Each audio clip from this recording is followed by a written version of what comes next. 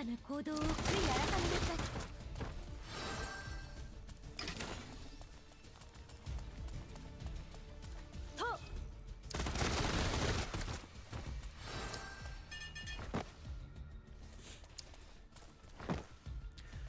what's going on over there on YouTube chat? Looks like you guys are first to the party. Cure Nurse is what's going on. Student. Arcanauty, welcome back everybody. Hey, Crackcaster, first one over in Twitch chat.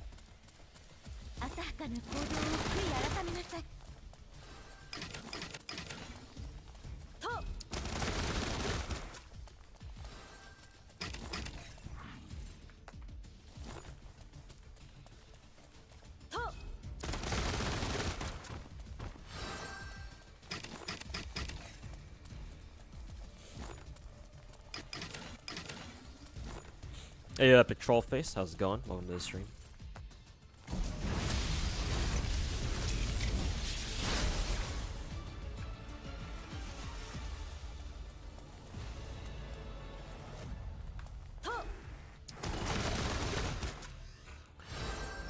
Alright, let's see if Corrosive Team can just auto this bitch.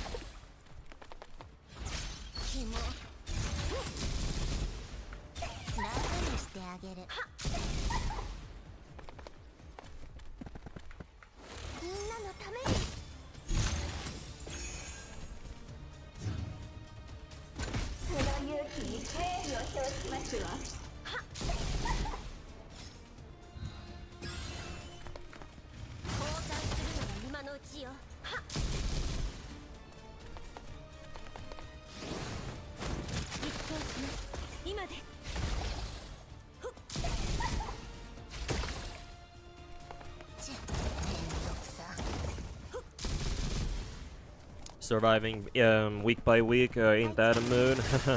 You too, huh? Yeah, because I know you said, Bubba, that you're... I think you're the one who said you work as a substitute teacher or something, so... So yeah, that would make the two of us, eh? Or that would make two of us.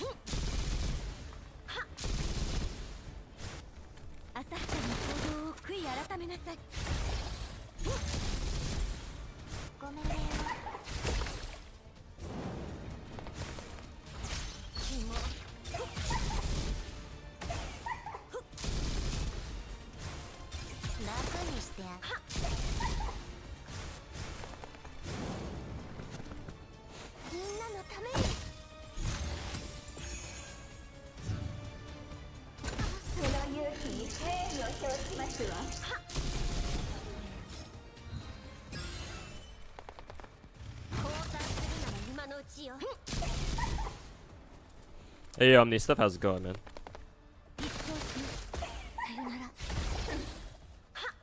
More shekels.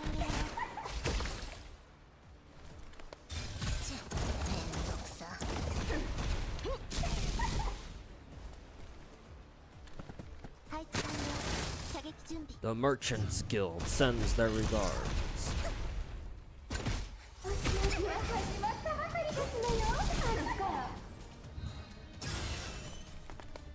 Just drop by and say hi before you go to sleep. Yeah, right now it's like almost 4:30 my time, so it must be really late for you over there. But yeah, take care for the night. If you need to go, if you need to tune in for the night.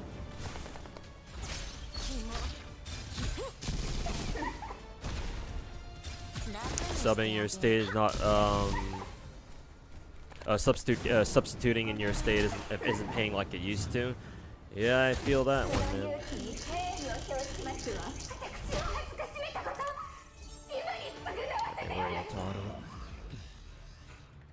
That's good.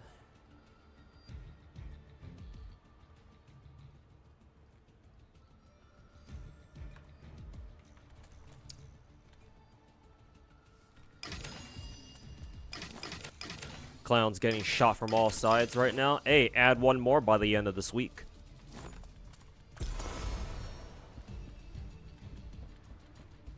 Not even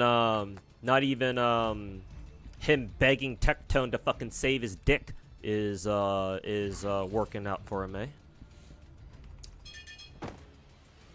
Been a shit fest past couple of, ever since Skull really started giving him the dick, and not in the way that he likes.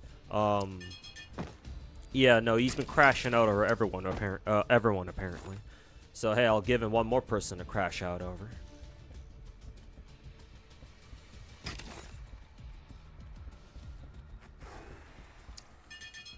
Green hoodie girl looks like Fluoride from Enfield. Green hoodie girl. Green hoodie girl. Who's green hoodie girl? Can't one shot them.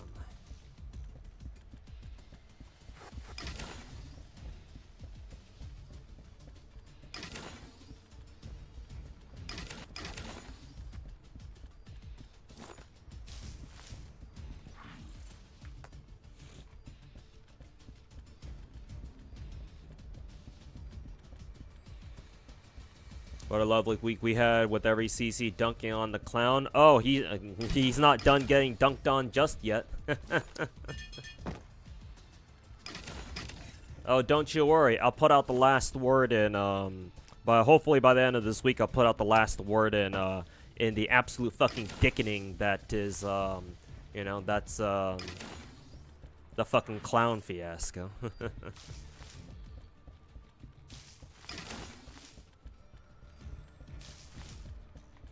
Might be a little bit late to the party, but technically, was I ever late to the party?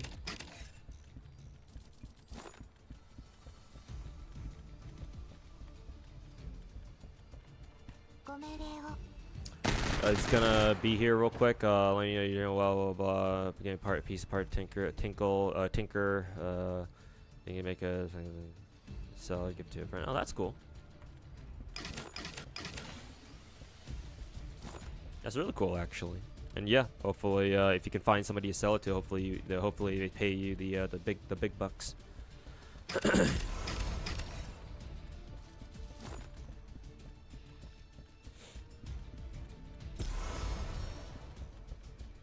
Yo, Mass Nightmare, need to cheer you up because Gotcha's fucked you over. Oh no, what happened?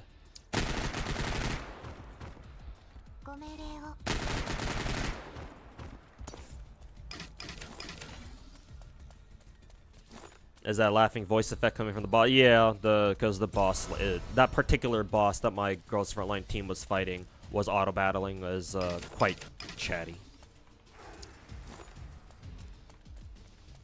Like, she just doesn't shut the fuck up sometimes.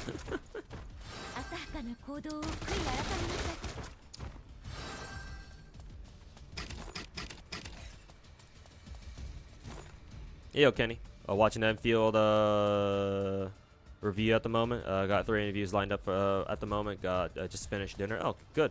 Or that's good to hear, rather. But yeah, best of luck with your interviews. Hopefully you get one of them. Let's see. Okay, we're good here. Let's go back.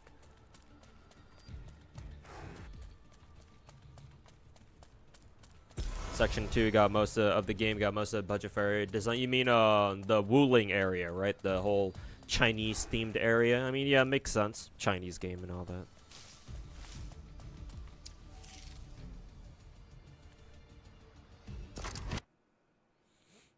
You're actually one of the first to dunk on him, so you can be the last. You can be the one to put the last nail in the coffin. Yeah, and that's exactly what I intend to do. And I think I know just the way. Just give me some time to cook. Hopefully I'll get that video out hopefully by the end of this weekend. But we'll see. Give me a second. This might be an important call.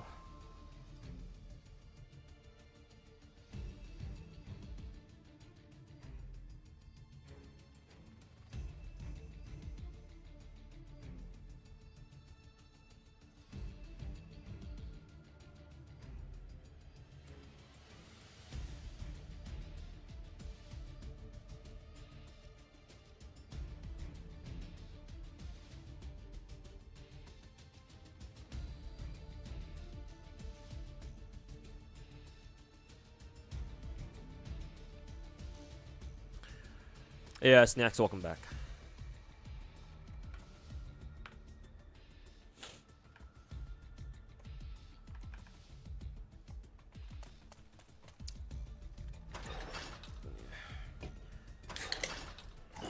Crack open a cold one.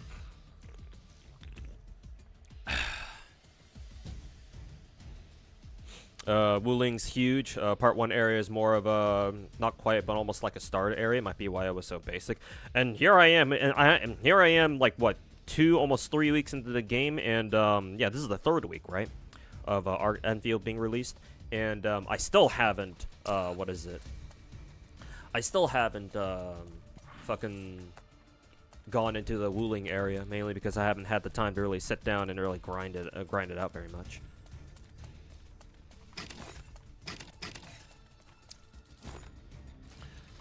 But yeah, I've been seeing a lot of gameplay footage and just clips on Twitter of people going through the Wuling area and stuff like that, so it seems cool.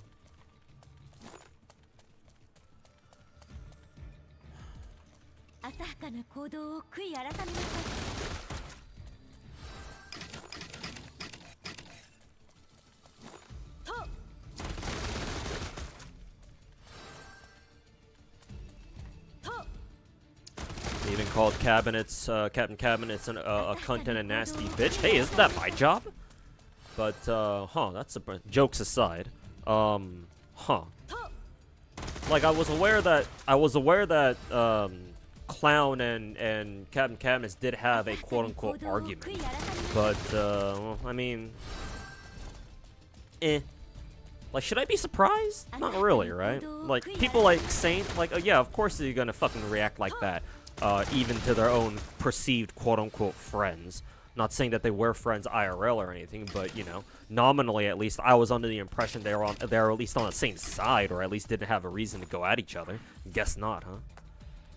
Then I've already mentioned before how it didn't really feel like, who is it? It didn't really feel like Captain Cabinets was really doing very many rat things lately anyways, so, perhaps I should reevaluate my opinions of her at this point, because times have changed clearly.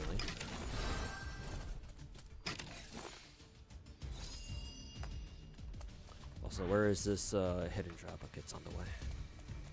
We need Enfield swimsuits, maybe, hopefully, eventually. Hypergrip isn't really one to make like Omega Gooner skins though, especially not for no reason. So, knowing Hypergriff, I would say that realistically, this year they're not gonna put out swimsuit skins. At least I don't think they will. If they do, I'd be rather surprised, but you never know. But for now, I'm gonna say that you shouldn't expect them to put out swimsuit skins this year. Maybe next year, but I don't know about this year. But hopefully, yeah, maybe one day. They did it for OG Arknights.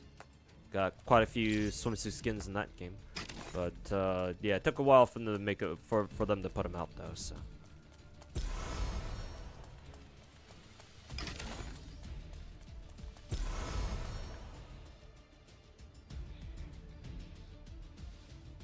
You've never seen Clown that mad? Good that I have a video in the pipeline too. I guess it makes sense that Clown is actually legitimately mad about Captain Cabinets turning heel on his ass.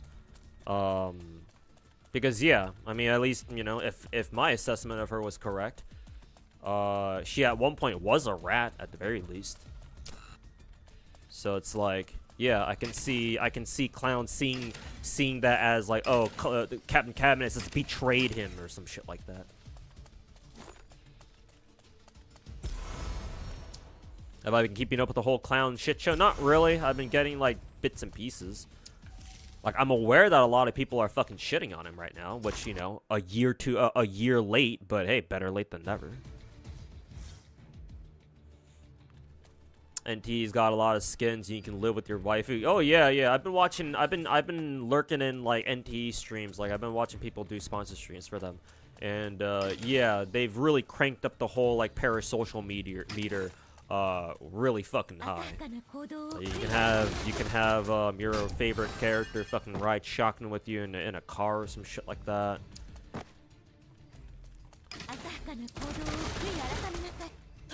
Like fucking hold hands with them and shit. It's like, oh shit.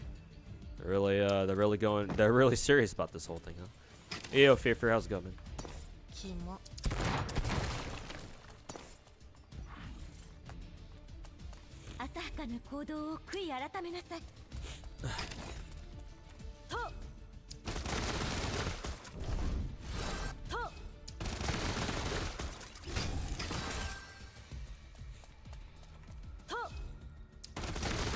There's no cable pulling and wooling. Oh, that's nice.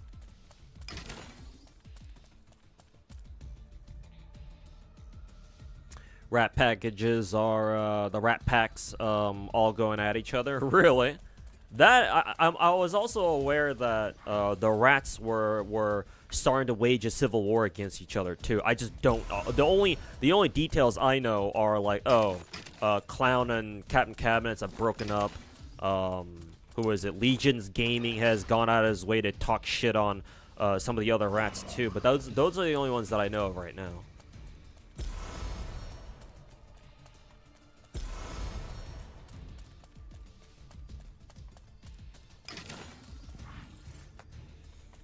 The way things are going with your gacha records, you're probably gonna lose the coin flip to Sunna as well.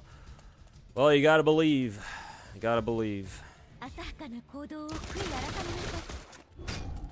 Get it twisted. You will win the coin flip.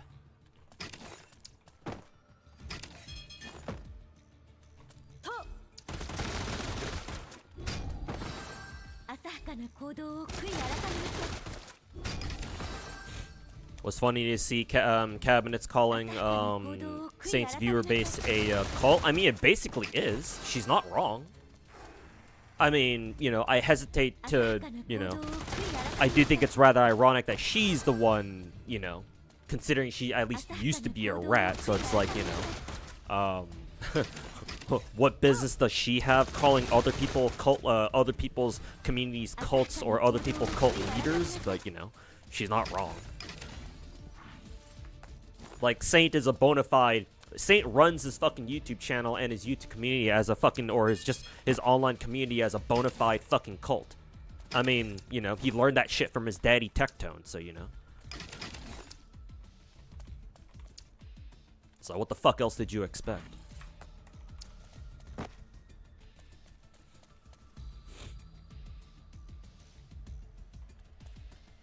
Yeah, exactly, Chisa. Like...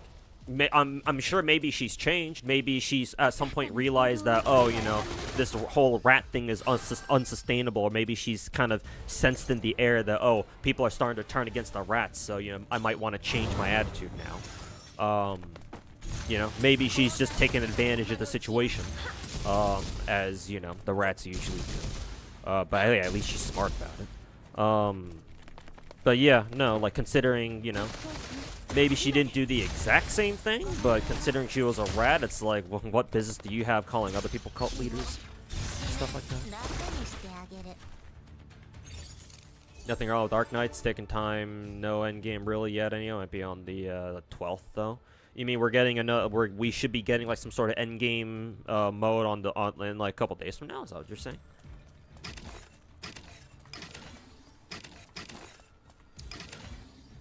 Hey, Area, welcome back.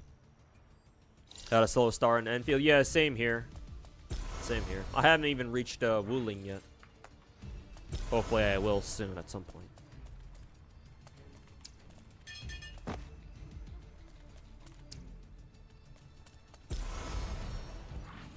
Let's see, should be all.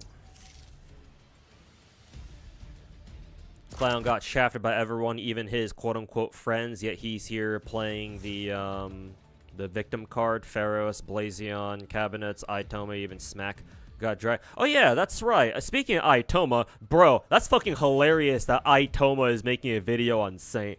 I think Itoma's video clowning on Clown, yeah, pun intended, popped up in my recommended feed at some point, and when I saw that, I was like, wait a minute, is this the same guy who fucking made a video? Like, technically, it was Aitomo who made that video that Tectone reacted to and got his ass all and his fucking retarded viewers all over my dick too. So it's like, what's Aitomo doing here? That's a little fucking rat. Like, Aitomo, I don't give a fuck. If he's like if he's one of ours now, I don't give a fuck about that bitch. I'll throw his ass under the bus too, just like how Tectone threw my ass under his. So, so what are you doing, Aitoma?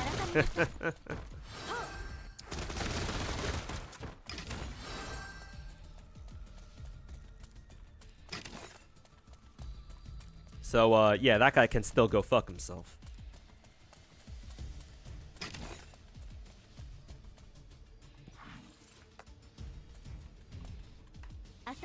Oops. Guess we're just gonna kill everybody.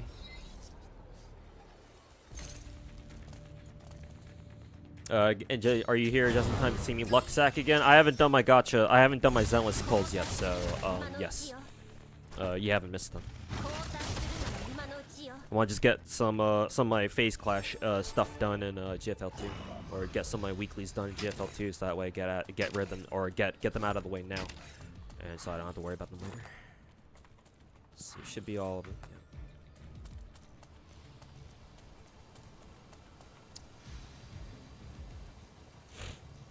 Maybe there's slight hope for cabinets to change. I mean, if you're on the clown shit list, then yes, there's technically speaking there always is.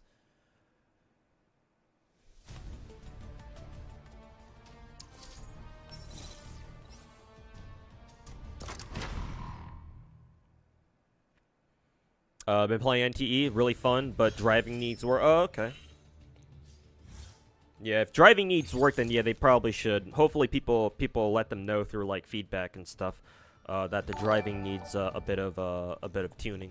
Because yeah, considering the game's supposed to be a whole like anime GTA clone type shit, then yeah, if driving is still a little bit awkward, then yeah, ideally they should try to fix that up. Before full release. Hey, Leptune, thanks so much for the 50-month resale. Welcome back, man. Big ol' 50. Thank you, thank you.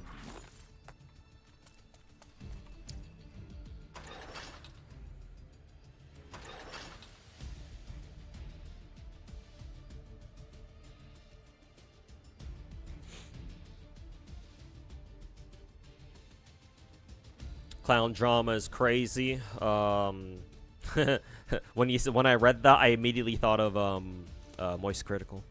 The Saint Tontus drama, the Saint Tontus situation is crazy, bro. Oh yeah, that's right, Crackass. You're right. I guess it makes sense that Aitomo would go after the clown because yeah, he and Captain Cabinets are pretty close. I heard that they were friends IRL or something like that. Even if it's not true, then even if they're not exactly, even if that part's not exactly like entirely true, maybe they don't know each other IRL, but they just know each other pretty well. Okay, yeah, that makes more sense. I totally forgot about their relationship. So it makes a little bit more sense there. Maybe instead of calling him Aitoma, I can call him Symptoma instead.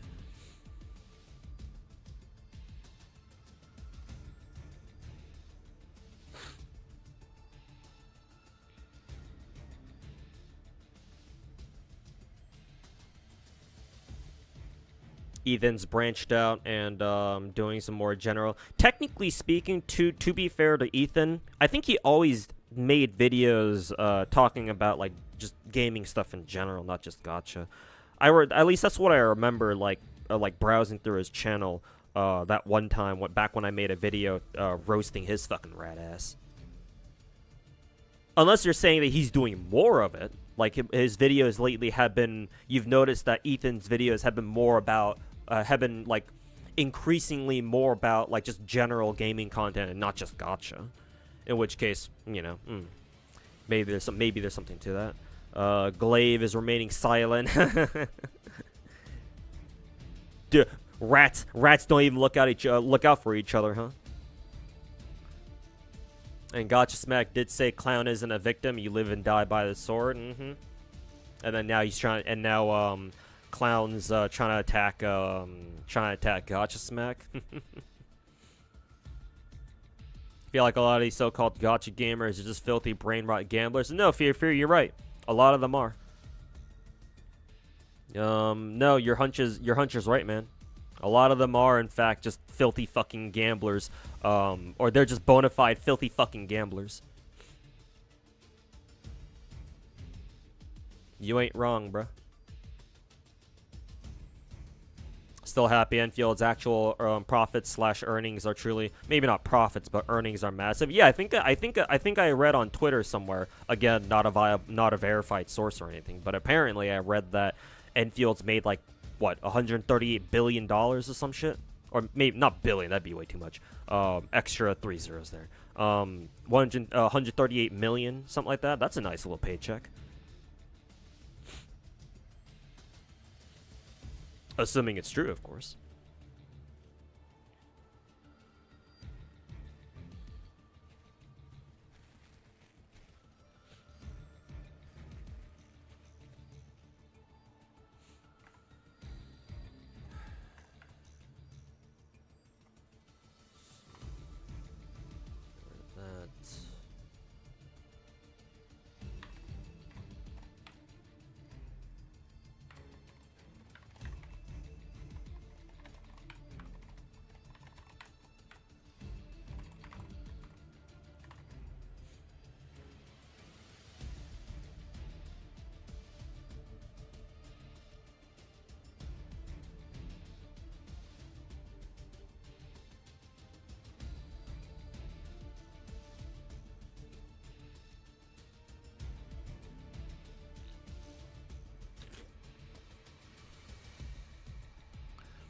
Instead of it being a rat pack, it's now just basically the clan. No, maybe it's not a cohesive pack anymore, but you know, rats are still rats.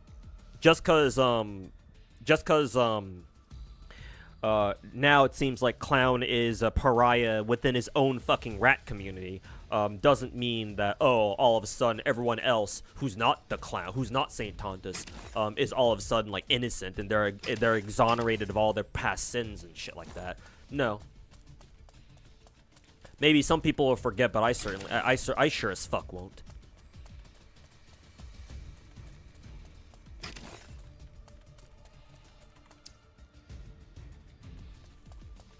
Eating each other alive for free. Here I was thinking that, oh man, like attacking the rats, like fighting the rats will be some tough order, like tall order, where it's gonna be like me and only a handful of other CCs out here, basically waging like, you know, waging an uphill battle against the rat creators. But I guess it wasn't really that hard, huh? Here I was mentally preparing myself to fucking you know, go to war against these fucking rats, and, you know, turns out, oh, the rats all just kind of slaughtered themselves, I guess. Oh, okay, cool.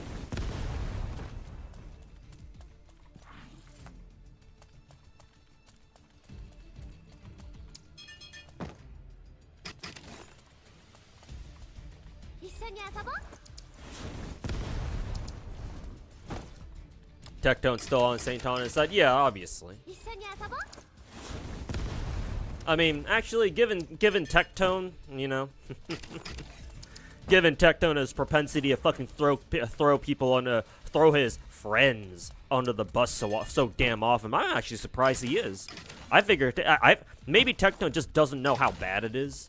Maybe, I don't know. That would be my guess for now.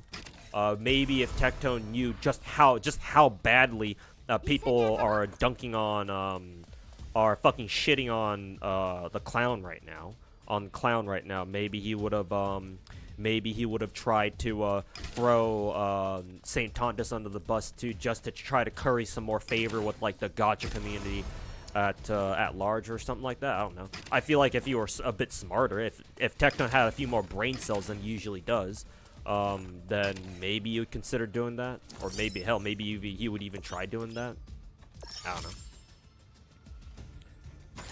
But I guess for now it seems like he's trying to bail the clown out. Too bad now, at least it feels like the gacha community at large is now, like, pretty firmly against Tectone now, especially after, you know, him becoming the god of lost court cases.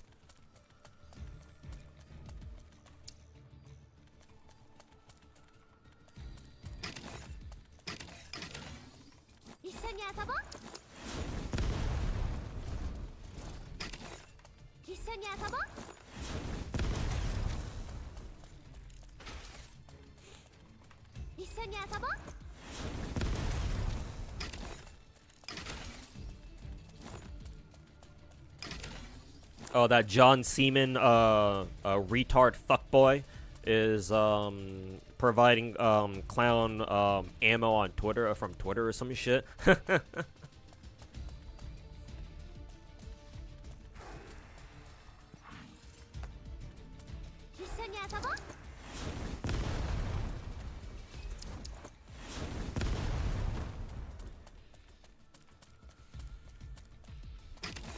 Clown is 5'1". Yeah, he apparently is pretty damn short. So yeah, it's probably some Napoleon complex going on with him.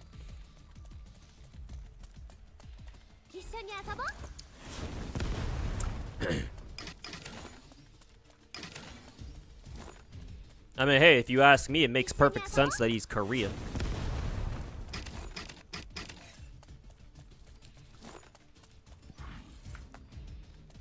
Maybe he can be that fat fuck, Kim Jong-un's right-hand man with how fucking retarded the two of them are.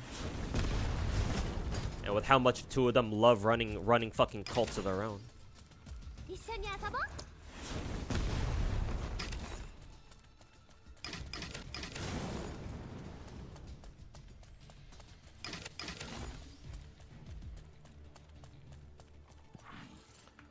Okay, boss fight time.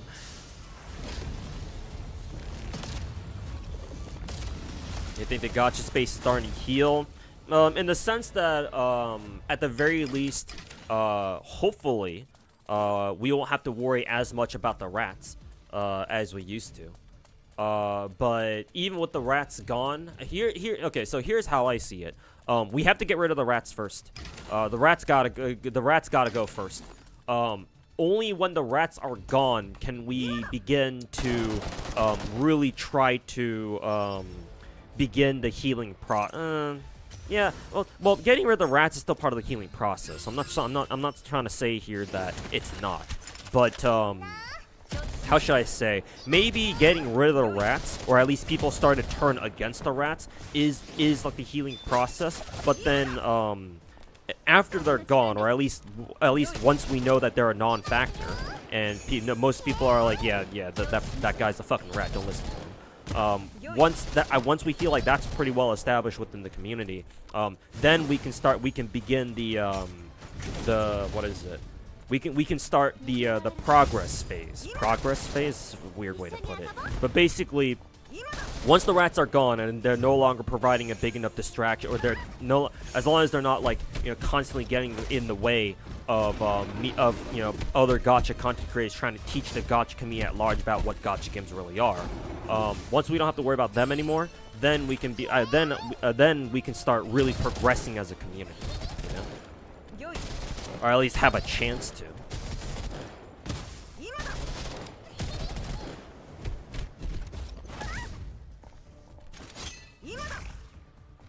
So, for the just to answer your question, Kinzawa, yeah, sure. Let's go with yeah, sure. Revenues from the official district account, specifically by the Jihui district of Shanghai, where a number of companies, including Hoyo, Hypergrid Toys, Animation Shanghai branch space. I'll give them the benefit of the doubt, but remember that this is China we're talking about, and so you know, in true CCP fashion, they may, you know, touch up some numbers a bit to make them look better than they really are. Then again, I don't see why they have a reason to lie about it though. So, which is why like Hypergriff specifically, I don't see a reason why they would lie about it. or lie about their figures, their sales figures. So, maybe they have a reason, but until you know it's proven that they're doing something shitty or they're doing something bad, I'm not gonna sit here being like, oh, they're lying about how much money they made. It's like, well, I'll take them at their word.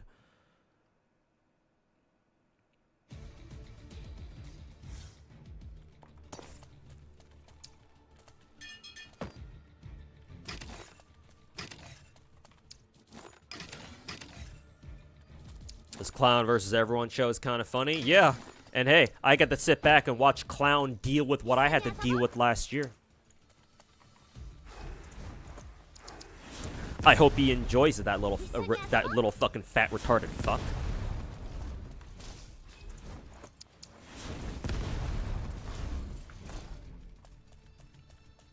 Like, I know I've said we Koreans all have something wrong with us, but holy fuck, man. The clown is a fucking different ass, is a whole ass fucking specimen all on his own, dude.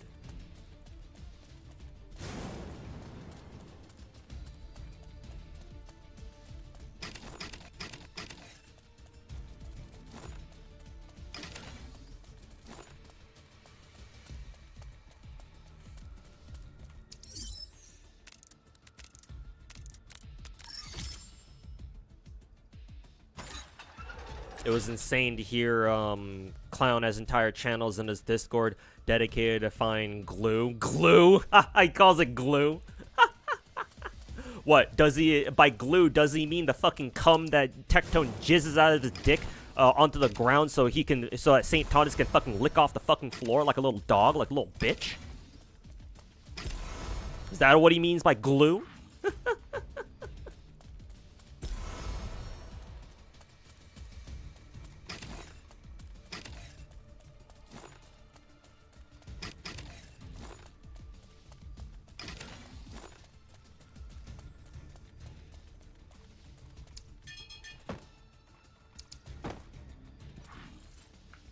This area is done.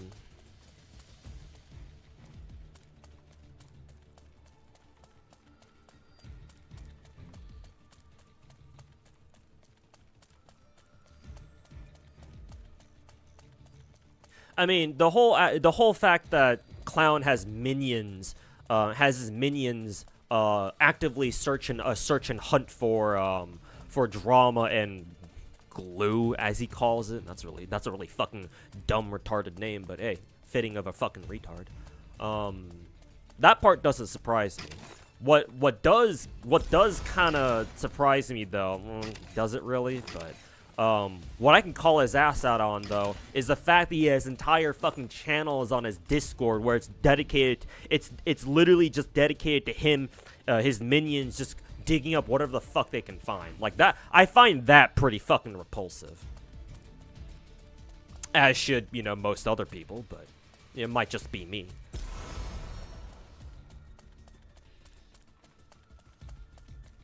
It's like having your viewers and your minions fucking find shit for you is one thing, but like having entire channels in your Discord dedicated just like the whole purpose of those channels is to do nothing but grift.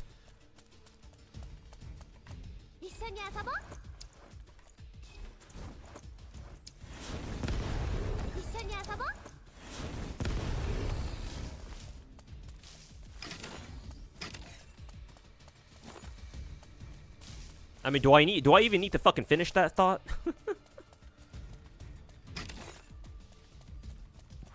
Hey, yo, Denzel. How's it going, man? Saw my first impression for Enfield. Enjoyed hearing my but hey, thanks, man. Appreciate it. But yeah, I think Enfield is off to a great start. A couple things that I feel like they could tidy up or change a little bit and stuff like that. But for the most part, game's great. Just gotta put in more hours on my end, and hopefully I'll be able to do just that. Hopefully soon.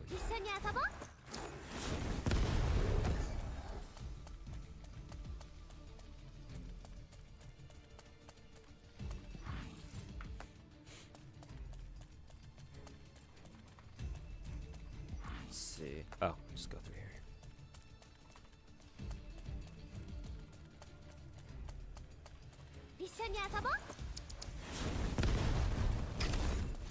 Itoma is also going. Yeah, I'm aware. And then as somebody in my Twitch chat pointed out, it's most likely because he and Captain Cabinets are tight together. Don't know exactly what the extent of their relationship is, but you know, I'll call him Symptoma for the time being. But yeah, apparently I'm aware of Itoma going after Clown too. And if it's because the two of them are pretty tight together, or tight with each other, yeah, it makes sense. Because if Clown is starting to go after her, then obviously Itoma will have a problem with that. When this Clown video coming out, I'm gonna try aiming for a weekend release. It's gonna take me some time. Was really busy over the weekend, so gonna take me some time to get started on it. I'll probably start writing. I'll probably get started on the script tonight after I come back from dinner, because me and some IRL friends got plans for dinner tonight. And then once I get back home, I'll probably start working on the script then, and hopefully I'll be able to finish it by tonight. And hopefully I'll get started on the voice work tomorrow, the voiceover tomorrow, and then hopefully I'll get that done that day too, and then have my editor start banging it out Wednesday, like maybe Thursday night, Wednesday, Thursday, Friday, and then, we'll see how I'll see how quickly you can get it done.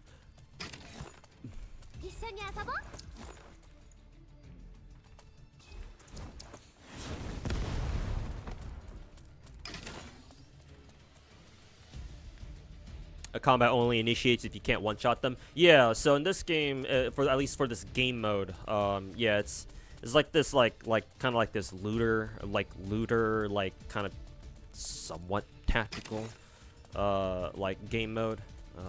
It's not the main game mode, but it's kind of is, kind of not. It's like a weekly. Anyways, yeah. Most enemies you can one-shot as long as you got like a clear line of sight on them like this, as such. But there are some enemies where even if you do have a clear line of sight on them, they're like elite enemies, so they won't go down in one hit. And so, if you want to attack them, you're gonna have to fight them. So you got to make a decision on whether or not you want to.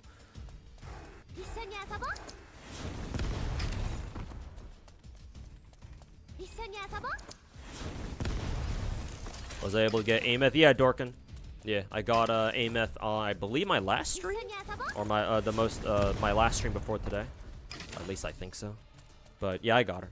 Kind of fortunately, I did lose the coin flip for Amy, but I did lose the Kalkaro, and that's the first Kalkaro I've gotten in fucking 2 years. So in a weird way, it was like, yeah, I lost the coin flip, but it wasn't really a loss because I finally have Kalkaro now, for what that's worth. But yeah, I was able to pick up her her weapon too, so I do have her. Didn't have to spend too much money on her, thankfully. And so yeah, I'm in the middle of building her right now. Right now, I've got to try to farm a good 4-piece, or sorry, not 4-piece, a 4-cost Echo Sigillum, I think is the one that she wants. So yeah.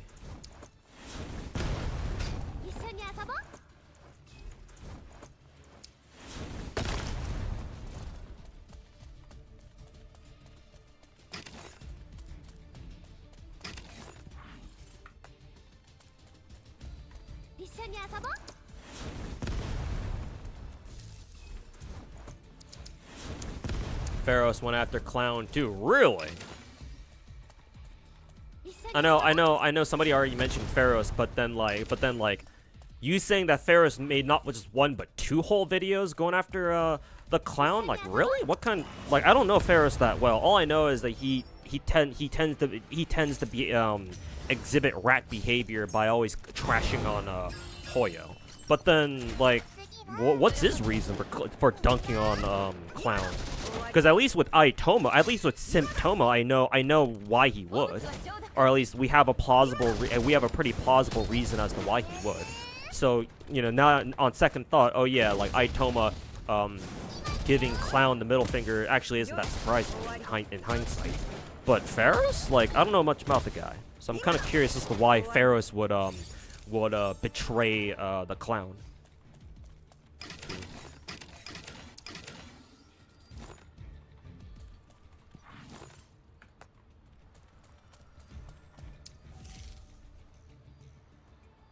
He's revealed as age 2. He's clown is 20? The fuck?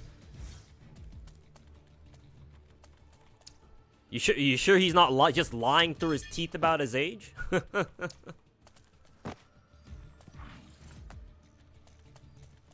Like, you're talking about clown, right? You're talking about St. Tontus here, right? Like, you're saying that clown claims that he's only 20 years old? Really? That guy?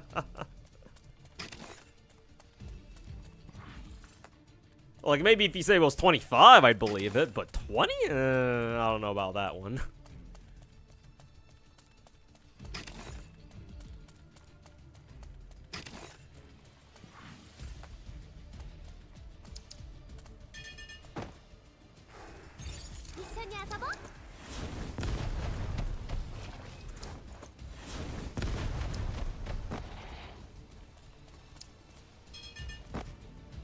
Oh, y'all are saying that Symptoma is 20. Oh yeah, then I guess I can believe that. Yeah, Itoma looks pretty damn young. And with the fucking retarded shit he's spewing and trying to go the whole grifter route. Oh yeah, I can believe that. We're done here. Yes. Yeah, Itoma I can believe. Yeah, I can believe that. If y'all are saying if Symptoma is 20, but clown.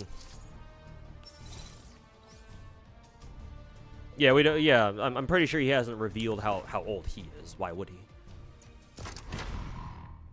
Might as well be 15 though with how he acts. Yeah, true. True. Did you get Angelina? Yeah, Kenzo. I actually got both Angelina and who is it? And Yvonne early. I got Angelina like 2 weeks ago, I think, and I got Yvonne last week.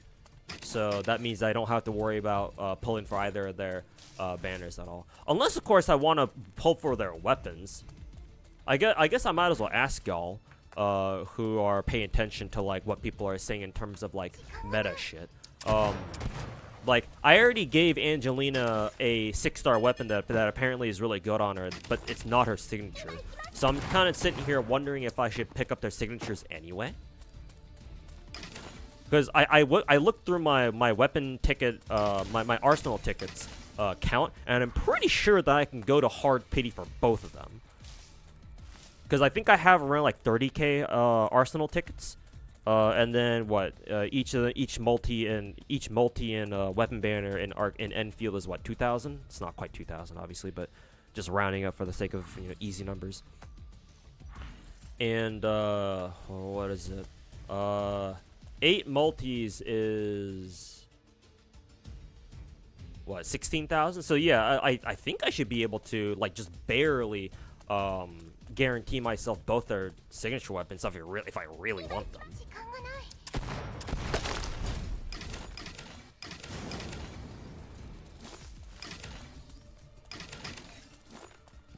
Up to you, basically. Let's see, up to you because she's support. What battle pass? Yeah, I'm pretty sure I gave her the battle pass weapon. That one's her second bis, and it works almost just as well. Okay. Interesting.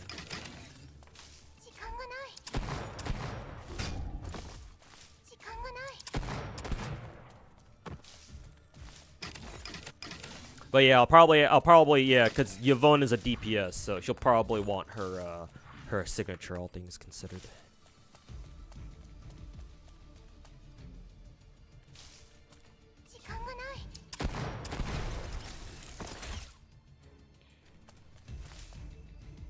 Glaive Q has remained silent on his channel, but on Twitter he's been trying to, but failing to go up against Skull. Failing?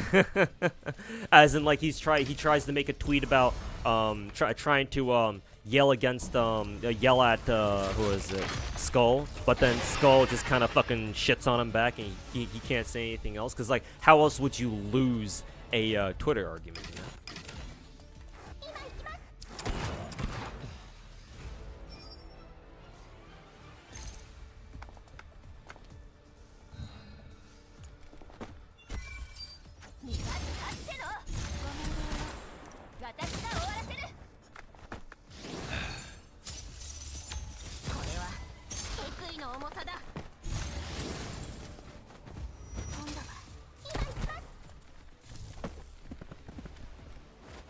Oh, looks like my YouTube chat was kind of delayed, so I just when I clicked on live chat, it just updated all of a sudden.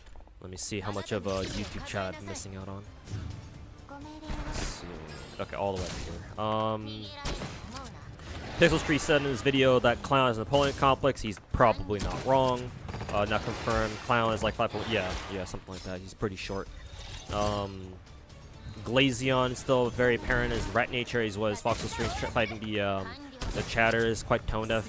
Foxel had Glaceon on his stream, really? For what reason? Like, I know that Foxel, because I've talked to him via a private Discord call before. Like, this is like last year though, and so like he did tell me that he just wants to have, like, he just wants to be able to talk to like the rats and stuff. So I guess I can see why he was trying to talk to Glaceon, but like I don't know, man. For a lot of these rats, it's like maybe with Captain Cabinets, I might cut her some slack, because like I've been seeing on like some of her tweets. I explained this before, but some of her tweets come up on my timeline every now and then, and like yeah, it's clear she's been playing other gacha games like DNA and Enfield now, and apparently it seems like she really likes them, at least from what I gather. So it's like, huh, maybe she's not that big of a rat then. If she's at least willing to give these other games a try, and she actually has good things to say about them. But like, she's an exception, and it's like I don't know how like what you're trying to get out of trying to talk to most of the other rats like that. But you know, I ain't out here trying to tell other people what to do or what not to do, especially not, you know, people like Foxel and, you know, people who aren't rats. Is that considered cannibalism? What, rats going after each other? Maybe. Who angered the streamer? What, me? Oh no. If in case you don't know what you're talking, in case you don't know what we're talking about right now. Oh yeah, you just saw hot girls on the recommended page, so you just clicked on. Yeah, no, we're just talking about some drama stuff. Don't worry about it. Just been some ongoing drama stuff in this like gacha community. You can let us handle it. Hilarious trying to see Tecton trying to crawl back into the gacha space to mediate the situation, only to do nothing but virtue signal and have zero effect on what happened. Yeah, it helps that the whole his whole lost court case situation really soured him in the eyes of the gacha space, where it's like, yeah, now all of a sudden we have a lot of people just come out of work with me. Yeah, Tecton was always kind of a fucking little bitch. So Zodan just takes a big, yeah, good thing that he does. Hey Liddy, did you get access to TBA? No, I didn't. Again, I didn't bother signing up for it. Again, I'll just wait for it to release, launch fully. And I heard word on the street is that NT is gonna launch on May, or in May 18th or something. So, I would kind of believe that. Maybe I would believe it more if it were like maybe in the middle of summer, let's say like late June, July. Because I feel like they'd want to, and Hot to Studio would want to buy out a time slot, and like to see in like the Summer Games Fest programming that we get, that we usually get during, around June or so. But yeah, hopefully it'll be soon. I mean, this last beta, I mean, they've been sponsoring a lot of people to come play their beta, right? So, and from the looks of it, seems pretty damn polished. Seems like it's pretty much done. So yeah, hopefully we'll get a confirmation on NT's whole hopefully we'll get confirmation. Oh, Rebella died. We'll get confirmation on what is it, on NTE's launch.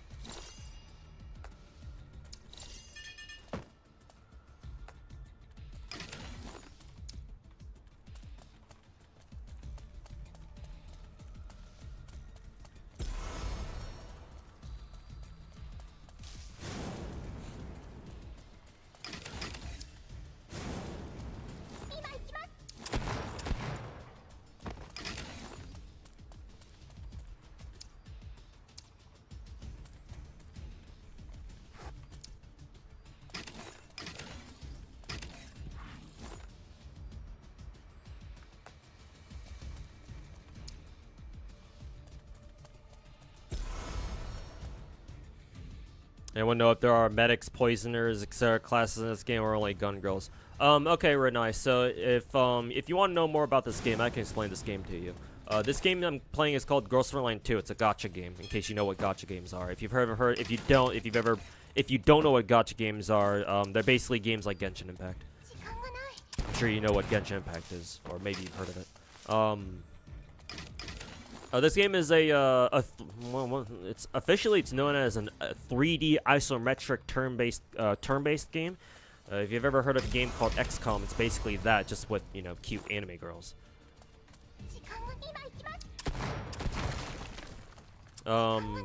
Every character in this game is basically a robot girl that uses firearms, basically.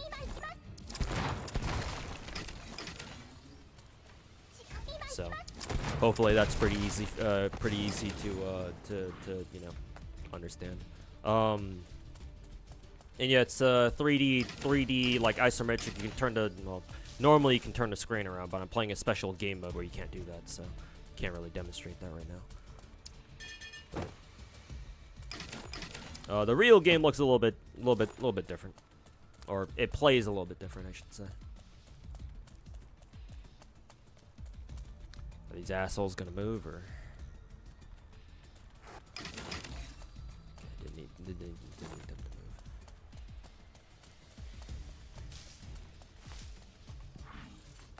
But if you're asking about the characters specifically, they're all technically robot girls.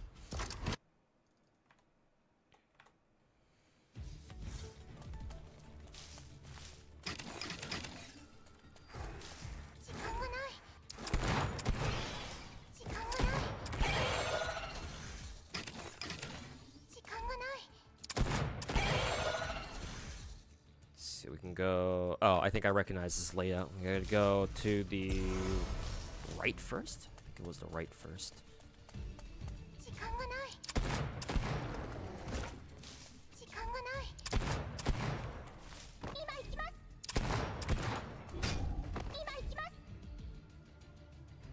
That played exactly as I expected. What exactly did I say? Because I think I know. I think I vaguely know what you're talking about. Because I did talk about how I thought. I know in like what months or weeks past, I've occasionally talked about like how I think the gacha like rat situation would play out. But I'm not sure. I don't remember exactly what I said about that. So I don't wanna be all like, oh, I told you guys, when, you know, when it wasn't even what I said.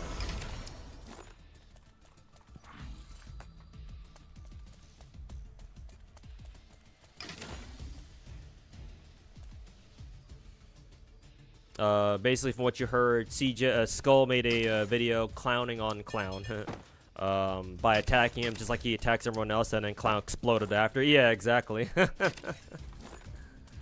Glass fucking cannon, motherfucker. Tiny ass ego little bitch. Probably just like his fucking dick.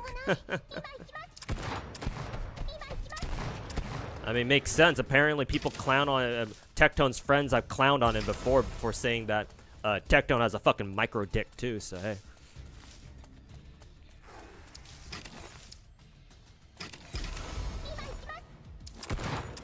More looking forward to Ananta than NTE. I see where you're going, or I see why. The problem is that unless Ananta, because last we heard from Ananta, we got some news off of Twitter where people were alleging that Ananta's kind of in development hell right now, because apparently the devs have realized that their game has a problem where it's got an identity problem, where it's like they don't really like the game doesn't really have a set identity. Like, they don't really know what the game is supposed to be about. Like, we memed before that, oh yeah, Ananta's like basically a gacha game that combines like fucking like a million different games all at once together, right? Turns out maybe they went a little bit too hard on like mixing all these different games together, and so apparently, word on the street anyway, is that the game doesn't really have a good direction. So, yeah, they're trying to figure that out right now. So who knows when that game will come out. So for now, I feel like Ananta won't be out for a while, now that we know that. So, I would say NT's probably got like a good little window of opportunity where they can kind of do whatever they want without having to worry about like having to compete with Ananta. I think Ananta won't come out like at minimum for another year, I want to say. I mean, hell, I don't even think Ananta's ever even done a single like public closed beta, right, or anything like that. Like, I'm pretty sure they've only ever had like internal beta tests and that's it, or like private beta tests or alpha tests and that's it. Or if they did do a closed beta before, maybe it was only in like China or something.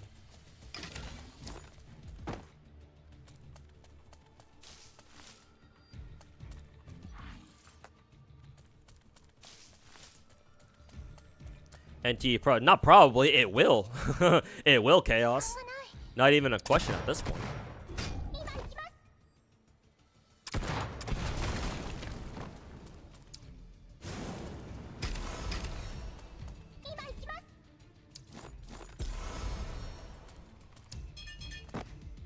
Yeah, Ananta hasn't had any betas, right? Yeah, so that game is still a long ways away. Yeah. End of this year at earliest, they're gonna put out a beta. Yeah, something like that. Wouldn't be surprised.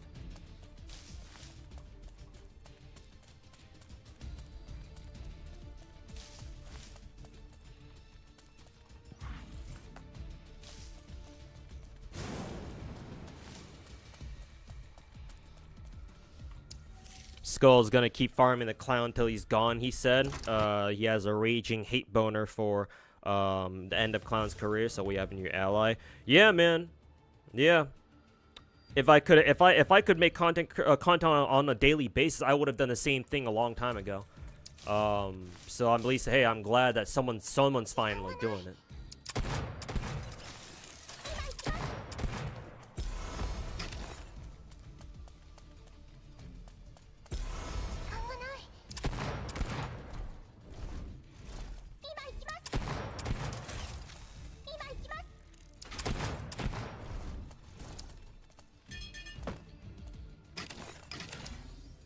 Clown's antics are all fun in games until he gave them the same treatment. I mean, I don't know how you can call whatever the fuck Clown does on a daily basis fun in games.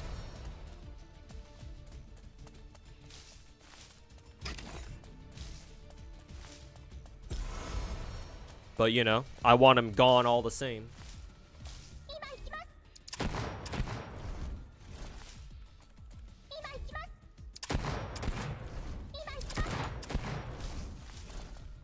We already knew that there would come a point where he piss off the wrong person, and the wrong person has finally come out. And I don't think it's so much as a person. And when I say this, I'm not trying to discredit Skull or anything, but in my opinion, it's not so much like it comes down to an individual person. It just comes down to how much bullshit the rest of us are willing to fucking deal with. Like, I felt like there would come a point when people would just say enough is enough and be like, yeah, nah, bitch, like, you know, go fuck yourself. Like, we ain't dealing with your shit anymore.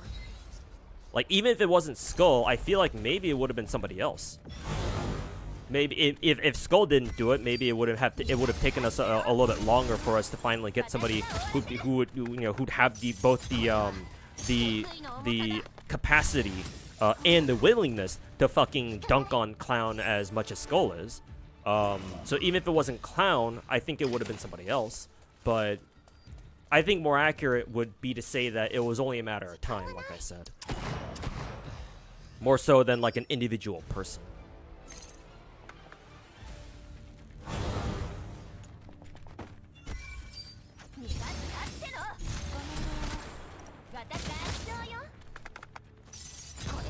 Clown even recently said, Genazot should leak his DMs with Lakari. I'm sure, given what kind of shit Lakari's in right now, or has been for the past couple of weeks, I'm sure there's some shit there. But why the fuck is Clown even talking about that? Like, what the fuck does Lakari have Lakari's drama have anything to do with him? Fucking deflecting ass little bitch.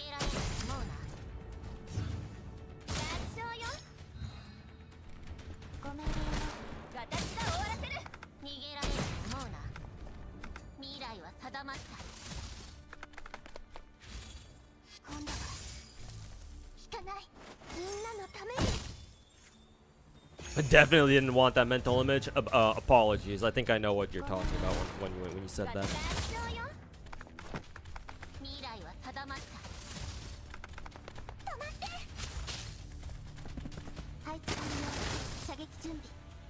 The weapons are an arsenal thingy. No, as in for like what? Direct exchange? I wasn't talking about direct exchange. Unless you're saying that I can just pull for their signature weapons at any time, like as in like I can pull for Yvonne's weapon, signature weapon, like right now. In which case, holy shit, I didn't know that. Maybe I should take a look and see if it's available. See if I can pull for like right now or something. That'd be pretty cool.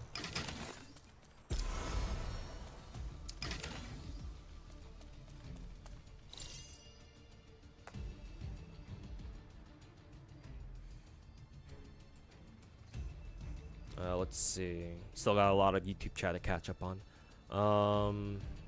Let's see. Also helps that Skull got the post-court Tecton as well. Tecton didn't give him the same treatment as he did the two. So actually, yeah, lobster salad. Or anybody else who knows about that. What the fuck was the whole point of Skull like what talking to Tecton anyway, or whoever it was that initiated that whole conversation?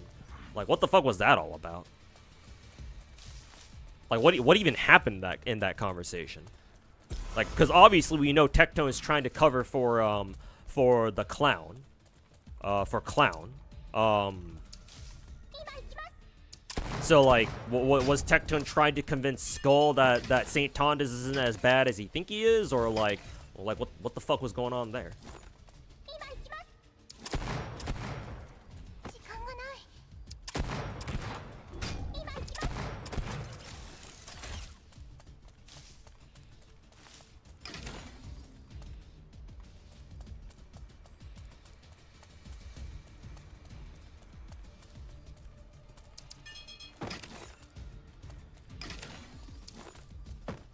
That's why no mercy against the clown. Yeah, no. The clown is irredeemable. At least in my opinion.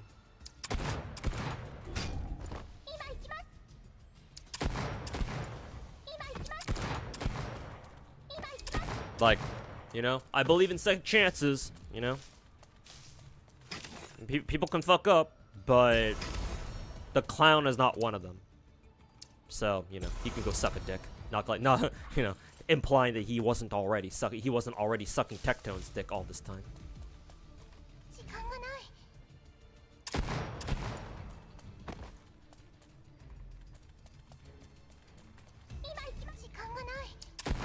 Ironically, Saint is behaving like Hassan. Well, all those kinds of like extremist political like streamers, whether you're on the left or the right, they all kind of end up acting the exact same anyways. Whether he acts like Hassan or whether he acts like Asmongold is like, yeah, same difference at the end of the day, I guess.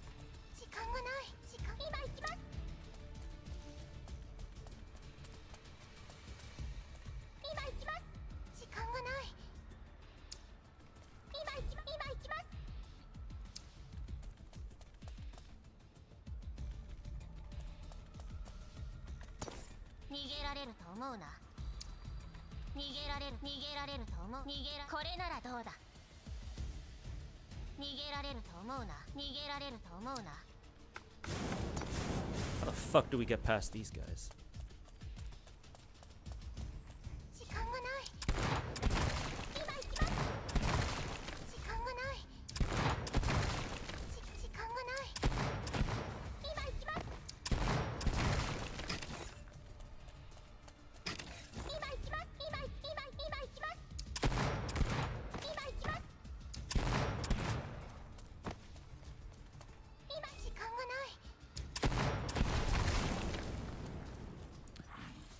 Okay, should be one last floor.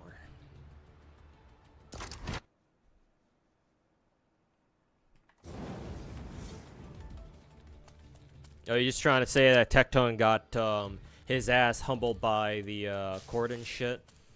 I guess so.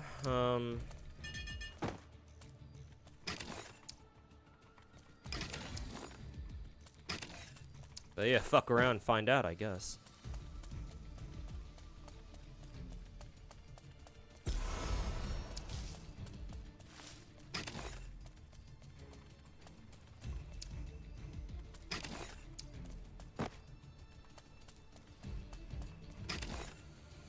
Without looking at the video, Pharos basically, Pharos said that Skull is right because every CC is walking on eggshells.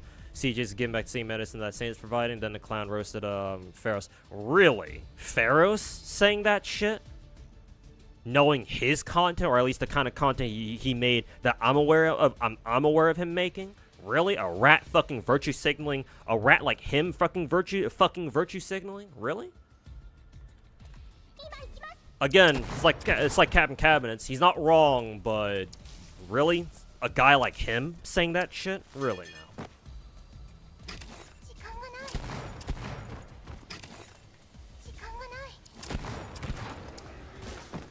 Fucking virtue signaling pieces of shit.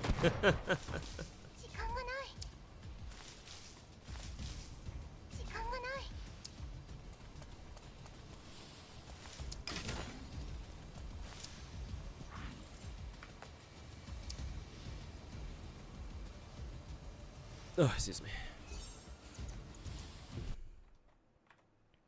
Only available for permanent characters, per weapons include. Oh, okay, so I can't pull for Yvonne's weapon right now, then, right? Okay. So yeah, just gonna basically you're saying if I want Yvonne's signature, I gotta wait for, I gotta wait my ass until she shows up in Banner.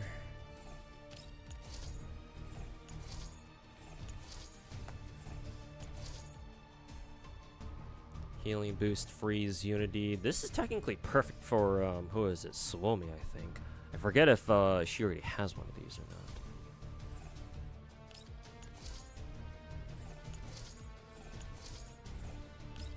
Yeah, go for another corrosion boost, I guess.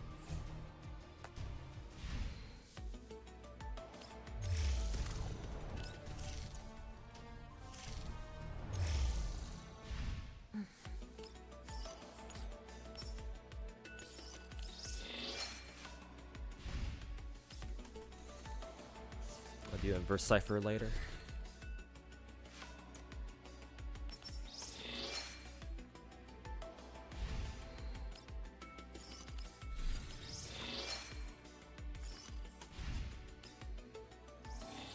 Okay, who did I want to level up next?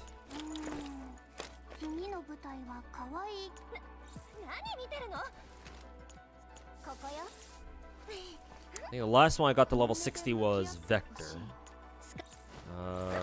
Who do I want to level up next?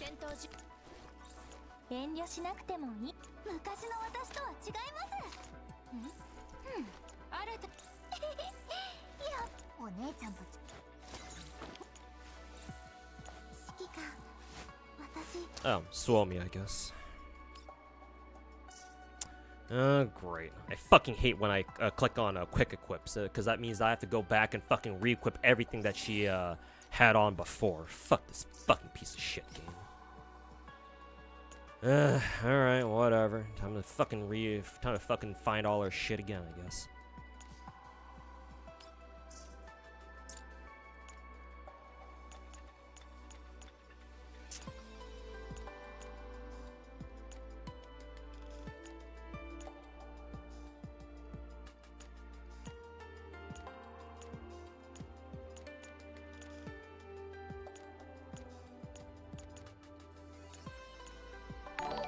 Thought I already had, and who's that? Maki Wong, thanks so much for the 3-month resub on over on Twitch.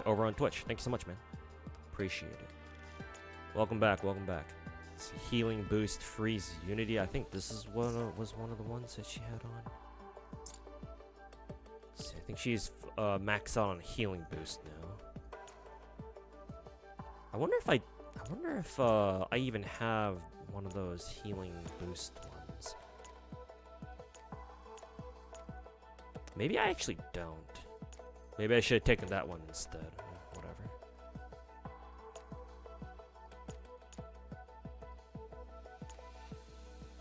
Let's see. guess I can take the HP Unity one. Electric Res, I don't really find. It's obviously not that useful. Ichor conversion, attack increased by blah blah blah. Sure, we can probably use this. Yeah. And lastly, is there something else I can give her? Another HP Unity, Onslaught Mastery, active attack, crit damage increased by blah blah blah. Let's see, who's that? Crystalix, thanks so much for the 2-month resub. Welcome back. Thank you. Appreciate it. Welcome back. Let's see, Electric Unity. I think I also want to give her. I'm pretty sure. Wait a minute. Oh, I have way too much healing boost. I think. Let's see. Healing boost. No, I think it was just. Yeah, it's just going off this. Let's see. Breakout countermeasures. 2 or more enemies within blah blah blah. Damage taken blah blah blah. Attack Unity. Sure, I can give her this one actually. At least the defensive stuff makes somewhat sense. Let's see. Defense boost, physical unity. If that were freeze unity, that'd be nice. Let's see. HP boost. HP boost. Hydro Smite. CPC Elite. Ambush Mastery doesn't make sense. Annular defense? The fuck was that? AoE. Defense against AoE. That shit's kind of weird. Cleansing ally units debuff. You see its attack and HP max increased by. Oh, this is rather nice actually. It's only 2%, but technically this works. So shit. I guess we'll use that one then. Let's see. I kind of want to see if there's one that gives her a freeze unity though. I'm pretty sure there was one that gave me freeze unity. Where the fuck was it? HP boost, life recovery, Echo conversion. I guess I can give her this one in case I don't find what is a freeze unity one. That's freeze boost. Don't really care about that.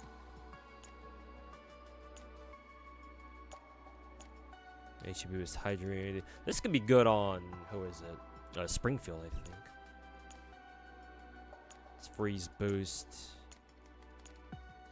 It's only electric unity. Freezing smite. Corrosion unity. Okay, no. I do have freeze unity here. Okay. Yeah, I'll take this one then.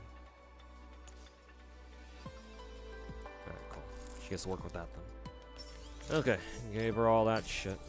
Finally can upgrade that. Alright, finally.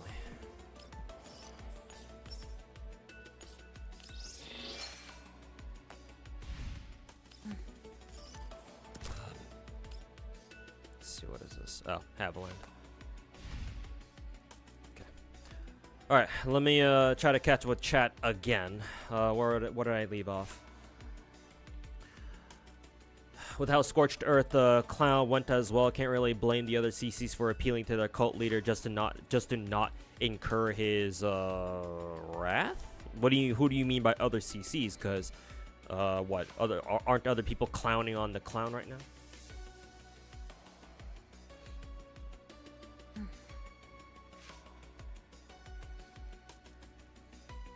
Pretty sure after the AI drama, Glaive has been on the down low with the drama, really? What a little fucking pussy. All these rats are the fucking same, bruh. Talk big game, but as soon as they come under fire, they fucking run away with the tails under their fucking, in between their fucking legs.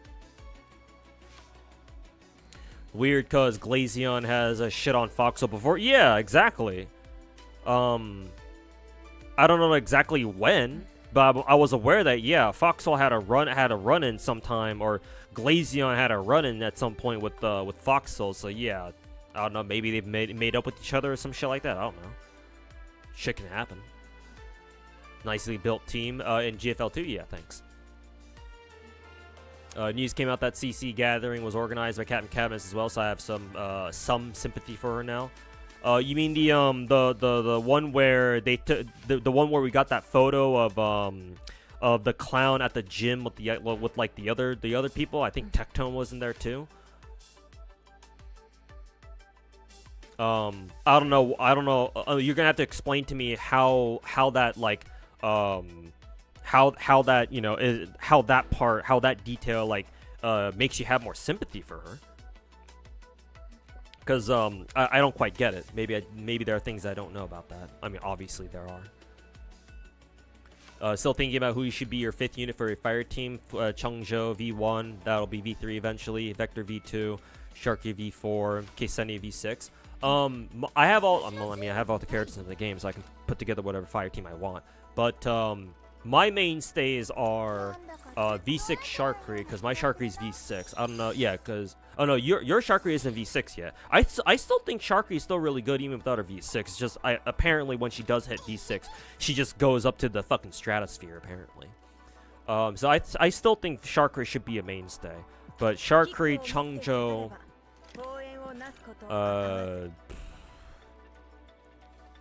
let's see. I think the core 4 that I use are those two, and then where's Vector? Vector's here somewhere.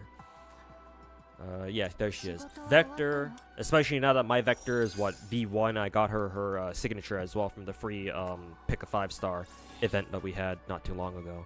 And then I usually run G36 down here. Personally, I usually run those 4. And then the other 2 flexes, technically 3 or 4. I think we have a lot of fire characters in this game. But the other potential fire characters that I use, if it's a 5-man fire team, then I throw in Chohua or Captain China / Type 97S. Because I think she provides I've seen her provide a lot of what is it, like overburn support, either overburn support or she can take advantage of overburn and get in some more DPS on her own too. So if it's a 5-man fire team, I usually run those 5: Sharkry, Changzhou, Chohua, Vector, and G36. If you don't have those 4, and I think you have to run what, MP7 is your free-to-play option. So is Ksenia, especially if she's at V6. And our more premium options, more recent ones are what, Lewis and Sakura, type 100. Type 100. I have no idea how good Sakura is. I don't even have good enough attachments for her at the moment. But Lewis is a machine gun, so she's good for phase clash, I guess. I don't know if she's worth using outside of phase clash though, especially because mine is what, only V0. Maybe if she's like V1 or something, maybe she'd be worth using. Replacing, I don't know, like Type 97S or something. I do think that who is it? I do think that Sharkry, QBZ, and Vector are irreplaceable. Like, those are your core 3 for a fire team, I feel like. According to my own unprofessional dog shit opinion. And then if you want healing, then you gotta bring G36. Like that, if your fire team needs consistent healing or at least some sort of healing, then yeah, G36 is like a no-brainer. You gotta bring her. And if it's a 5-man team, then your 5th can be a flex, or your fifth can be whoever, I guess, depending on who you want to use or what character you have, I guess. But that would be my input. Wondering if you should run Sakura V0. I have no idea how good Sakura is at V0. So, yeah, I don't know. I would still say V4 Sharkry is probably still better, but especially for attachments are really good. But I actually don't know. I'm not an expert in how well characters perform, especially at different version levels.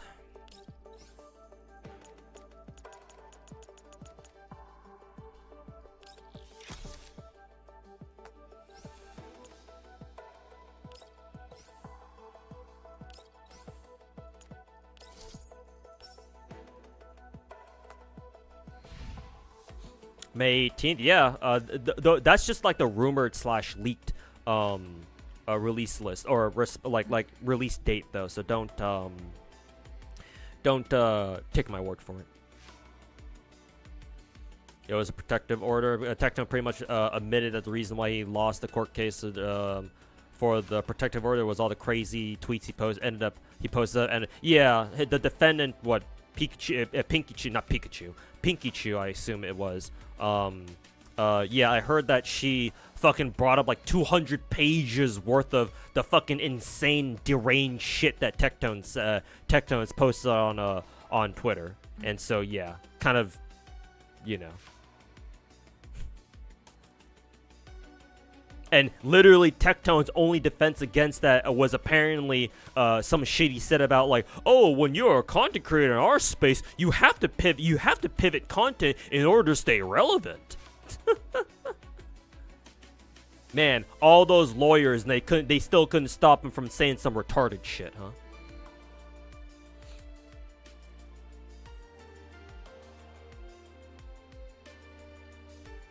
And yeah, it's a protective order, and that's apparently a more serious than a restraining order.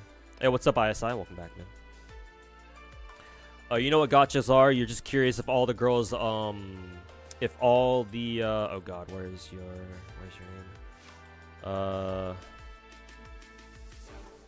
Oh god, did I lose the, comment? No, it's right here. You know what gachas are? You're just curious if all the girls that don't look like robots are dealers or support. Oh, damage dealers? There are all the girls have different subclasses in the game. There are like classes too, but like Sentinel. This girl is a Sentinel. This girl is also a Sentinel. Also a Sentinel. Sentinel. Probably Sentinel. Yeah. Sentinel.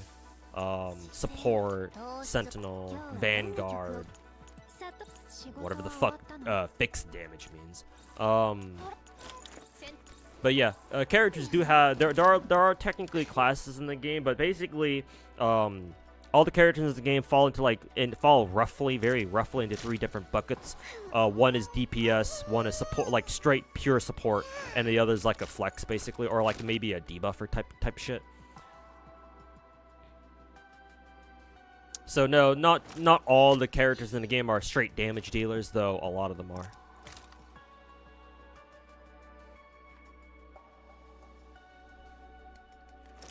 Thought Ananta's beta had passed. If it were a closed beta, sure, maybe over in China or something. But I'm not aware of Ananta like holding a global closed beta that anyone can sign up for. Unless I just missed it. Just found his channel from a 9-year-old video about AU Senki. Really, that's an old ass video. Cheers. Hey, cheers to you too, man. Thanks for stopping by. What's my top 3 favorite gacha? Personal or objectively speaking, as like how good of gacha games they are. Personal are FGO, Genshin, and oh yeah, Arknights. And then objectively speaking, Arknights, Zenless Zone Zero. Oh, sorry, Arknights. Actually, no, I don't want to include Enfield because Enfield hasn't been out for long enough. So I'm going to disqualify Enfield for now. But Arknights, Zenless Zone Zero, and probably Wuthering Waves. Probably. Hope we hear more from Azure Premier. Yeah, for sure. He called Genazad a pedophile. Who Saint Thomas? Well, yeah, he's called him a pedophile like fucking months ago. Gacha drama right now is tiring. Like, my god, all the CCs are basically neglecting making gacha content and doing this whole Asman Hassan levels of degeneracy. I mean, technically speaking, you know. Has anything really changed? Like, if you ask me, Swag, I think you've already, I think you know, you've been in my stream for long enough to know that, you know, to hear me say this. But like, you know, my opinion on most gacha content creators out there is that, you know, their gacha content is kind of trash anyway.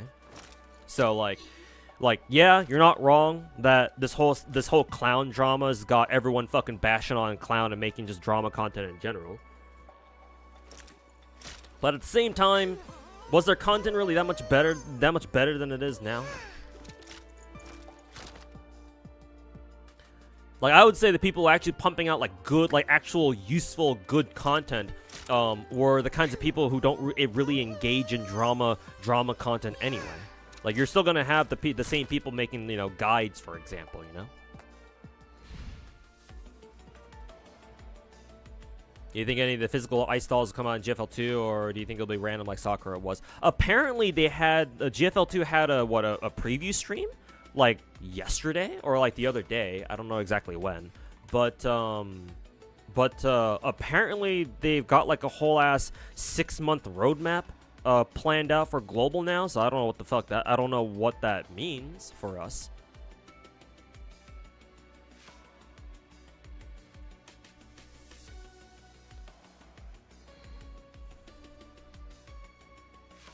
Maybe this will mean we'll have an idea, but I mean, like, that even if we do have like a 6-month roadmap, that doesn't change the fact that we are still not gonna really know who we're gonna get afterwards, like after Sakura, because like our schedule is still way out of fucking whack. Like, let me look up the GFL2 spreadsheet real quick, just to see the chronology of all the characters we've gotten on CN. Like, since Type 100 is our latest girl, like, we should have already gotten, let's see, so on the CN, on the Chinese server, if we were going off a Chinese server chronology, we should have already gotten characters like Beasteel, if that's how I say her name. I'm assuming she's another permanent machine gun character. We should have gotten AN-94. We should have gotten AK-15. We should have gotten... Actually, we already have Lewis. But we should have already gotten Helen, DP-12 that is. And we should have already gotten, Faye Tusa? She's a melee character. Looks like a Saying of His Fairy girl. But we should have already gotten like 1, 2, 3, 4, 5 different girls before Sakura. And yet here we are with Sakura. With the Type 100. And like... Because we already got Type 100, so how is that going to work now? What order are they gonna go in now, even with the 6-month like you know, roadmap? So I have no idea. No fucking clue. So this is my best answer.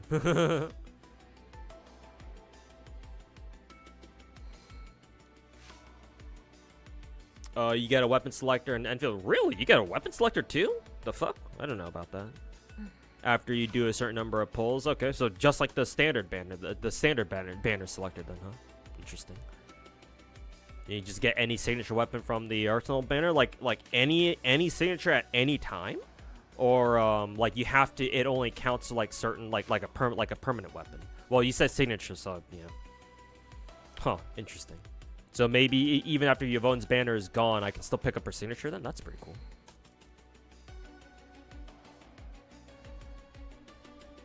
Clown brought up Lucari because Clown called Genazad a pedophile before because he pulled for C6 Rosia. Well, I'm aware of that, but what does Lucari have to do with that?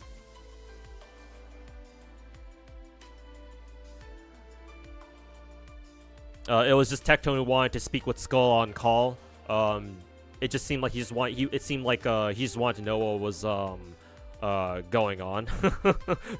Wait, if that's the case, why didn't Tectone just talk to Clown then? Why talk to Skull?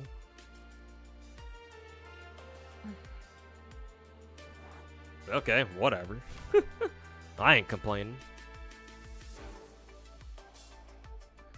Why does Tectone want to be involved in this drama? Here's why, Swag. It's because I predicted before that if Tectone thinks that him trying to do like political content on his stream and on Twitter doesn't work out for him, he's got to do content on something, and so he's gonna want to crawl his way back into the gacha space. So this is Tectone like trying to keep up with the gacha space, so that way he can like weasel his way back in again. That's why. What is the end game for these people? You mean the rats? Just to be an annoyance and keep people like split up? No, they just want views. They're grifters, man. They'll just do anything, say anything they want for views. Like, they don't care about gacha games or even the fucking community at large. No, they don't give a shit. They'll just make whatever dog shit videos just for views. That and for content creators like Saint Tontus, their audiences, their viewers don't even give a shit about gacha games at all either. They are only there just to listen to some retard on YouTube that they happen to like listening to talk about random shit, and that's it. Absolute fucking roaches. Didn't a big WUA update come out? These CCs can't be that poor. I mean, here's the thing, having way too much fun. I've said this before, but the rats don't even like WUA.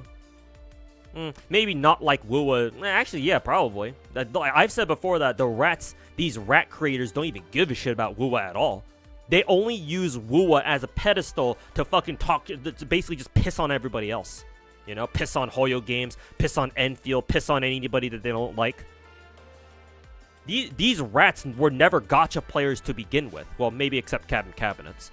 But Clown? Yeah, he's not a fucking gacha player, dude. He's a fucking ex-League player who decided to try doing some gacha content and, you know, took a fucking dick up his ass from Tectone. They don't give a shit about gacha games. They're an insult. If they call themselves Wuthering Waves fans, they're a fucking walking insult to Wuthering Waves as a game. They don't give a shit about WUA, dude. Like, that should be obvious. Yeah, if they were true Wuthering Waves fans, as they might claim to be, then yeah, they should be grinding out WUA content right now. You know, pull for Amy, build her ass. You know, go do some exploration in 3.1 in the new region. But what did they decide to do? Oh no! Like, but are they doing that right now? Fucking no! Of course not. Like, maybe it'd still do some of that drama shit on the side, but they should at least if they really liked WUA, like if they actually are Wuthering Waves players as they claim to be, then they should at least try to get in some WUA content in. You know? Like, not every one of my videos is a fucking drama video, dude. My last video is on Enfield. I don't talk a single damn word about the fucking rats. You know? Well, other than, you know, how I say at the end of that video how, you know, my next video is gonna be a video dunking on the fucking clown. But like, if you really like a gacha game as a content creator, even if you're in the middle of drama, I feel like, yeah, you want to make some content about, you know, the games you're playing at the moment. Not all your content is gonna be drama, I don't think. Or at least, you know, if you're at least a fucking semi-decent one. So, you know, it should, I don't know, to me, it should be very fucking telling that these fucking rats, you know, instead of making videos and streaming the new WUA update, all they're fucking doing is fucking going at each other's throats. And, you know, doing whatever the fuck Clown's doing. It's like, gee, isn't this also another one of those things that I said about the rats, huh?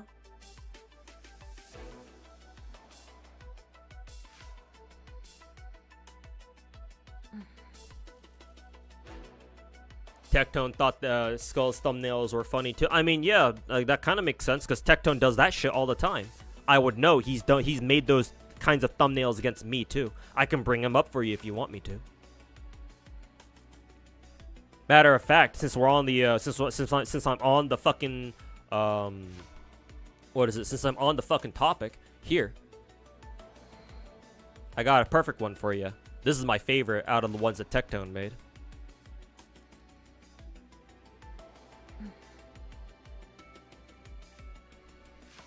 Mind you, I've never made that face on stream. So what that means is, or when I was making my videos. So what that means is his editor purposefully took a still frame from one of my videos or streams or whatever, and then photoshopped that. Or, you know, maybe use AI on that shit. I don't know. So yeah, Tectone makes thumbnails like this, bruh. So yeah, of course he's just gonna laugh at whatever thumbnails Skull makes, because he makes them all the fucking time himself.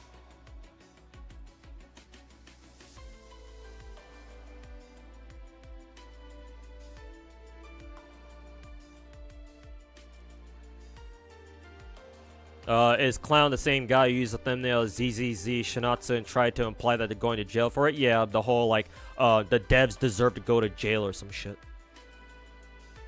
Kuro shills are witch hunting gotcha smack for laughing at a cutscene during 3.1 story. Can somebody educate you what happened? People are dick writing Wuwa story as usual again. Like, to be fair, I think that the whole Amy storyline in 3.1 is pretty heart-wrenching. Apparently, from what I've heard on Twitter. But I think the biggest gripe, I'm pretty sure the thing that Gotcha Smack laughed at, or I don't know what happened exactly, but if he did laugh at something, apparently the English dub during one of Amy's more, emotional scenes was really, really off. So, like people, I think I saw on Twitter people like doing like comparison tweets where it's like they have on one side they have like, you know, the Korean, Chinese, Japanese dub of that one scene of Amy in 3.1 story, and they juxtapose it with the English dub of that exact same scene, and people are like, oh yeah, the English dub sounds kind of bad. So maybe Gotcha Smack was laughing at that. Would be my guess, but I don't know for sure. Which gun is overall useful? What, in this game? Are you talking about who's the best character in the game? Well, if you're asking that, then the two best characters in the game are these two, I think. Wa2k is a boss killer. She just does a lot of fucking damage. And then 416 is the best AoE in the game. At least for now, until we get another character named AK-15.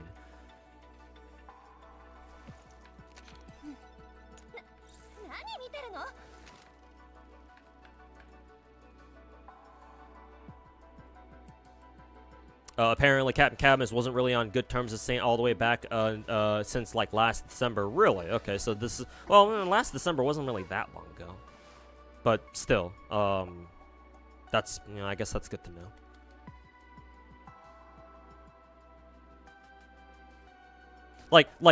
I guess that makes sense because yeah, like fucking.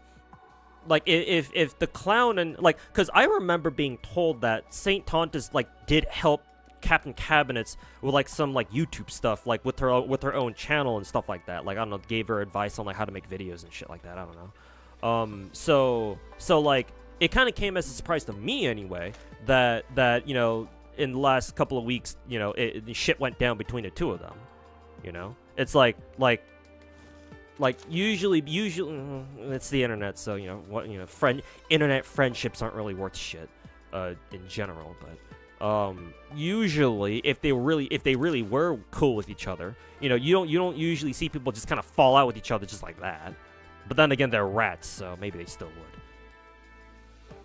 But I guess it's nice to know that it's kind of been an ongoing thing for them, between them. I don't know. Whatever happened to the whole Mr. Pokey's a bad boss? Oh yeah, somebody on YouTube chat or in Twitch chat, I forget where I saw it, mentioned about how Mr. Pokey's old editor, who's now the Clown's editor now, like his ex-editor, put out some fucking Google Docy on Pokey or some shit. I don't know. I haven't read that Google Doc, so somebody's gotta summarize that for me. V2 Vector can replace G36. Sakura and Lewis are for new burn team with Lorelei. Really? Okay. And then Sakura, Type 100, and Lewis are the new burn team archetype. Really? Okay. Makes you kind of wonder if I should have tried going for Lewis's signature then. Think about it later.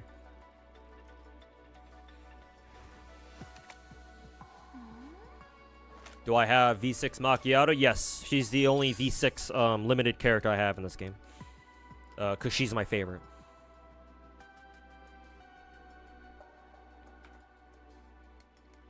She's my waifu, as they say.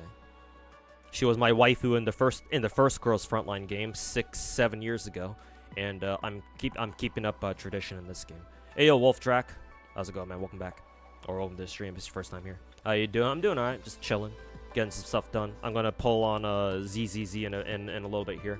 Got some stuff done in Girls Frontline 2, so I'm just chilling for right now and just talking with chat.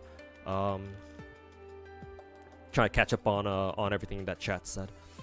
Mika dartboard in full effect. I know, right? They don't even actually play the games. Yeah, dude. Because again, a lot of gacha players out there, like again, like a lot of gacha players just in general out there, like not even counting just the rats, just a lot of gacha players out there just in general, like they don't really care about gacha games. They care more about flexing, like just gambling and flexing to their friends on Discord, their so-called friends on Discord about, haha, I got lucky, haha, you know, I'm flexing my good luck, guys. Free to play, by the way. You know? They're in it for the clout, basically. Not because they actually enjoy playing these stupid fucking gacha games. So it's like, if you have normal, if a lot of just normal gacha players are like that, like not even rats, like if a lot of just normal gacha players are like that, just in general, like how do you think the rats are going to behave? Like, you think they're going to be much better? CZN is now your favorite gameplay in gacha. Chaos runs are really fun. Yeah, man, I agree. Chaos runs, I do feel like CZN can be, it still is kind of grindy, but at least it's a lot better than it used to be back when, like, during the first month when it came out, so. But yeah, I agree. Chaos Zero Nightmare is definitely up there. I'm glad that, you know, I'm glad I'm playing it. Like, in terms of, like, pure gameplay, it's like, yeah, CZN's definitely up there.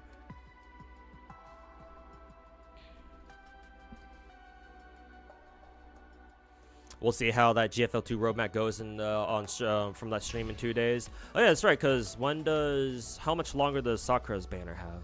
Yeah, cause yeah, we should be getting news on our next character pretty soon, right? Yeah, cause her banner only has like 9 days left on it. Oh, excuse me. Yeah, how long the current limited banner is going for? Oh, great. If you're talking about Nine's banner, it goes for 3 weeks total. I believe that banner's been going on for about a week or so by now. So you've got roughly 2 weeks left. I would say I would recommend Gray if you plan on picking up CZN because you want to get that 9 girl or whatever or whoever. Try to play it as soon as possible. Because CZN's early game grind is quite a bit. There's quite a bit of early game grind. There's quite a bit of stuff that the game expects you to do in the beginning. But in exchange, CZN's early game bonuses, as in like all the gems and all the pulls they give you, it's quite a lot, I think. At least from my understanding, or at least from my recollection. Like, there's a lot of stuff to grind in early game CZN, but at the same time, they also reward you a lot too. So my recommendation is to get on CZN sooner rather than later. That CZN is definitely not a game where you can kind of like slack off on events and expect to just get them all done in one day. Like, definitely don't treat it like that. Sooner the better. Yeah, Tectone used AI to make thumbnails of it. Yeah, I'm not surprised. Either Photoshop or AI, you know, however it is that he made them. Yeah, it's like very flattering, I guess. What game is this? This game's called Gross Frontline 2. You should try it out. It's a good game. Only person Tectone's shit talking right now is Mizkiff. Yeah, because Mizkiff went hard on talking shit on him, right, about the whole court case thing. I do kind of wonder what initiated that beef between those two. I am kind of curious because they used to be tight with each other, I think, but I guess no. I guess not anymore. Huh? You got secondhand embarrassment reading that doc? You mean the Pokey Google doc, Google Doc or whatever? Hey, Ryuji Tsurugi, welcome back, man. Or that the editor who called out Pokey was racist and a bully, so Pokey fired him. Oh, is that why? I mean, it makes sense why he works for St. Tontus now. 9 is cracked in CZN. Yeah, it certainly feels like it, yeah. I did a trial run, and I went through some of the story, and yeah, her playstyle seems pretty fucking fun. Use her fucking 3-cost card and fucking deck a bitch and keep fucking slicing their ass up. Yeah, trying to build her right now. Okay, now I can catch up with Twitch chat now. YouTube chat's done. Now time for Twitch chat. Also, yeah, so Chai said it in Twitch chat. Also, an editor for Poke came out with a big Google Doc. He just wasted time due to the editor contradicting himself on numerous occasions. Also, he's a fucking clown defense. Yeah, so I'm more inclined to defend Poke on that one. So yeah, fuck that ex-editor, cuck. Rat fight's hilarious to watch. Speculated it's just smokescreen. Get the public off a clown's back. Yeah, look how that worked out. Did I talk about Guitar Rock? What about Guitar Rock? What's going on with him?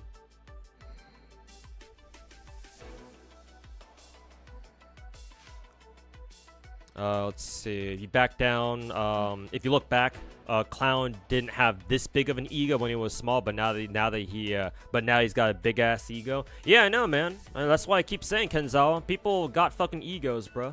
Or I should say, like popularity and money changes people, man. Looks like the Clown didn't have what it takes. So, you know, we're all going to kick back and enjoy watching him crash and burn. At least I will. You just tried Snowbreak, holy fan service. Yeah, man. Snowbreak's one of those Gooner gachas, and thank God for these kinds of Gooner games. But yeah, make sure to enjoy Snowbreak, man. It's got a lot of good waifus. Who is Pharos? Spelled with an A, Rex Nemesis. He's another like rat creator. He's one of the smaller rat creators. He usually makes grifting videos talking shit on Hoyo games. But apparently now he has a problem with Clown all of a sudden.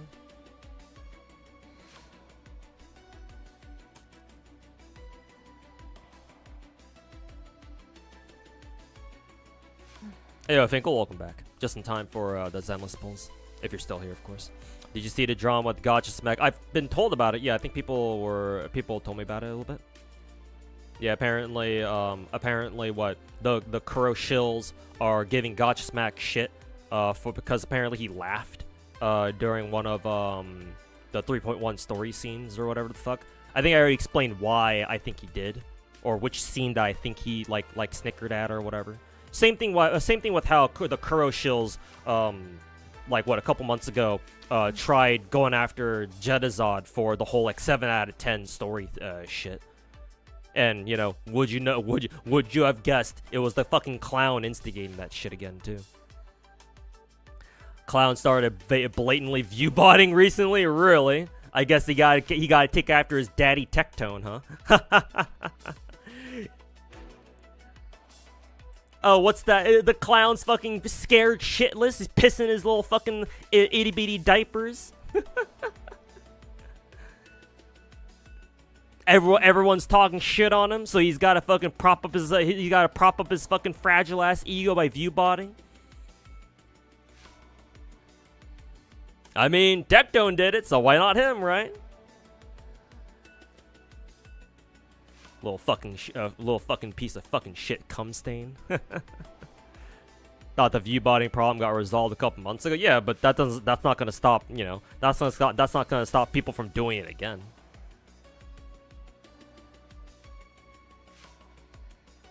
Yeah, and yeah, I think recently there are starting to be allegations that Peanut guy, who won streamer of the year or some bullshit like that.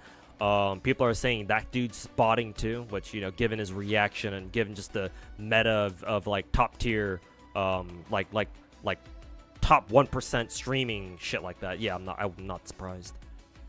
It was a Bobble. Welcome back. I'm finished everything. No, I haven't been able to put in the time to really catch up with Enfield, or to like really grind out Enfield. I gotta play catch up. Hopefully I might be able to this week, but we'll see. Been farming every overall chest to get your Iliga pulls in. Oh yeah, I heard that the new region, the most recent region we got in Genshin, like just throws chests at you apparently. So hopefully, yeah, hopefully you'll get a lot of primos to get Iliga. 4 stars in Genshin are so random. Yeah, unfortunately they are. That's what you get with a 3-way fucking rate up, man. 2-way rate up is much better. Who does that again? Zenless does that out of the big 4 gachas anyway. CZN does that, and I think Enfield does that too, right? So yeah, two-way 4-star rate-up is so much better than three-way. You've gotten more Z-buys than G-buys than Illiga. Oh shit, that reminds me of there's that one daily G-buy gimmick Twitter account who was it daily G-buy or was it daily Illiga? I think it was daily Illiga. Yeah, and it would make more sense if it were daily Illiga. Anyways, I think I came across one of their tweets where they were trying to pull for what C6 Illiga, like C2, C4, however many they're getting, and they ended up with C6 G-buy instead of C6 Illiga. So yeah, welcome to Genshin Impact, I guess. Enjoy our three-way rate up.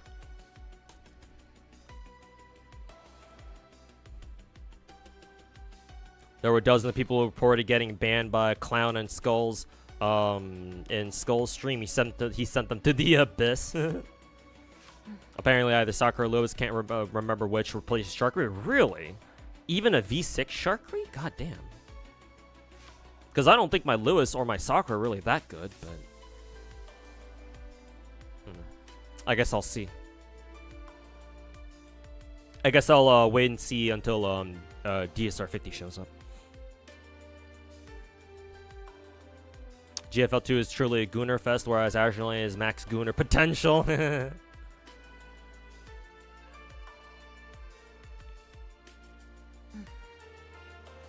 That's the exact clip. Oh, actually, I'm gonna save this clip, Renard, if you don't mind. I may use this for my clown video that I'm gonna work on this week, and hopefully I'll get it out by the end of this week.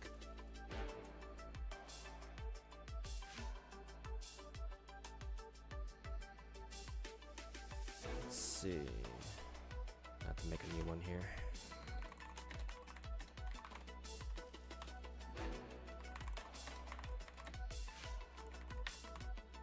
Okay. Alright. Secure the video link. And then the Twitch tracker as well. Thank you. Keep those in handy. Hey yo, 420 Blaze, welcome back, man. What'd you miss with Gacha CC drama this time? Oh boy, what have you missed on it? Indeed. Last couple of weeks, the major headline has been Saint Tontas, the Prince Rat after Tectone himself, is finally starting to crash and burn. He's under fire from a lot of other Gacha CCs at once. Even other here's the surprising part. Even from other Rat CCs too.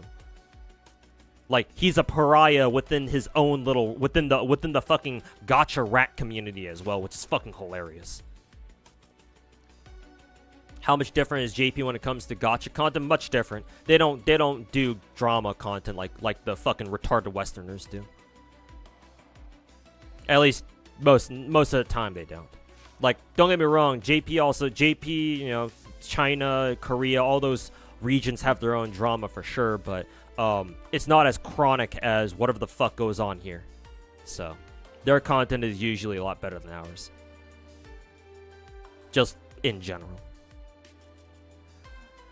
Saving up for V6 DP12, nice.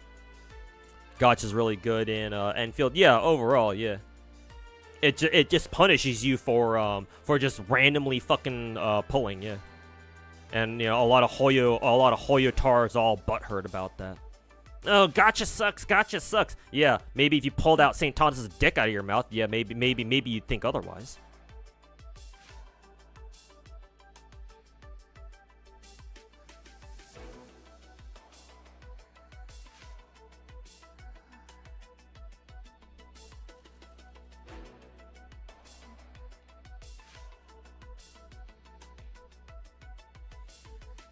The one time he took a hiatus from following Gacha CCs, now Tectone's returning to the space. What the fuck? I don't know if he's like trying to like make a big move coming back to it. I don't know. Maybe he's got stuff planned out, which wouldn't surprise me. But yeah, he lost his court case, which means that he's got to go back. He's got to come back to content creation.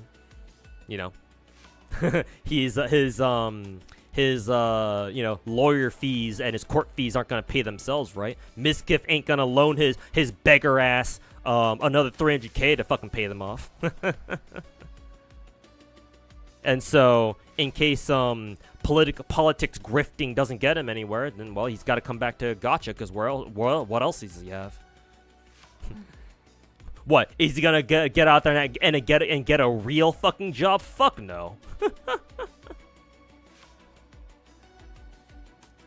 Content creation is crazy sometimes. Yeah, especially in this social media atmosphere. Yeah. I mean, theoretically, people could have predicted this a long time ago, as soon as like influencers and the whole like concept of content creation became a thing.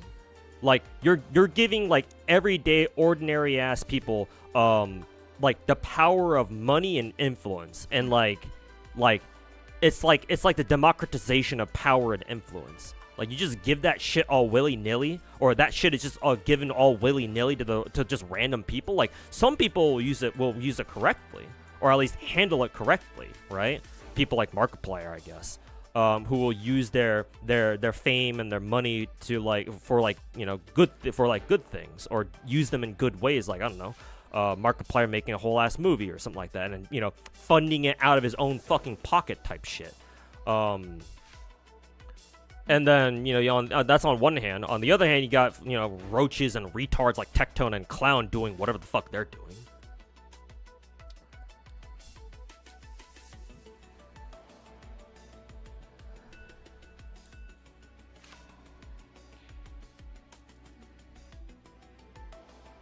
Did you pull, Sunna? No, not yet. I'm about to.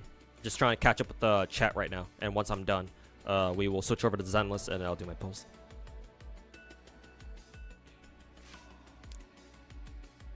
We've already known Tectone uses AI thumbnail. Yeah. I think somebody in YouTube, when I was going through YouTube chat, somebody told me that too.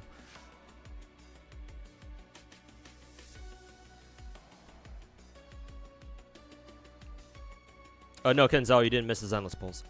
Gonna do them real soon. Assume they're gonna announce AK-15 as next new character in the live stream in a few days. Oh, really? AK-15? I know she shows them in story, but then again, a lot of other characters show up in story too. Hey, Zizar, welcome back. How's it going? I'm doing all right. Just enjoying my Monday. At this point, CCs are changing. You hope it's for the better. Hopefully, I mean, getting rid of the rats, or at least forcing the rats to change, is a nice good start. Is a nice first step. Like, I don't think the rats are gonna change willingly. Like, even if they disassociate with Saint Tontus, like that doesn't mean that they're gonna, all of a sudden they're gonna stop shitting on Hoyo, for example. But hey, I'll take whatever progress I can get, whatever progress we have as a community, even if it is just the rats just not being rats as often, it's better than nothing. You were watching Pokey. He addressed it. Didn't want to make a video on it because he didn't care. No, it's because if he makes a video on it, then he's gonna draw unnecessary attention to it. That's why he doesn't want to make a video. He has the receipts, and the editor had agreed to the small wages, and the editor wasn't exactly putting out the best work or the kind of stuff Pokey wanted for his content. Yeah, I mean, that, and to be fair, I'm on Pokey's side with this. Like, no, he shouldn't make a video about that.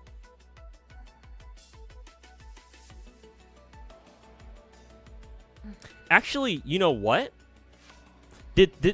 Actually, that editor, do we know his name? I'm actually kind of curious. Did that editor who put out a Google Doc against a Google Docy against Pokey, do we know his name? Like, or have they revealed what their name was? I'm actually sort of curious about this.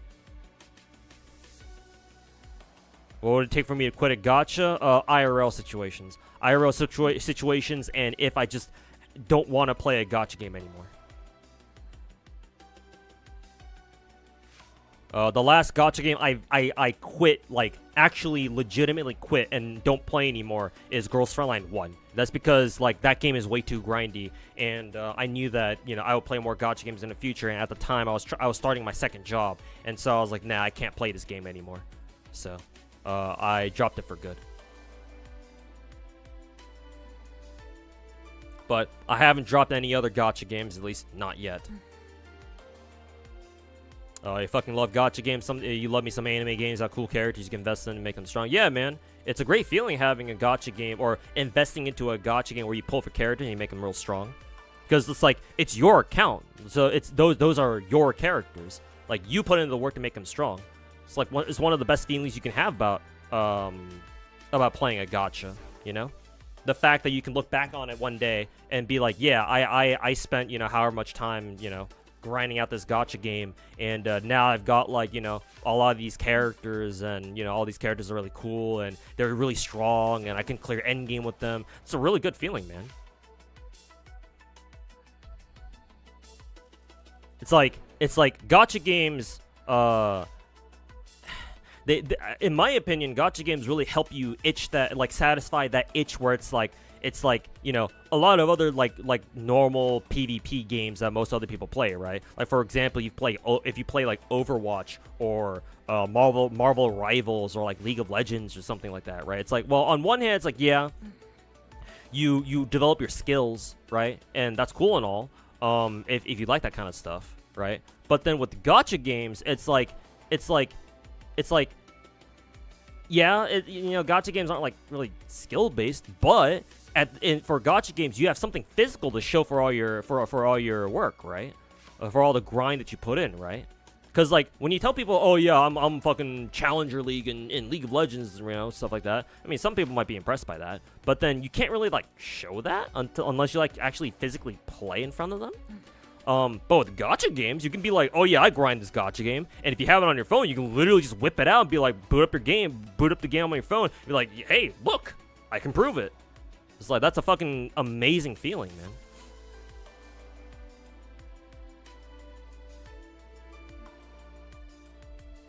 man. Do I prefer turn-based or action? Turn-based or action gachas? Turn-based.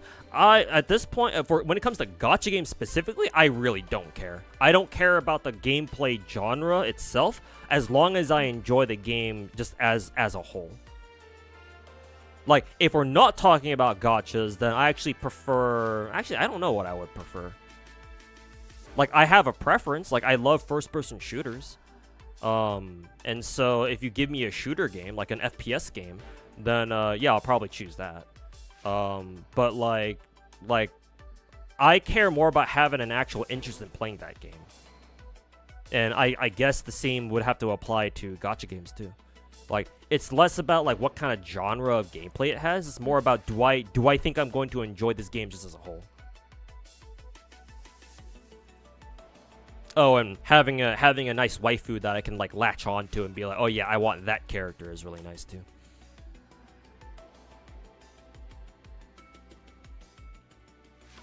Tectone fell off so hard. Let's not say that yet. He still got an audience, for better or for worse.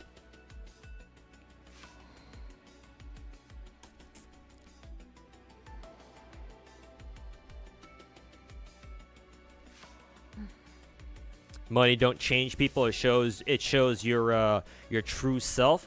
Maybe for some people, but I think for other people, it still can change them. Yeah.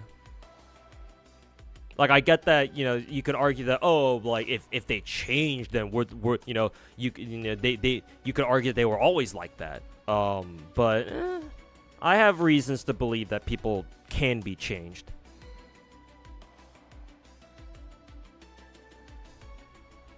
Because people change. People sometimes, as rare as it is, they sometimes can change for the better, and that's not even with money, So I still stand by my belief of that. Oh yeah, like you still money can still change people. Like money, fame can still change people, but yeah. Maybe for some other people, maybe it doesn't actually change them; it just exposes them.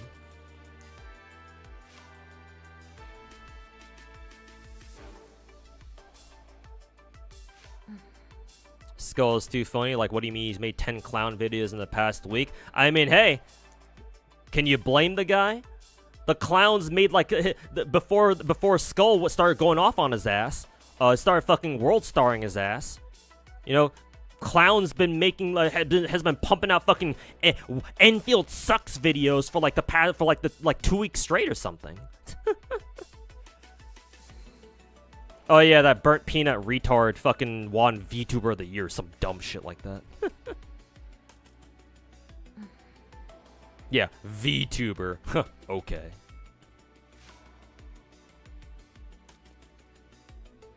What am I gonna talk about in the video? You mean my own hit piece against St. Thomas? Well, you know, I call it a hit piece, so what do you think?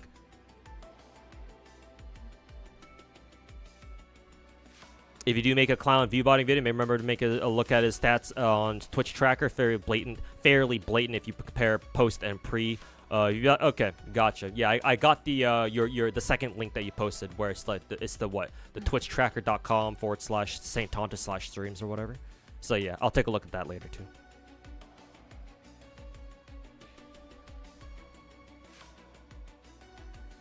Ryuku also. Oh, is Ryuku also gonna fucking dunk on, or has he been dunking on the clown too? Might as well.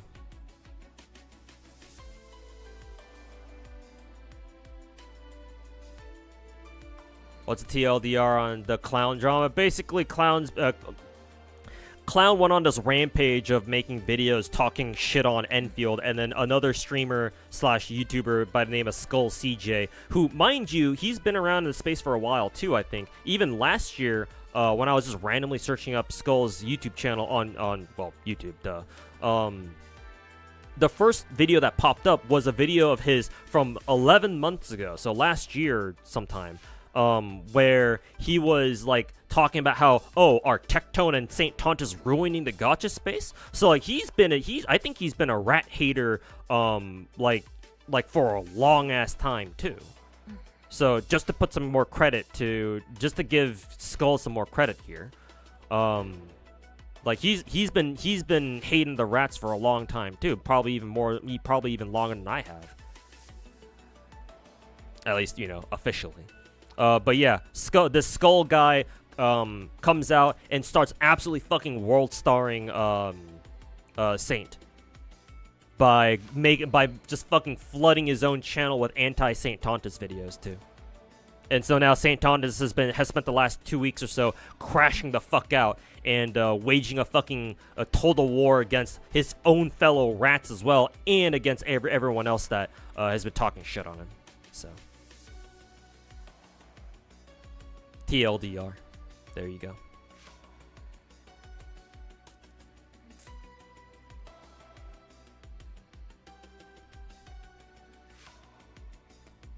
You gotta head off. Alright, Fear, take care, man. Have a good one. Also, did you see the Discord ID face scanning identification from March? Really? The fuck? Ugh.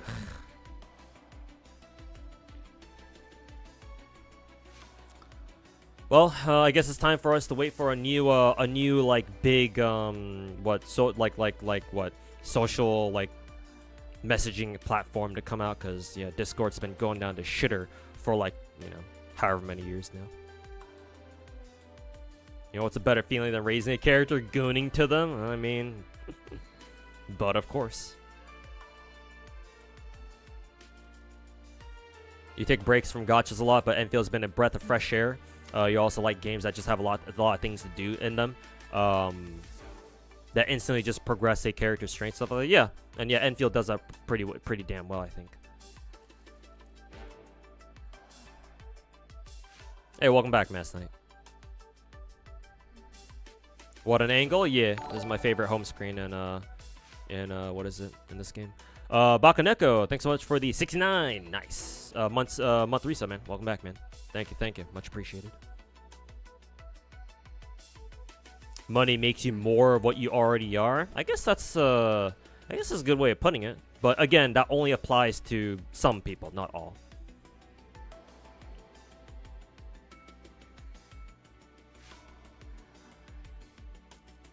Peanut is cool though. Maybe he's alright on stream, but just the clip. Maybe this is just like Twitter bias or something like that. But at least the clips and like the shit that I've seen people post about him, not exactly flattering. That, and you know, I don't exactly appreciate the kinds of shit, the shit he's given to like the actual VTuber community. So you know, as far as I'm concerned, that Peanut guy can go fuck himself. Even more so if it turns out that, yeah, he actually is botting his own fucking channel for some reason. You cool with Ryuku, right? Yeah, nominally at least. Yeah, I don't think I don't think me and Ryu could have any beef. Like, maybe you could say that initially we did back when I made my delusional gotcha takes about one of his tweets, but we've had a private Discord call since then, and so we were able to smooth things over. So, yeah, no, I don't think there's anything between us now, at least for the time being.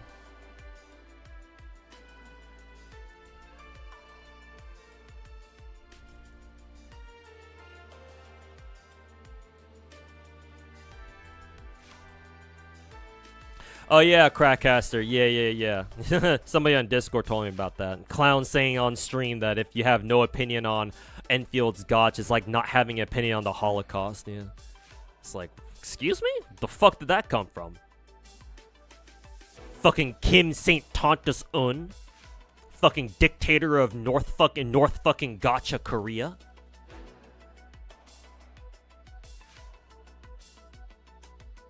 Hey, yo, Crazy Wolf, welcome back, man. How you doing?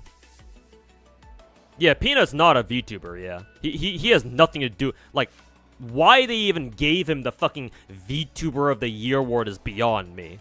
I mean, like, I knew that the, shit like the Streamer Awards was a fucking hack anyway.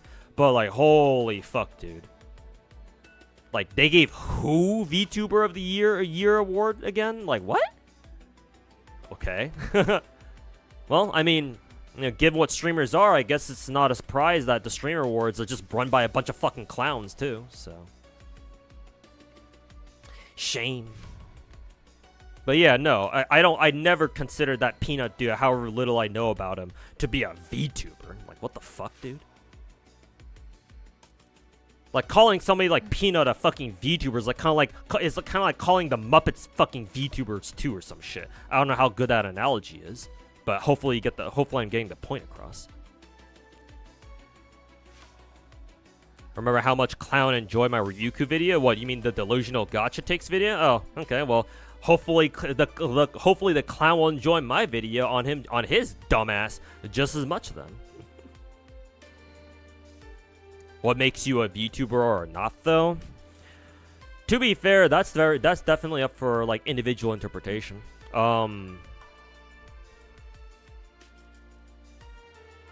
Technically, I guess you could call Peanut a quote-unquote VTuber.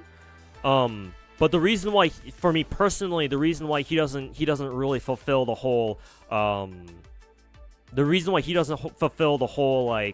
VTuber image in my head is because he does his own thing. He doesn't really associate with other VTubers. Because, like, I think if you're a VTuber, at least from what I've noticed, if you are a VTuber, you tend to associate with other VTubers as well. Like, you don't usually go out of your way to, like, collab with, like, flesh tubers. Unless, of course, those flesh tubers in question also have, like, some pretty deep ties to other VTubers. Like, for example, what's his name again? I'm forgetting right now. Coefficient. People like him and Nags. And Lando, like if you're talking about people who like already have like they're known to like associate a lot and collab a lot with a lot of VTubers despite them not being VTubers themselves. Okay, sure, yeah, that they're exceptions. But usually VTubers like to associate with other VTubers, whereas Peanut, like who the fuck does he associate with? You know. He's also using what's essentially just a Snapchat filter. Okay, so yeah, then his whole model isn't even the same too. Yeah, like how much did he pay for his fucking Snapchat filter? What, a couple bucks and an empty bag of Ruffles?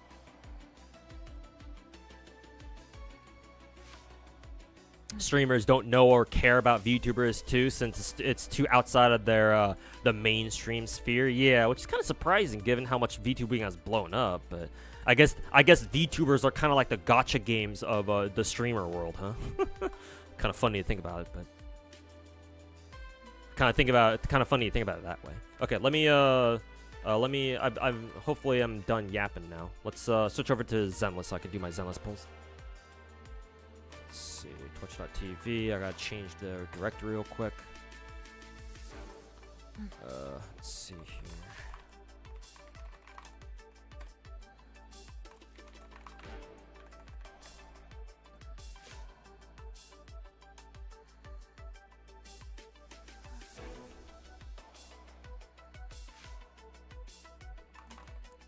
Zenless. Switch directory here. Okay.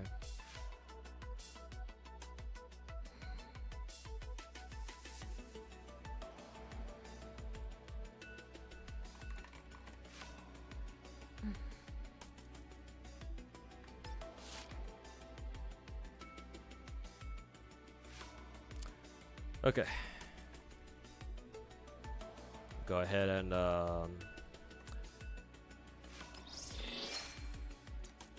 mute this. There we go, and then exit out. And then we shall now pull for the cute and funny.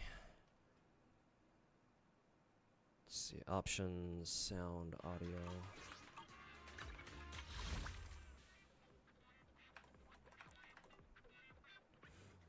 Who's my favorite Enfield character? Surtur, or she's called Levitane in the second game, but I still call her Surtur because that was her name in the first game. She was my favorite waifu in the first game, so obviously you can tell how thrilled I am with her being in the second game. A VTuber culture is way more involved in internet drama than gacha. I said it as a comparison, not necessarily that VTubers are intrinsically linked with gacha games. They're not, obviously. Like obviously a lot of VTubers don't have a problem like taking sponsors for gacha games. But yeah, no, I know you don't have to tell me. Like I know most VTubers don't usually fuck with gacha games. Only some of them do, and even then only some of the time. It's very rare to have a gacha game focused VTuber, but they do exist, like Pocket Chalk and Sweetly among some others. I was just comparing what VTuber. I was just saying VTubers are kind of like the gacha games of the streamer world. Like in that, just like how gacha games are kind of their own, they are their own genre, but then the kind of community that plays gacha games is very different from like the normal community of people or gamers that play like regular games. I mean in that way, where it's like it's kind of the same way for VTubers in the streaming world, where it's like, yeah, like VTubers are also big and popular too within, like they're a major subset of like the streaming world, but the kinds of viewers that they pull in are very different from like the communities that make up like the VTuber space within streaming. Their communities are very different from the usual people or the communities you'd see in like normal streamers, you know? That's what I mean. If that makes sense. You like watching Ryuku's What Japan Thinks of X, Y, and Z? Yeah, I think those are really valuable videos, yeah. Because Ryuku actually lives in Japan. So, it's good to, it's nice. If you're curious about what Japan thinks about this or that going on in gacha game, then yeah, Ryuku will probably cover it. And that's good content.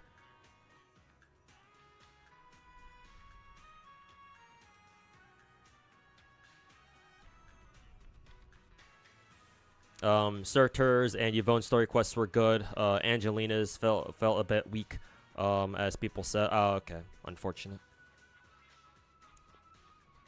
But Angelina is absolutely adorable, so that's fine. You'd say rhythm gamers would be a better comparison than gacha gamers? Really? I don't quite see it, but then again, I don't play a lot of rhythm games, so maybe you see something there that I don't. One day visit Japan. Technically, I already have. In case I didn't share this story with you guys before, I studied abroad in Japan for a semester back in 2014, when I was still in college. I studied there from between, I think it was the end of January till the beginning of June. I enjoyed my time there. It was nice. Studied, I lived near Osaka. I had to do an overseas semester there because I was working on getting a Japanese minor in college. Talking about Japanese minors while I have Sunna up on screen, Chinatsu up on screen. Oh yeah, that's definitely not getting clipped out of context. But I did study abroad. I did study abroad for a semester, so I've been there. I've already been there technically, but I was supposed to go visit Japan again with my IRL boys. But unfortunately, I lost my job just before then, so my plans fell through, and my friends had my friends had to go without me. Matter of fact, actually, I think the same group of friends that I was supposed to go with are actually going back to Japan again, like pretty soon here. So, and obviously I can't join them again. So that fucking sucks. What did I study? Japanese mainly. Japanese. Yeah, I'm pretty sure most of my courses were either Japanese history, some other thing, I think. I forget exactly what classes I took. It's been a while. It's like it was over a decade ago at this point. Missing out on a Japan trip sucks balls. Yeah, exactly. Especially with how weak the yen is right now against the dollar and just a lot of other currencies in general. It's like, well, isn't the yen like 150 to 1? Yen to the dollar or some shit like that. So it's like, oh shit. Now would be a great time to fucking visit, but no.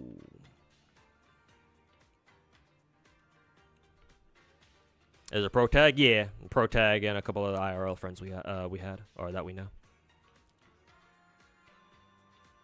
JP language would it be useful? Oh, don't even get me started on that, man. Holy fuck! That just thinking about that, just thinking about how much I could have studied Japanese, fucking triggers my ass, dude. Because this is a story I told before, but back when I was in high school, or middle school technically, so the school district I grew up in, they had this whole thing where like parents can like enroll their kids in like a higher grade of a class if they thought they were gifted enough.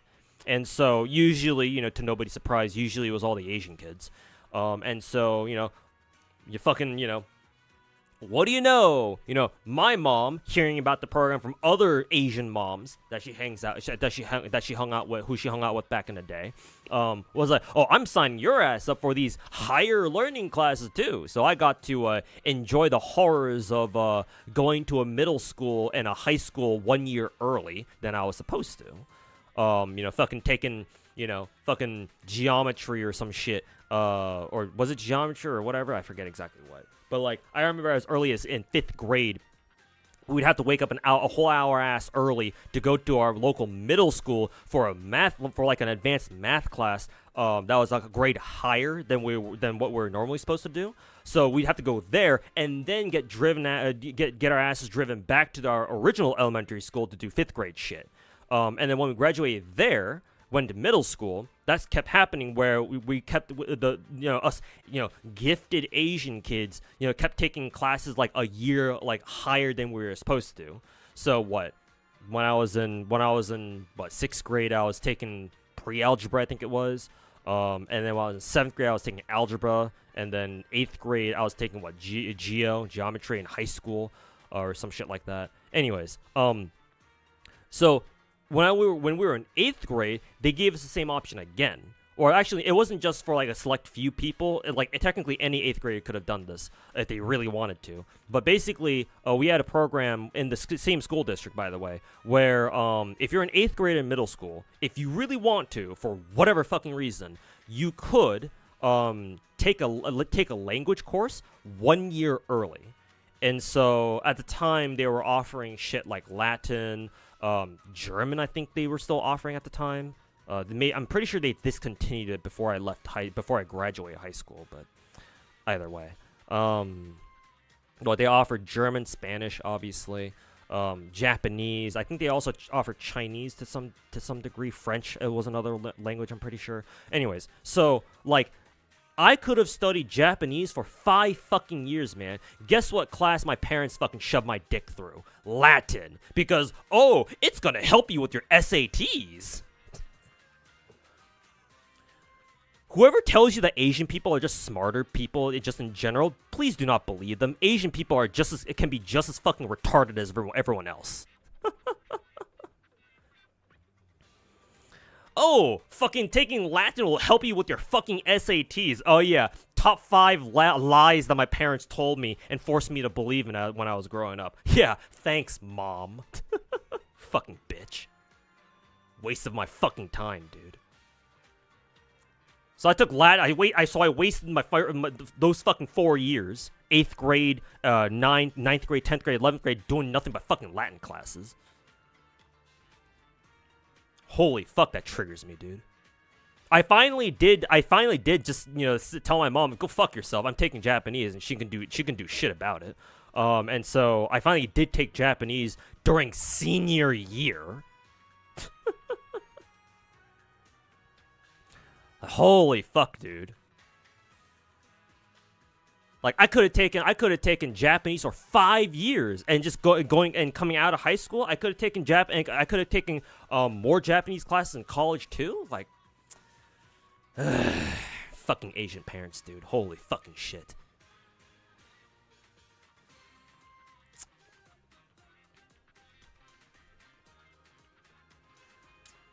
And yet, here I am with 4 years of Latin. I already fucking forgot 90% of that shit. Yeah, real fucking useful, Mom. Ignoring money for a living, you have to choose when you spend money to visit Japan or spend money on gacha games. To be perfectly honest with you, spend money on gacha games. Here's the thing. Here's the thing, Rocky fella. I'm gonna be very honest with you. The reason why I choose gacha games is because, well, I live in America. I'm American, in case you couldn't tell by my accent. And so all the gacha games I play, they're based out of the American servers. So I had somebody before. I remember somebody asking me before, like a long time ago, where it's like, oh, if you had the choice, would you like to move to Japan? And I told them, like, if like, you know, if someone were to like pay for my move and shit, like, it'd be very tempting, right? Lower cost of living and all that. But then again, like, on one hand, like, content creation is my own. At that point, content creation would be my only, you know, moneymaker.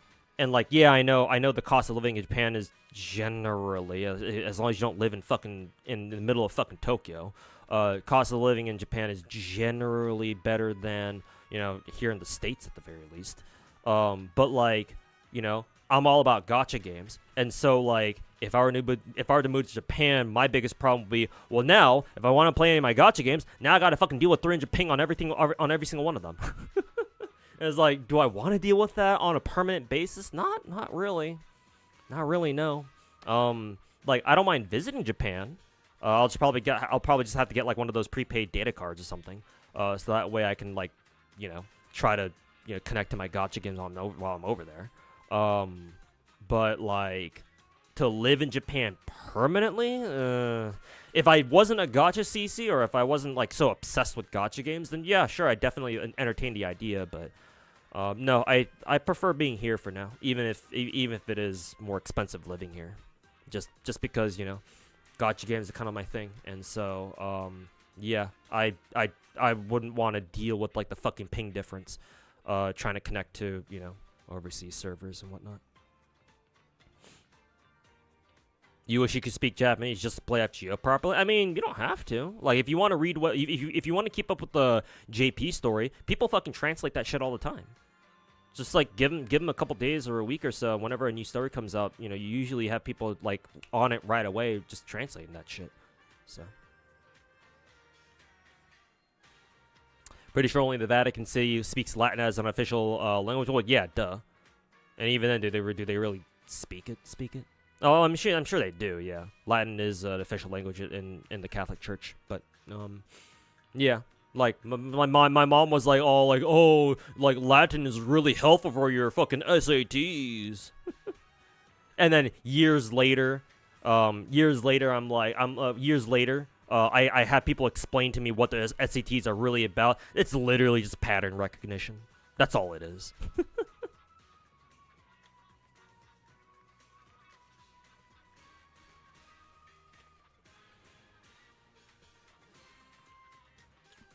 Start polling. How about you wait?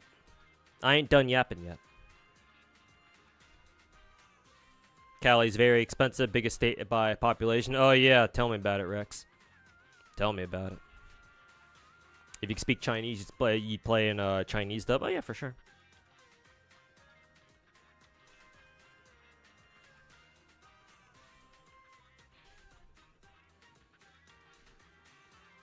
So I speak High Gothic. Well, I mean, not really. Like I've forgotten most, like the vast majority of Latin that I learned. Cause like outside of school, when am I ever gonna fucking use that shit, bro? I mean, to be fair, that's kind of the problem with most of school, like past a certain point, like high school, I think.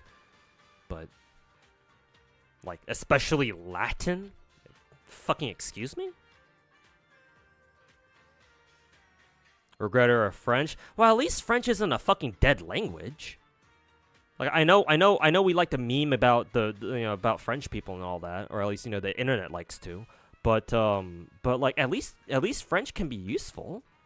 You never know if you need to speak French one day. I mean fucking if you want to watch some Canadian VTubers, they might bust out some French all randomly and shit. Or if you really like Sarwe as a VTuber, or even an artist, she's French, so it's like might be useful about that, or might be useful for that.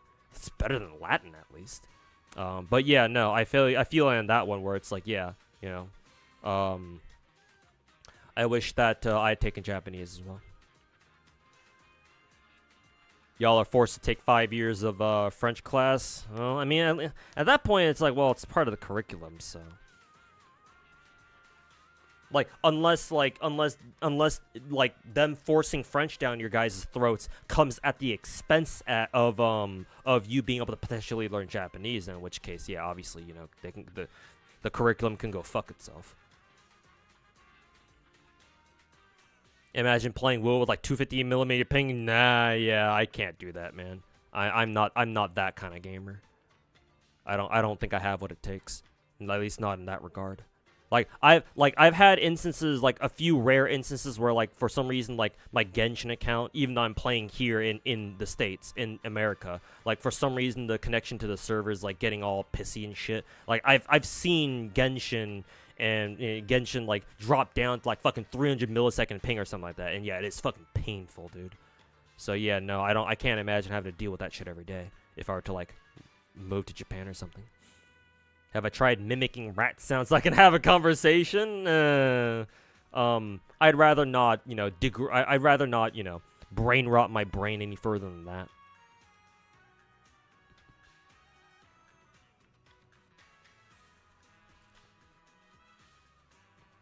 Surprised that the reason I wasn't because of the whole Taisha. Oh no, here's the thing, Comfy Com. If you're talking about, if you're curious about like the whole like obviously the whole political, socio-political, like bad blood that Korea and Japan have, it's mainly on a government basis. Like most ordinary people, between Japan and Korea, like the past is the past. Like we know about our history, but most Japanese and most Korean people don't feel the need to fucking bring it up every single fucking time.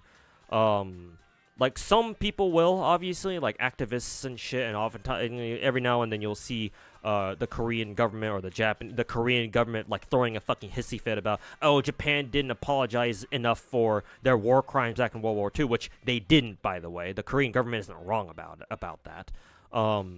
But like most people don't feel the need to like fucking bring it up all the time. Like even like my mom even told me that she herself studied abroad in Japan too when she was young, which is kind of funny. I think she even showed me a photo of her wearing a kimono one time when she was in Japan, or at least if my memory serves me correctly anyway. So no, it wasn't because my mom was like, oh, I hate Japan because I'm Korean and shit like that. Though she was old, well, no, like my parents are fucking old, but I don't think they were that old. I think my parents were born like sometime after the Korean War. I think like while the country was still in the middle of reconstructing. So not like fucking World War II old. Then they would straight up just be my grandparents at that point. But no, like my mom doesn't like hate Japan. Neither does my dad. So no, it wasn't because of that. It was purely educational. Just, oh, Latin will help you with your SATs and get you your 2400 perfect SAT scores so you go to the best college possible. so you can go study, become a fucking doctor, a lawyer, an engineer, and come pay for our fucking hospital bills. And then 20 years down the line. Yeah, how about no? Fuck you. What's happening? Hey, Kiriyama. I'm about to pull in Zenless, but I'm just yapping with chat a little bit.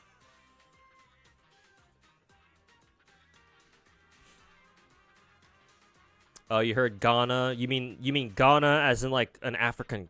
Ghana is the name of an African country, right? Yeah, that's probably because of China's BRI, the Belt and Road Initiative, or whatever the fuck.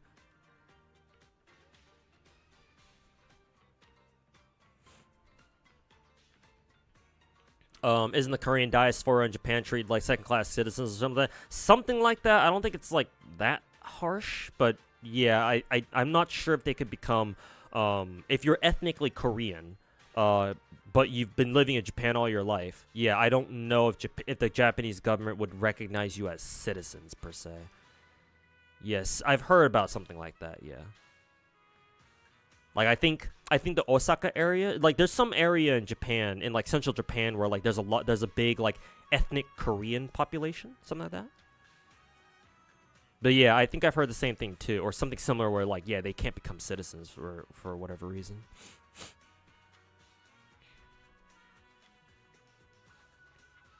Saroy's pretty hot. She does cosplay too. Yeah, for sure. And now she's probably got the single best VTuber model and like and best rigging on the fucking market too, even.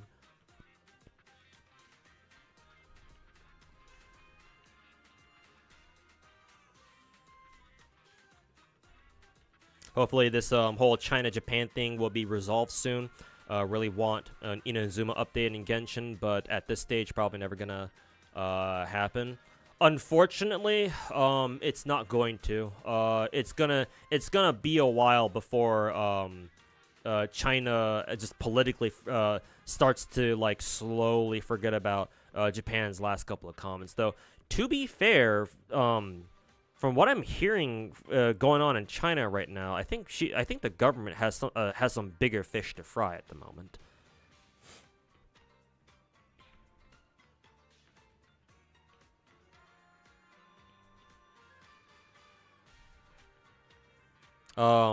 Don't say it'll never happen, but yeah, give it a little bit.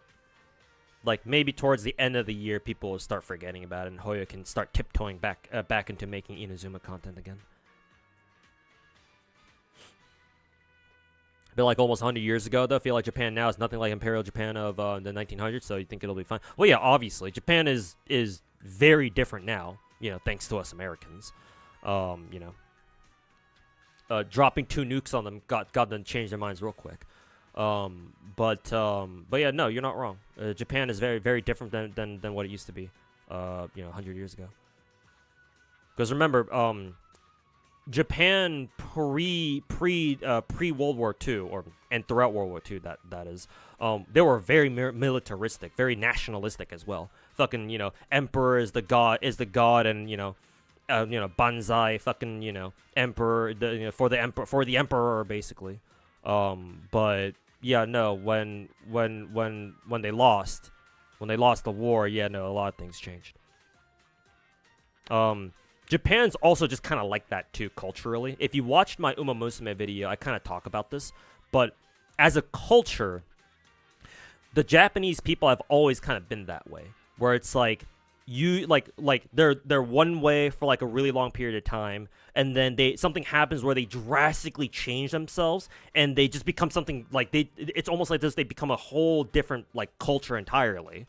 And they behave like that for a little bit, for like, you know, some more time, and then something else drastic happens, and they realize they have to change themselves again, and then, you know, so on and so forth.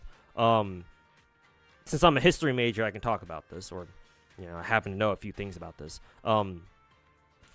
Japan's been like that, like several times throughout their history. Also, RMR, thanks so much for the Sunmail 3, man. Welcome back. Big ol' 7-0. Thanks so much, dude. Ayo Naruto, did I pull for Carla Me? Yeah, I pulled for like 2 months ago. I also already pulled for Jibai, the newest girl, so yeah, I have her too. The Japanese people have always been like that, where it's like, You see this first with like the whole the like Japan being isolationist throughout most of its history, most technically, I think, kind of. Where it's like, oh, like, fuck all the foreigners, we're only trading with the Dutch people because they're the only ones not trying to shove Christianity down our fucking throats, or something like that. And then, you know, they stay like that for a good few hundred years, right? You know, no, you know, they don't want anybody coming in, they just do their own thing, under the shogunate or whatever. And then, what gets them to open up is, us Americans, funnily enough, sending, you know, a couple of steamboats, ironclads, whatever, with that Commodore Perry guy, and we're like, hey, we want to do trade with you, and the Japanese like, no, and we're like, that wasn't a question, we want to trade with you, and the Japanese are like, oh shit, and they're like, fuck, what have we been missing out on all this time? And that's when they sent out their international delegation to go travel the world, see what exactly changed about the world, you know, in the past 200 years or so. They, you know, their international delegation goes to visit countries like, you know, the U.S., Britain, a lot of European countries, blah blah blah, and then, you know, they try to learn as much as they can about the rest of the world, how much has changed, right? All the technology that's going on, all the shit that's going on, and they come back to Japan. They're like they come back to the emperor, they come back to the government. They're like, no, we got to change. Right? They hear about all these countries, all these European countries colonizing all these other places, and they're like, no, shit, we ain't gonna colonize, fuck that. And so they start industrializing hella hard themselves, because they know that's how the rest of the world, that's how the rest of the world's going, and so they're gonna do the same shit too. You know, they know what's up, they know, they recognize the game, and so they become, it's either you get colonized, or you're the colonizer, or you get colonized. And so, you know, they start industrializing and do all their shit. And then, you know, they start going on a fucking rampage, basically. You know, build up a whole ass navy, reorganize their army and shit. And then, you know, they fucking hand their asses, they fucking kick the Russians' ass.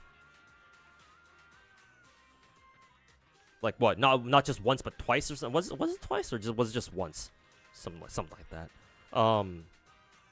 Yeah, and it's like holy fuck, the Japanese fucking beat the Russians. What the fuck?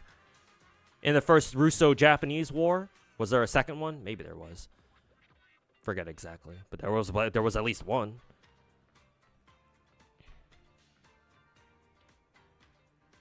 And so yeah, they stay like that. They stay all militaristic and you know, colonizing and shit until World War II. When, you know, hey, it's us. Hey, knock knock, it's us Americans again. Here, have a couple nukes.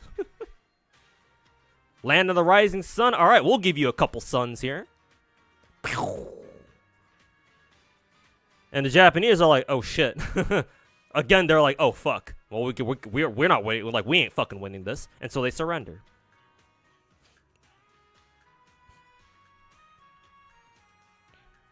Russia at the time was hella behind too. Russia has always been behind, to be perfectly blunt with you.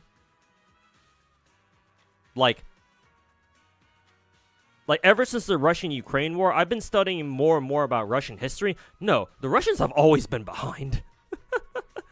They just do a really good job of spreading propaganda. They're actually one of the strongest countries on Earth. When in reality, were they ever? Did they visit Latin America? Maybe they did. I don't know. I would have to do more research on that.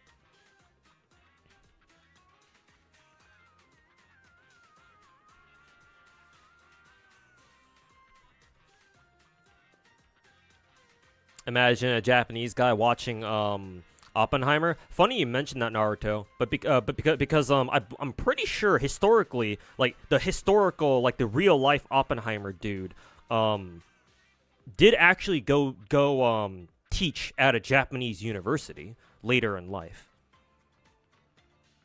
At least I'm pretty sure. Yeah, Russian propaganda. Yeah, Bananakin, welcome back.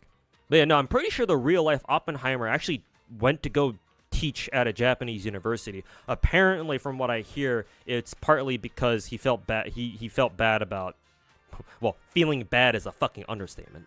But yeah, he felt pretty guilty about, you know, 2 Japanese cities getting fucking nuked. So At least that's what I hear. Again, not sure. You skip the whole Hawaii arc? Well, yeah, obviously. I'm gonna have to skip a couple details here because this is just a quick ramble about like what I think. What I'm pretty sure what happened. I'm sure I'm sure they sent a delegation to Hawaii or some shit. There was a video thing about the Zenless skin situation on my channel that you don't see anywhere. That you don't see anywhere? What happened? I never made a video about Zenless' skin situation. You mean about Sunna? About Chinatsu? No, I didn't make a video about it. If I wasn't so busy, maybe I would have been able to make a video talking about it, but I didn't.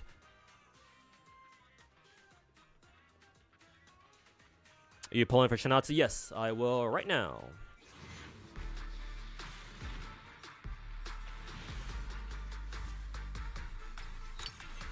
The Russians lost to Japan and need to have other countries help them get it back.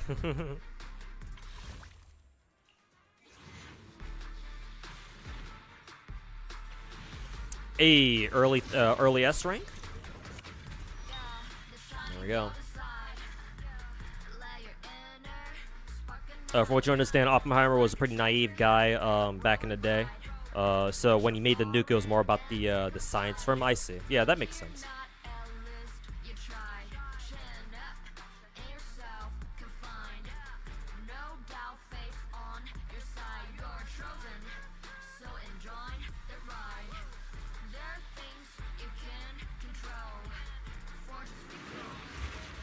Alright, take care, 420. Thanks for stopping by, man. What? Fuck you? Hey, hold on. I might lose this coin flip, man. With Zenless these days, I don't know. Fuck you getting early. Soviets had some good tech. The Soviets actually did have a really, really good educational, like, technical education system back in its heyday. Like if Khrushchev and Brezhnev didn't go fucking off the rails, maybe like possibly they could have made something, like they could have set up like a long-lasting education system, but no. Like the Soviets can make some really good, and have made some really good shit, but like that doesn't really apply anymore. Like sure, they can crank out a missile or two that they can fling over to Kyiv every now and then, but like, and kill a couple civilians along the way.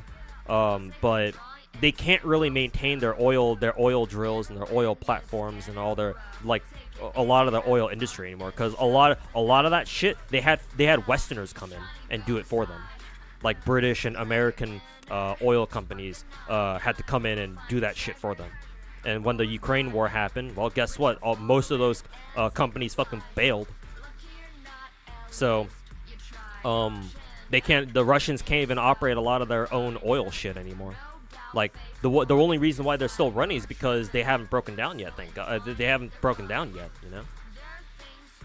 All right, let's see who it is. Ah, there you go. See, it's just Colita.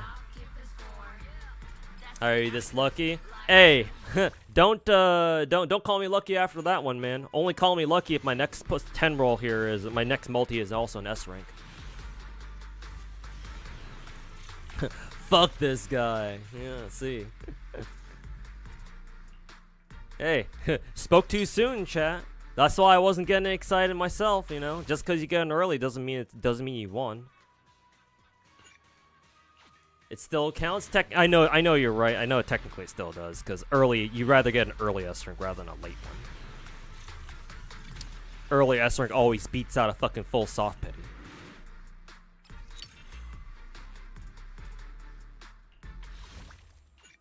You lost to Grace. I would rather lose my coin flips to Grace, because Grace is my favorite permanent character. I don't really care that much for Colita, though. I think now she's like fucking M4 or something. So like, I guess I'll have to build her at some point.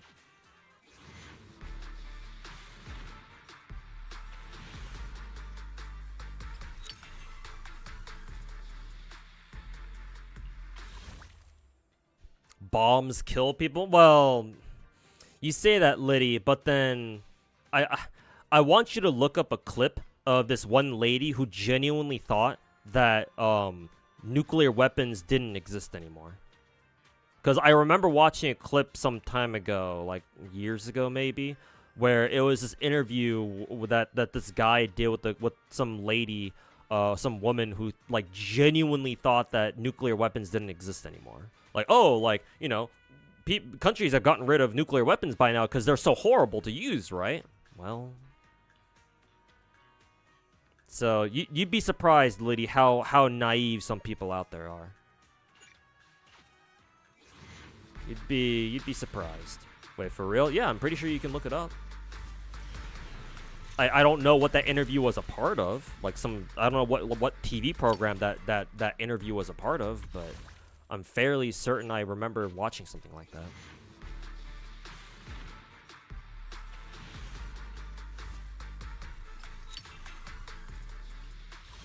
Do I have any advice for for someone who started Zenless recently?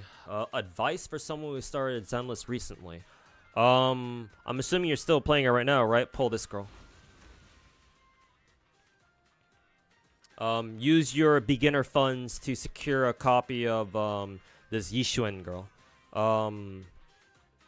That is, if you care about endgame. If you don't give a shit about endgame, then you don't have to worry about pulling for specific characters here or there. Either way, Yixuan's still a very strong character, so it's still gonna be pull for anyway, even if you don't really care that much about meta. But if you do, if you plan on eventually doing endgame content, pull this girl.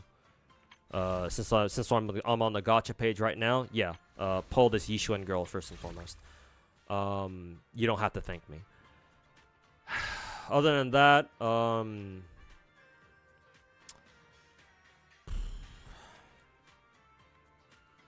what other advice do I have? Grinding characters in this game, like leveling up characters and gearing them out, takes a very long time. Do not underestimate how much it takes to grind out a single character in this game. You will be doing a lot of grinding. Yeah. Like, if you play Genshin, or if you've ever played Genshin before, I would say the amount of grind you have to do to, like, fully level up a character in this game is roughly similar to that. It's kind of, sort of like it. Kind of. Maybe slightly better. Maybe. But, it takes a while. So, mentally prepare yourself for that. Other than that, you will never have enough, credits, just regular in-game currency. What it's called? Dennies, they're called Dennies. These, Dennies are the in-game currency. You use them to level up skills and level up characters in general and shit like that. You will never have enough of this. Oh, if you can't think of anything else to grind, grind Dennies. You'll always run out. Well, that is if you're actually focusing, if you're actually, you know, like building characters on a regular basis. If you only build a couple of characters and you go for like a month or two without building anybody, then yeah, obviously you don't really need that many Dennies. But assuming you will be, yes, you'll need a lot of Dennies.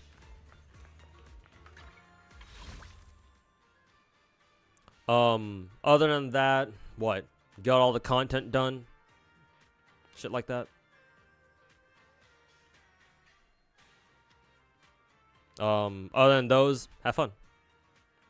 Zenless is one of the best gacha games you can play right now. And so, yeah, hopefully you have fun with it.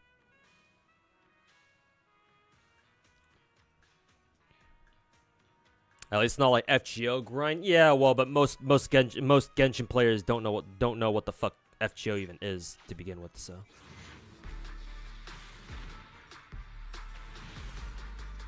How many pulls have I done?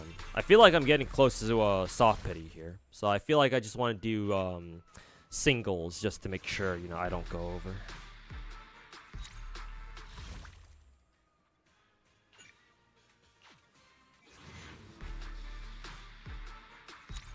Thoughts at M2? I don't really have a thought on M2 Yixuan just because I don't have her myself. But hey, if she's really good, then more power to you, I guess.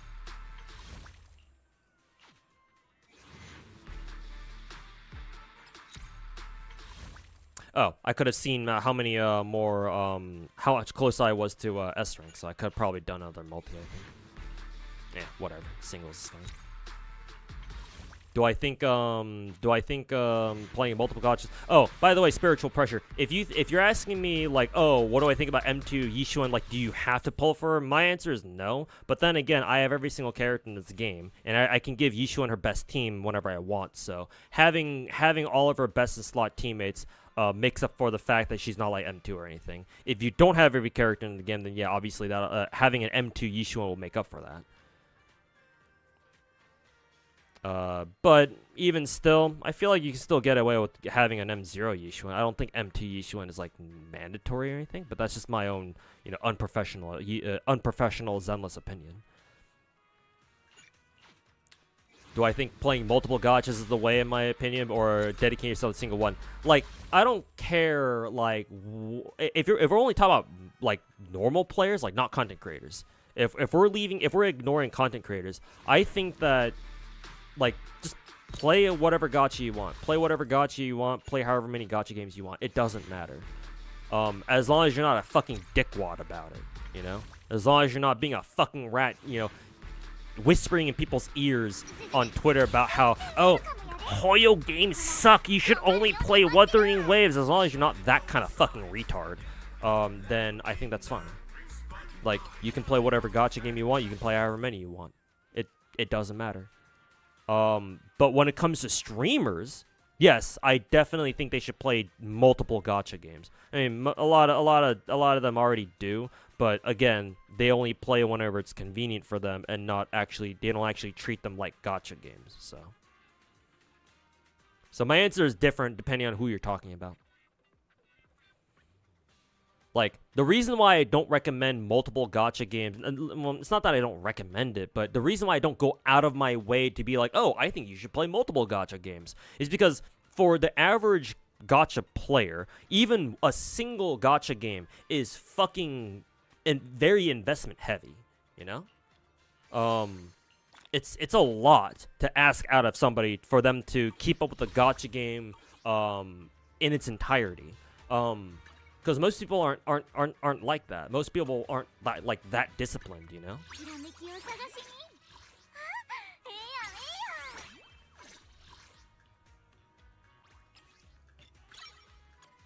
Like, most people don't want to feel like they're getting railroaded into playing nothing but gacha games every single day. Like, most people don't roll like that,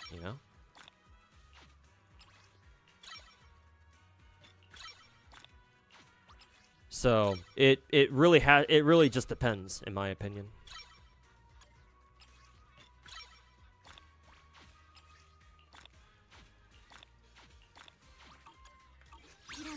How many standard pulls do I got? Probably not enough. Yeah, only 7.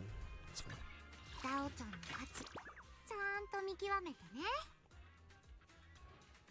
And like, if you're not a content creator, if you're just a normal gacha player, then like, I don't know what kind of like schedule you got IRL, right? A lot of people are busy. Like, a lot of people out there, like, the reason why they don't play gacha games as much as they do is because they physically can't, right? They might be, busy IRL. They can only play like 1, maybe 2 gacha games, like competently or like adequately or stuff like that. So, like for normal people, it's like, yeah, like play however many you want, as much as you want, right? It's up to you.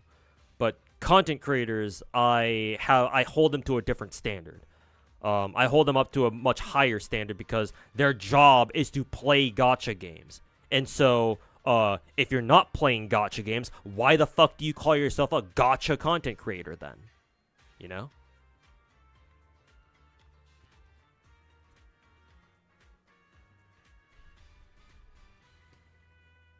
And it's like, I've explained this before, but I'll do it again. Content creators, like, whether you like it or not, or whether you see yourself as one or not, content creators are kind of like low-key de facto like leaders in their own right. Because, like, if you think about it, content creators are leaders of their own communities, right? Just the sheer nature, just the simple nature of being a content creator, right? You're a streamer. You're streaming to, however many people, dozens, hundreds, thousands of people, maybe, right? And so, like it or not, there are going to be people out there who watch you, who hold you to a higher regard, even if they're only doing it subconsciously, right? So if you're a content creator, that means that you're kind of sort of a leader in a sense. And what that means in the gacha space, at least the way I see it, is that gacha content. A lot of people out there still don't really know how gacha games work. Right? They think they do, but in reality they don't, because the only gacha games they've ever played or even heard of are Genshin Impact, Honkai Star Rail, Zenless Zone Zero, and Wuthering fucking Waves. And then, Arknight's Enfield most recently. Or, some of the other bigger, more higher production gacha games. They've heard about those, I'm sure. Or maybe. But even still, you still have a lot of people to this day whose only gacha game they've ever played is Genshin. So, like, when in a situation like this, people don't really know that they're playing a gacha game. They think of it as like, oh, it's a regular video game, but you can spend money to fucking pull on characters. Oh, whoop-de-doo, right? They see the gacha as like, oh, just another fucking microtransaction. Oh, these are just like those loot box things. Okay, whatever, bro. I was like, well, yes, but it's not exactly the same, It's like, my point is that a lot of people out there don't know what gacha games are really like. Or they don't know enough about gacha games, even 5 years later. Because again, the only gacha games they've ever played or even know about are like the big ones. When gacha games are so much more than that. It's like, oh, like, what they fucking do, would you fucking know it? Genshin, the big 5 are not the only 5 gacha games that exist. There are literal hundreds of other gacha games. Hundreds might be a lot, but there are dozens of other gacha games out there.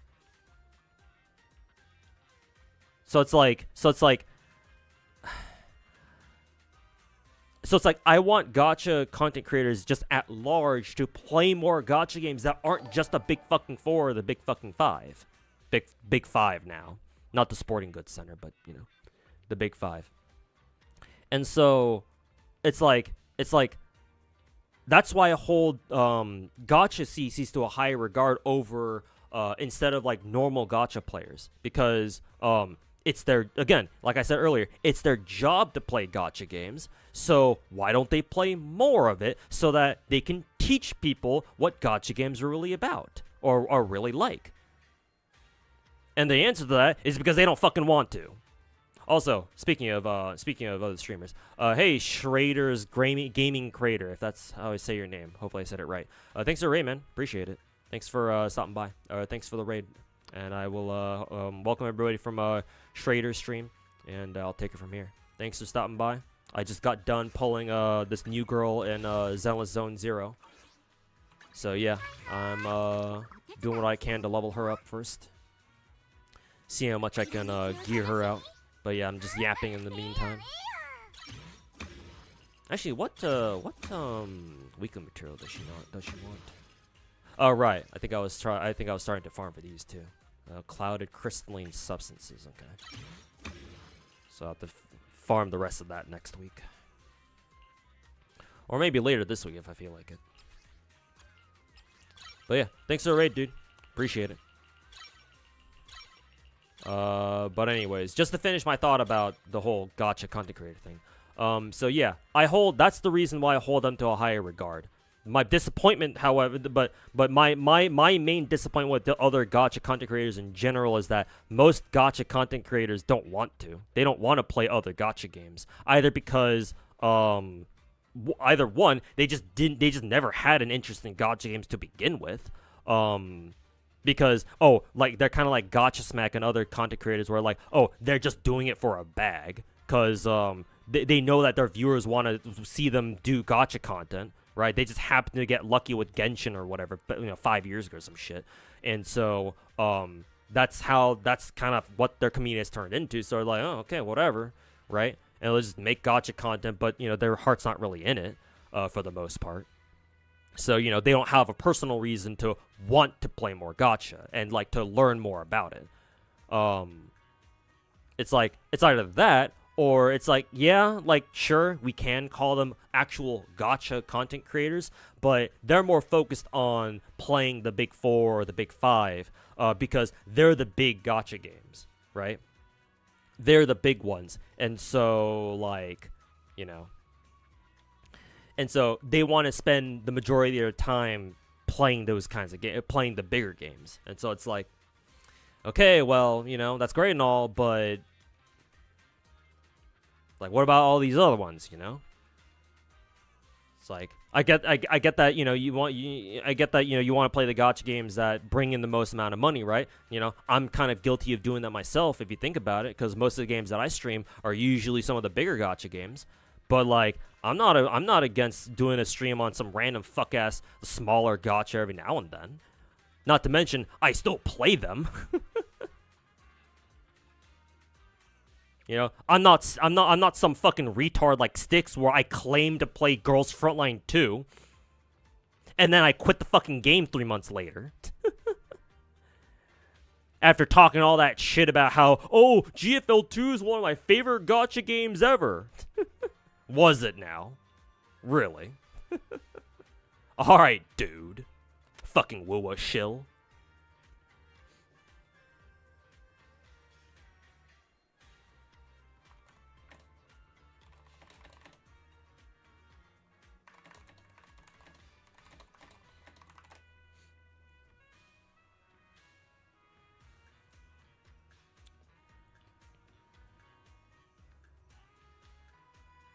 You're famous to have official VAs raid you? Really? Schrader was is a VA for something? Unfortunately, I'm not familiar with the I'm not terribly familiar with like the EN voicing space, but yeah, Schrader. If you gotta go, then yeah. Thanks for the raid, dude. And maybe I'll find out what voices you do in these games. But yeah, man.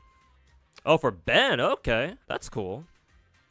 That's very cool. Hey, appreciate the raid, man. Thanks so much, dude, and great work on Ben's English voice. But yeah, that's very cool of you, man. Appreciate it, dude. And yeah, have a good rest of your night if you gotta head out.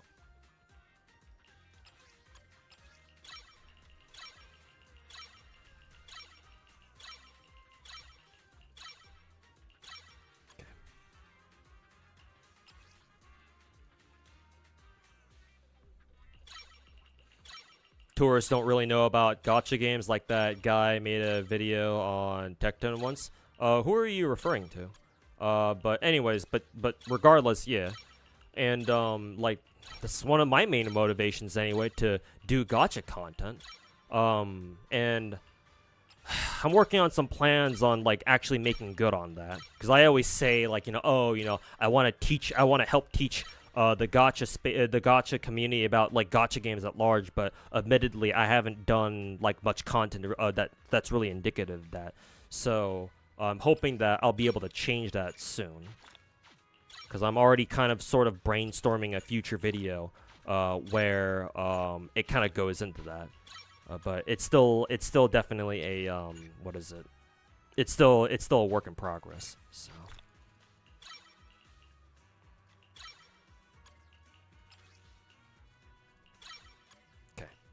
Oh, actually, almost, I didn't know I farmed this many, physical chips, actually. I didn't realize I had this many. Okay, but I still gotta farm some more, so. Let's see. How much, stamina do I have right now? 50? Okay, I'll just wait till tomorrow. Okay. Level up the battle pass. What's on F2? Oh, right, Shiyu defense reset. I guess I can get, Shiyu defense done real quick. Let's see. Oh yeah, right, Kolita. Got another copy of Kolita. What dupe number is she at right now? Oh yeah, she is at M4, like I thought.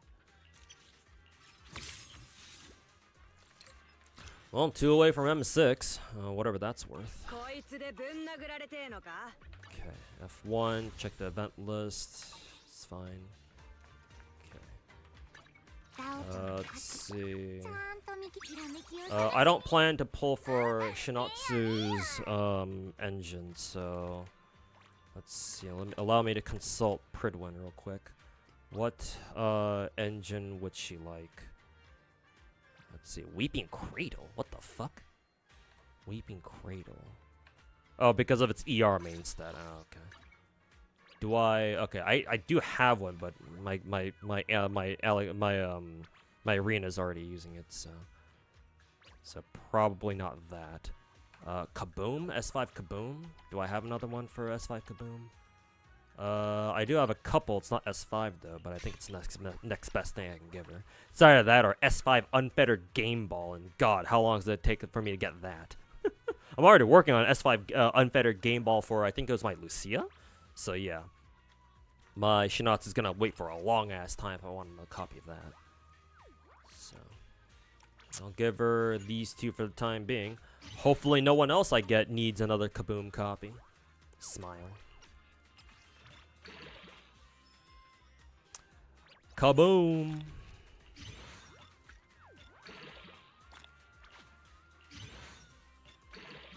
Let's see if I got enough.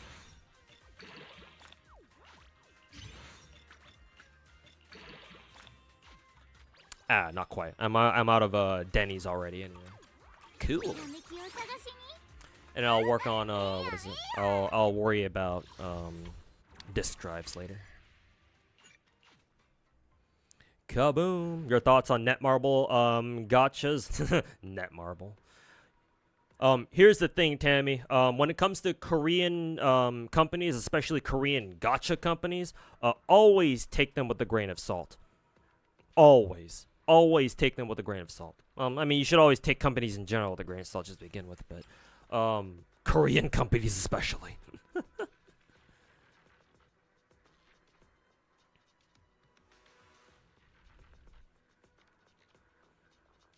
Just use Kaboom on it, yeah, for sure.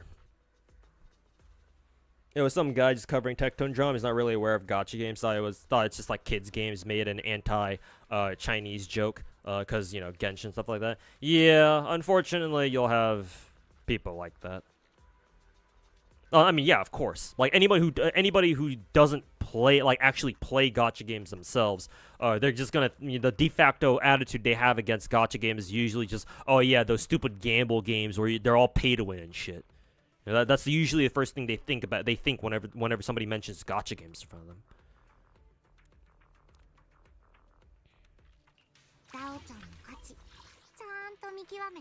Let's see. Fire, physical, ice and ether. Fire, physical, fire, physical, fire, physical, fire, physical, fire, physical.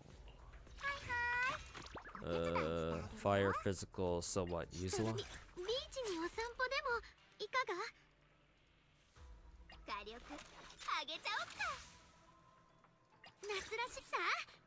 And the second one was ice ether, I believe. Ice ether, so I will actually bring these three. First team was Esme. Second half was Gulliver, I think. Did you know that Nangong, I'm just gonna call her Sariel, because that was her old name, is the rapper of AOD. Somehow that doesn't surprise me.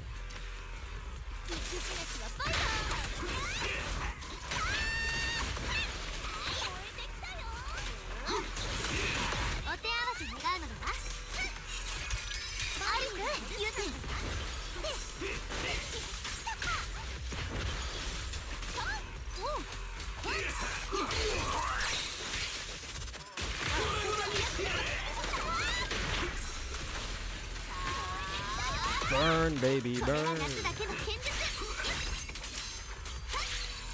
Full charge, yes.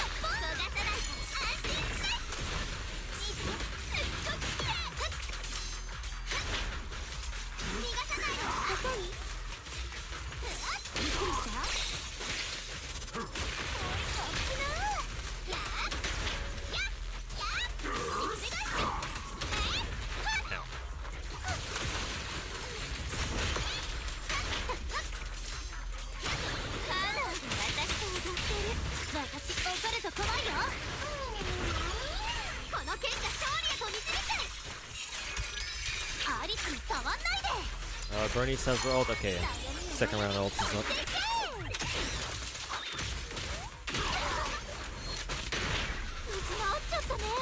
Bit far range for that.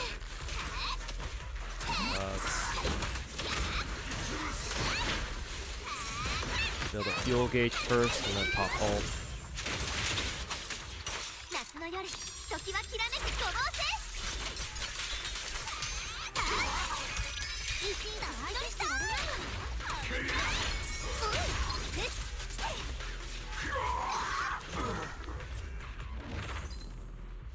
I should have felt okay. I didn't take a look at the time, but should be fine. Yeah, under 2 minutes.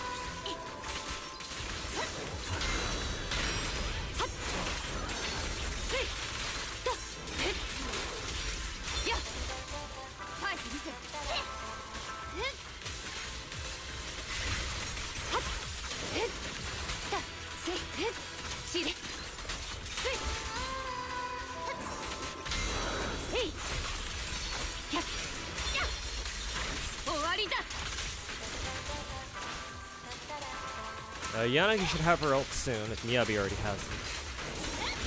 Maybe she'll have after this, yes.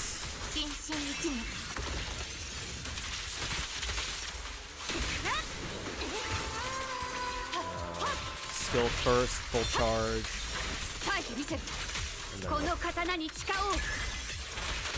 And Astra's almost got her own ult up soon. Here.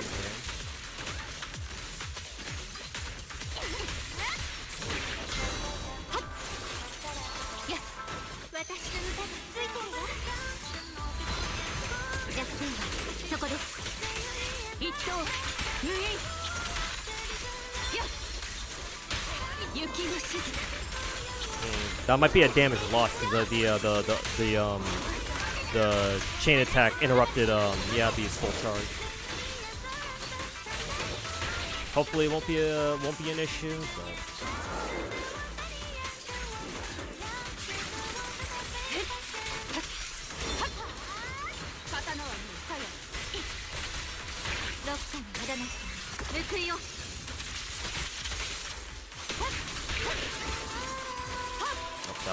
that was a waste of a skill.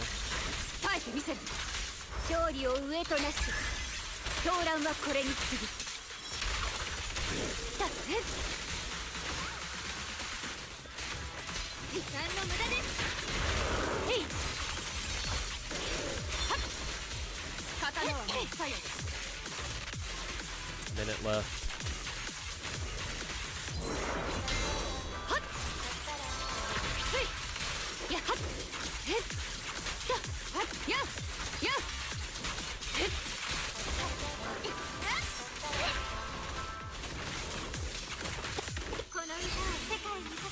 Astra ult up again.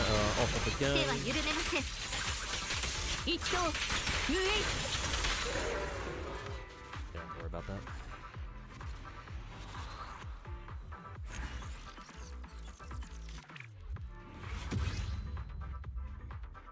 As a hardcore hip-hop fan, you have PTSD just seeing all those K and J-pop idols trying to rap. A rapping purist, huh? Or maybe it just sounds a little bit weird when you're used to like like more traditional. Is that how I say it? More traditional hip-hop and rap. Okay, time for node number 5 here. Hey, look, it's the clown. We got to shit on some more, huh? Clown.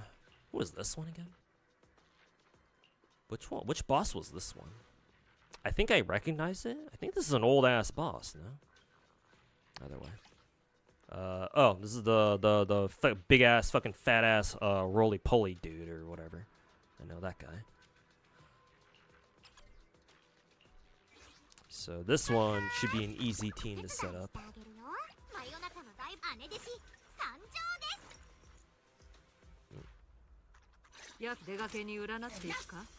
Game was lagging on my ass. Hopefully my entire stream wasn't lagging too. If it was, then apologies.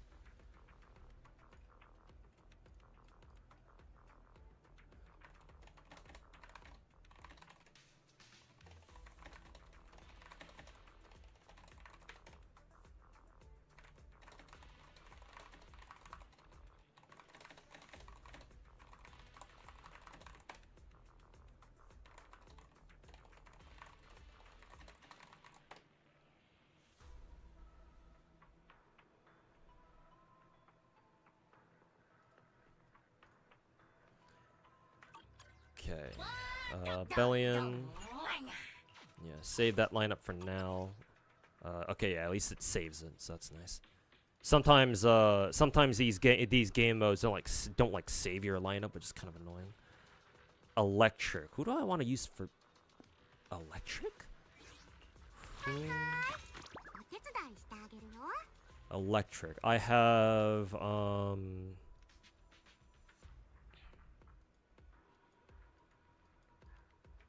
hold up.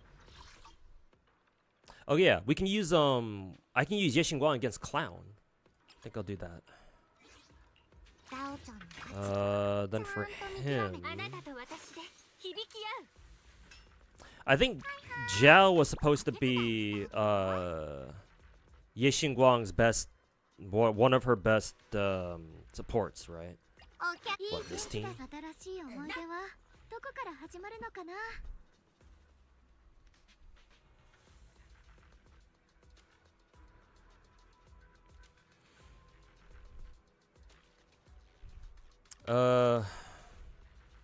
Was Zhao Krampus?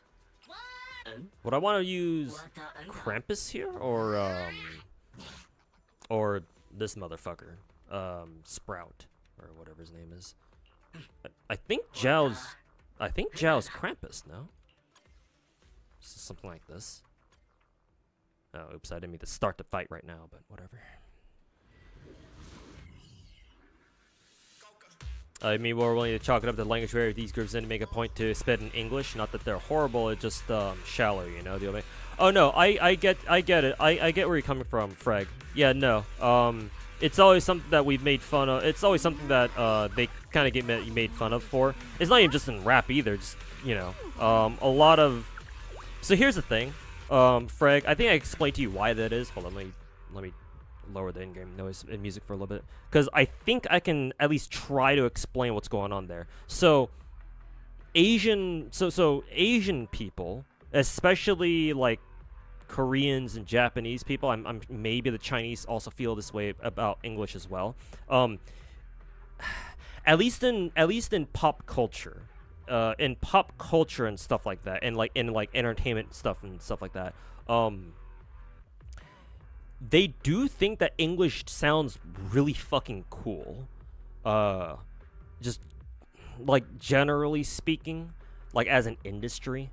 Cause yeah, like if you listen to a lot of J-pop and a lot of, especially K-pop, you'll hear, you know, people sing a lot or try to rap or whatever in English a lot. Sometimes it hits a lot, other times it doesn't really. Asians can get very creative with how they use English. Sometimes it's cool, other times it's not. It really just depends on what they end up, you know, cooking up. And so yeah, you just really don't really know. But they still use it anyway because they think it sounds cool. I think it mostly is a language barrier thing. Not to mention, like, you know, pronouncing like Asian languages is a lot different than it is pronouncing English. A lot of things about English as a language, like linguistically, that Asians have a hard time like pronouncing. Like, I'm sure you know about the whole, like, oh yeah, like fucking Japanese people don't know how to pronounce the L syllable or whatever the fuck. Well, sometimes they do. It's just not a sound that natural Japanese makes. At least not most of the time, but they can do it if you know, if they learn English, or if you train them to. I'm sure the same goes in reverse. Same goes for us, where we don't know how to pronounce stuff in other languages just naturally. But if we take the time to train ourselves to do that, or we get trained to do that, then yeah, I'm sure we can pronounce it properly too. Either way though, it is mostly a language barrier thing. Cause one, a lot of the time they don't know proper English. Like, I know they teach some English in as part of the curriculum, but you know, either a lot of kids, you know, when they're young, don't take English very seriously, or they just haven't taken enough of it. So whatever English they do end up learning is like, well, you know, it's not exactly fluent now, is it? So, like, there's a whole thing that Asians do with English where, yeah, like, sometimes they end up using it as part of their music or whatever, and like a lot of the time it doesn't really work. Can you blame them? Kind of, I guess. I mean, it was the decision to try to use English in try to use English in a song, right? And it was certainly a choice, right? I'm sure, you know, Japanese people would give us shit too if we tried speaking gratuitous Japanese all of a sudden, just randomly, in the middle of a fucking song, right? Like, I'm thinking of that one, like, stupid fucking, the Watashi wa Star song that made the rounds not too long ago, I think, right? Like, what the fuck would regular Japanese people think of that song, you know? Of some fucking American dude just constantly rapping, you know, Watashi wa sta, and some fucking cringe shit like that. So it goes both ways, dude. It's mostly a language barrier thing, but you know, we can sit here and be like, it's really easy to just sit here and be like, oh, why don't these Japanese people learn proper English? But it's like, you know, it's just music at the end of the day. So.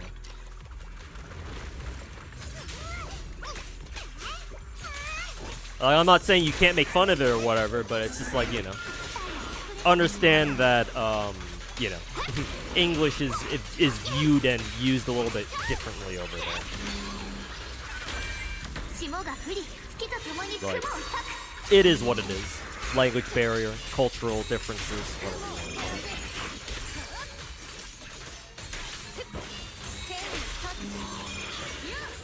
say. Alright, here comes the clown.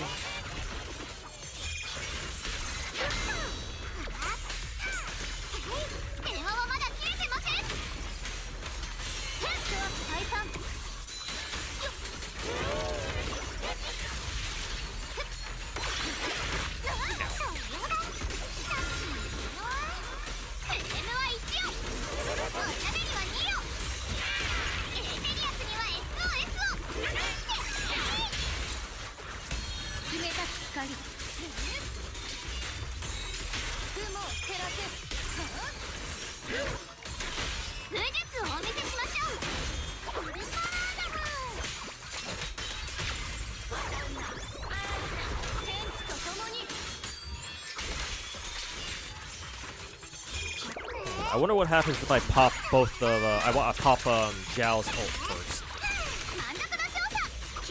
And then I pop, where is it? Your ult.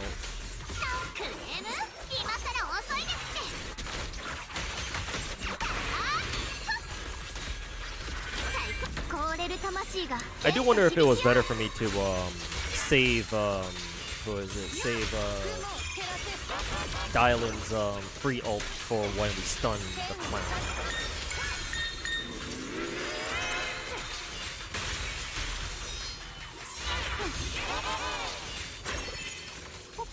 Oh, forgot to pop the ult. Oh well.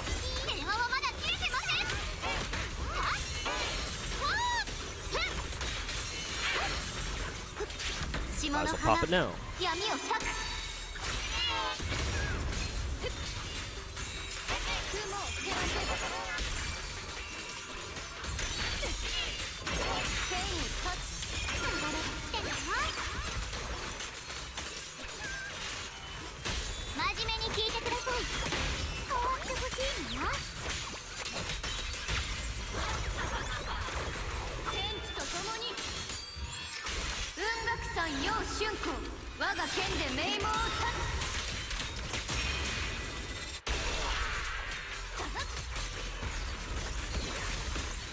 you go. 31k. I feel like it could be better, but whatever. I don't really give a shit about the S rank plus rank here, because I don't think my account is good enough for that. I think if I want to hit S rank plus, I have to hit an average of 33k score anyway. So 31k is not high enough. So I'm not even gonna worry about it. Fuck that shit.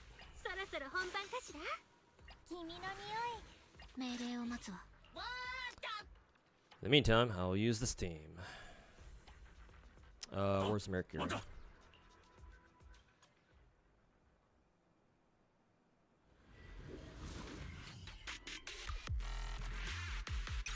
They put Clown into the game. This boss has been in the game for like months. And yeah, when they first put him into the game, a lot of us memed about it.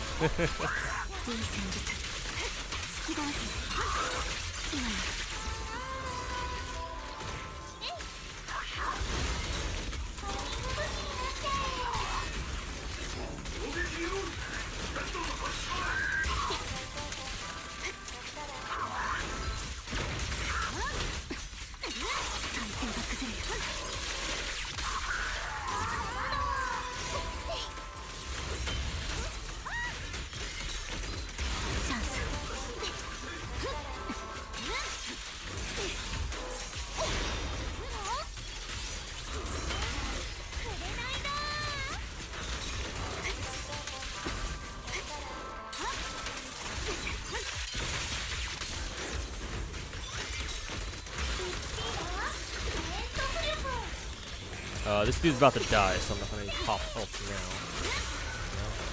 Alright, this motherfucker.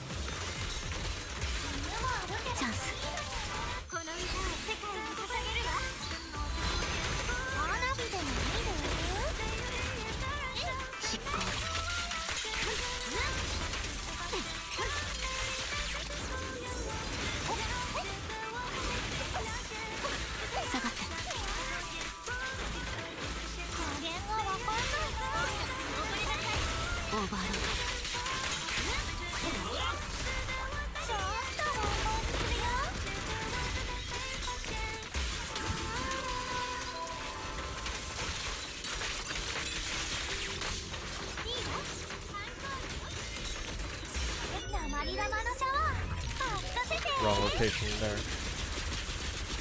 I wonder which leg I haven't impaired yet. I think that one, but boss is dead already, so.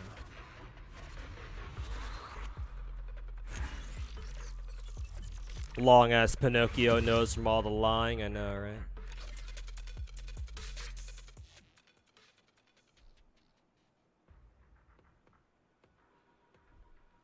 So do I still play Black Ops 7? I haven't even bought the game yet. I just haven't had the time, man. I wish I did. I wish I was playing some Black 7, but no, I haven't played COD since the Black Ops 7 beta, dude. I just haven't had the time. Fucking sucks.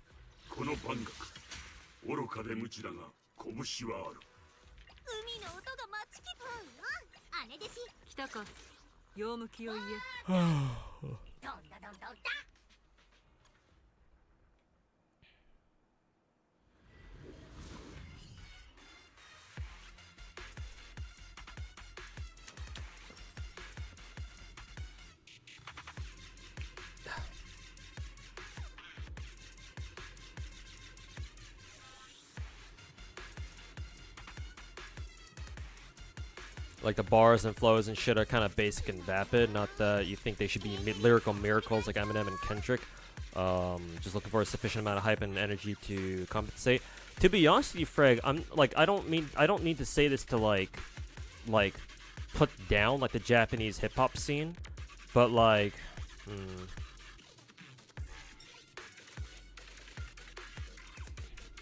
like I'll say this much. I think if you're looking for like a very American style of hip hop and rap and stuff like that, I don't know how much you're gonna find that in like the Japanese hip hop / rap scene, cause you know cultural barriers is a bitch. So I don't know if you can like expect the same the same kind of quality, I guess, that you're used to.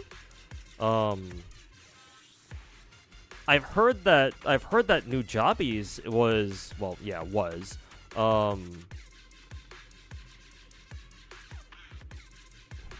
because I've heard people talk about Nujabi's as like one of like the big pillars of Japanese hip hop and rap. If I'm getting that right, I'm sure you know about him. If you don't, then maybe check out some of Nujabi's stuff. But that I've never listened to Nujabi's music myself, so I can't say for sure.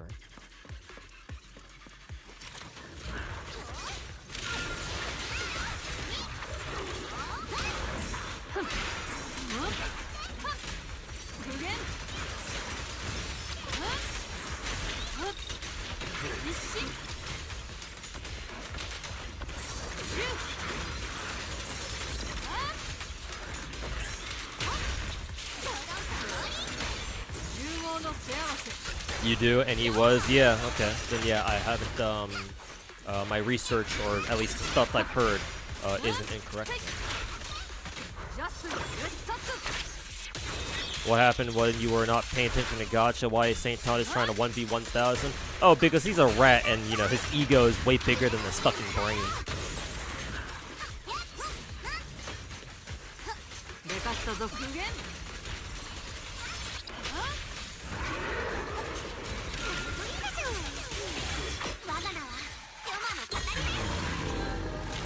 But the actual answer of it is, recently, he's been going off the rails ever since Arknight's Enfield came out, putting out all these videos talking about how much he fucking hates Enfield and how much he thinks Enfield is a bad game, you know, other lies he likes to tell himself and his viewers.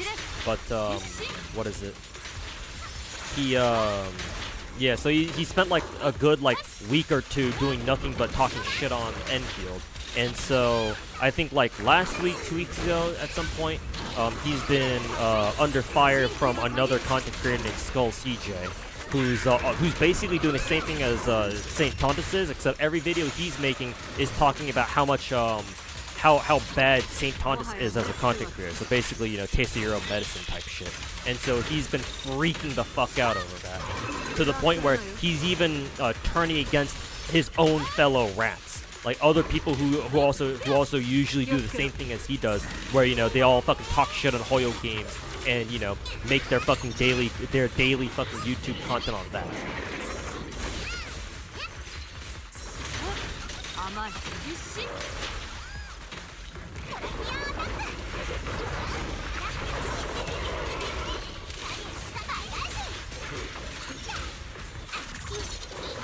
So yeah, right now St. Tontus is in the hot seat where everyone's fucking dunking on his little bitch ass. Deservedly so.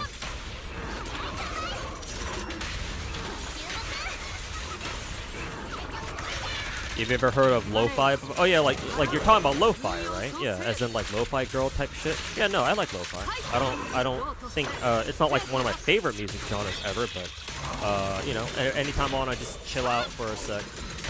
And just relax, yeah. Lo-fi is pretty good for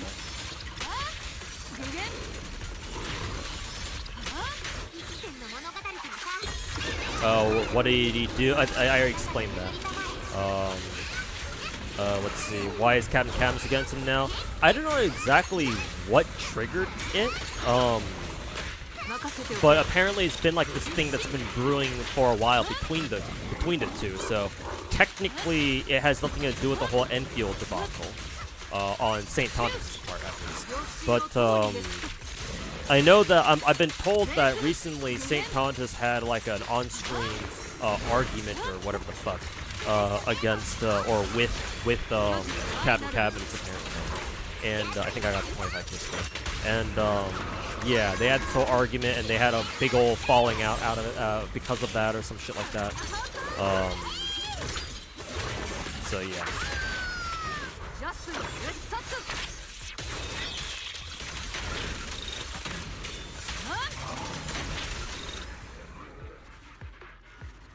But basically, there's this YouTuber named Skull CJ who started really cracking down on Saint Tondas by basically just spamming out videos, doing nothing but talking mad shit on Saint Tondas, you know, how Saint Tondas usually does against everyone else. And so, you know, Saint Tondas being a fucking fragile-ass, ego Napoleon-looking motherfucker, you know, he's like, he couldn't handle it. And so he started crashing against everybody. Including people who, you know, at least we thought were supposed to be his friends.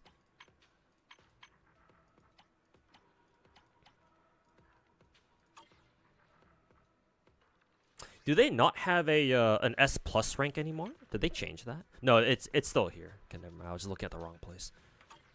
Yeah, they still have the S rank plus thing.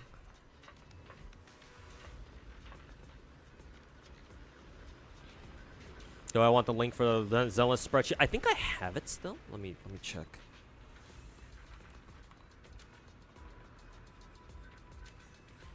I don't know if I still have it anymore. I used to at one point. You can send it again, Gray, if you'd like, if it's not too much for you. Just having it in the back pocket is nice.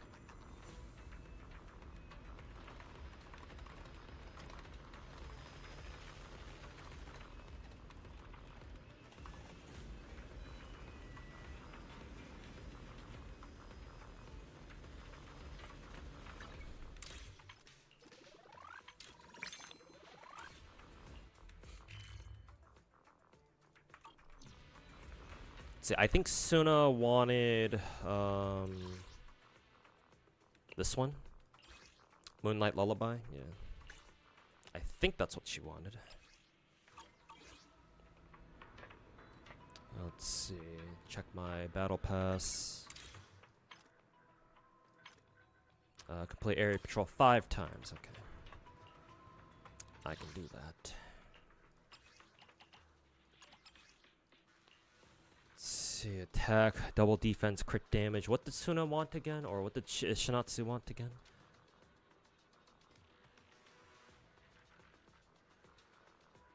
Yeah, double attack, AP, and then flat pen ratio. Yeah, all she wants is attack and ER, I think. So, this one is attack percent, but its substats are... I mean, do I really need to give a shit about substats? Let's see. Crit build. Anomaly build for Arya team. Is the anomaly build for Chinatsu specifically just for Arya? Then maybe I ought to keep this crit damage one then. Because it's still inset disc 4 attack percent, so I'll keep that one. Oh, technically this one's even better. Okay, well. I guess I'll keep this just in case this one rolls like shit, which it probably will, all things considered. Let's see, HP, this is double HP, we'll keep this just in case. Hey look, electric damage bonus, but all its subsets are fucking dog shit. Nice. Just what I fucking wanted. Keep that one, keep that one. Ooh, 4 disc attack percent, so double crit is fucking worthless on that fucking thing. Let's see, Moonlight Lullaby, HP. Oh, these are all percentages. So. Ether damage, double HP crit rate. Why would I want this? Maybe I do. Whatever. Do one more. Let's see, Dawn's Bloom, no crit stats, so fuck off. Attack percent, double attack. Sure, keep that one.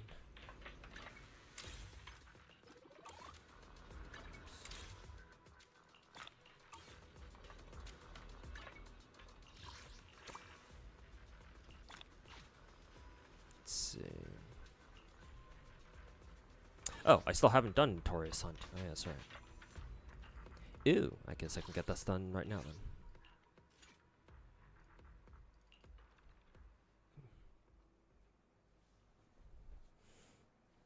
You would do attack percent AP what for Arya when she comes out? Yeah, I guess so. If Arya really relies on Sunna on Chinatsu support, then perhaps so.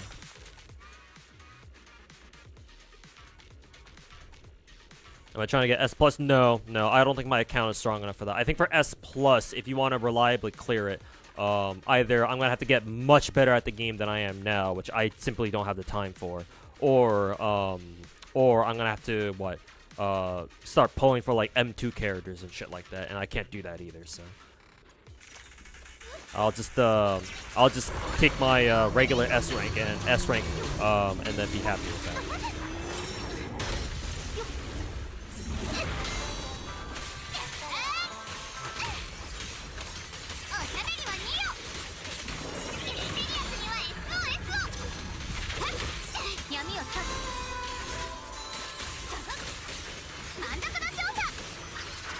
Yeah, that's a bit too early. I want to stun. I want to stun this dude first. Actually, would it even fucking matter?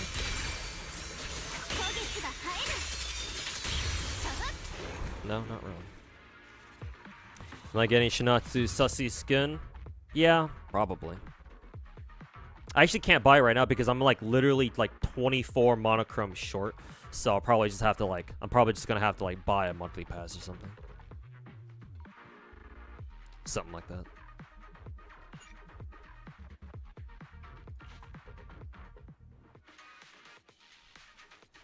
You think Cabinets was actually liking Enfield, and that put her at odds with the Saint? Yeah, I think I explained before, Crazy Wolf. Maybe you already heard me say this, but lately, Captain Cabinets hasn't really been acting like that big of a rat. Maybe she still is. Maybe she's reformed. I don't know. I don't follow her content all the fucking time, like a deranged X or whatever. But like I'm aware that she played DNA. Duet Night Abyss back when DNA first came out, and it seemed like she was enjoying that game. And now Enfield's come out, and she seems like she likes this game too. So like, I don't know.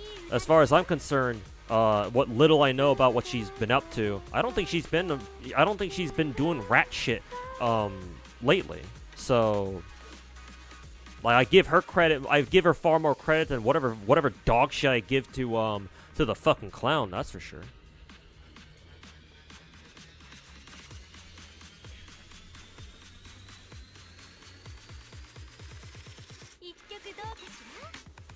It's the reason why Skull said the whole St. Tondas is in the Epstein files thing is because Clown said the same thing about Ryuku. Oh, oh, if that's true, then yeah, the Clown can go fuck himself.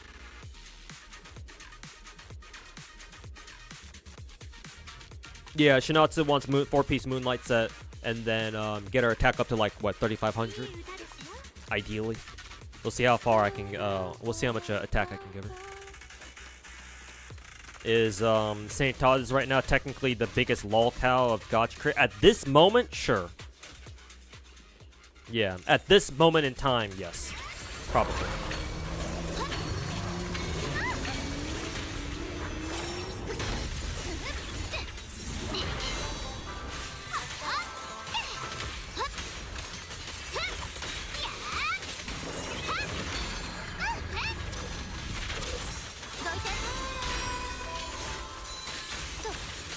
Clown repeatedly expresses disappointment in her opinions, and that really got to her over time. Yep, there you go then.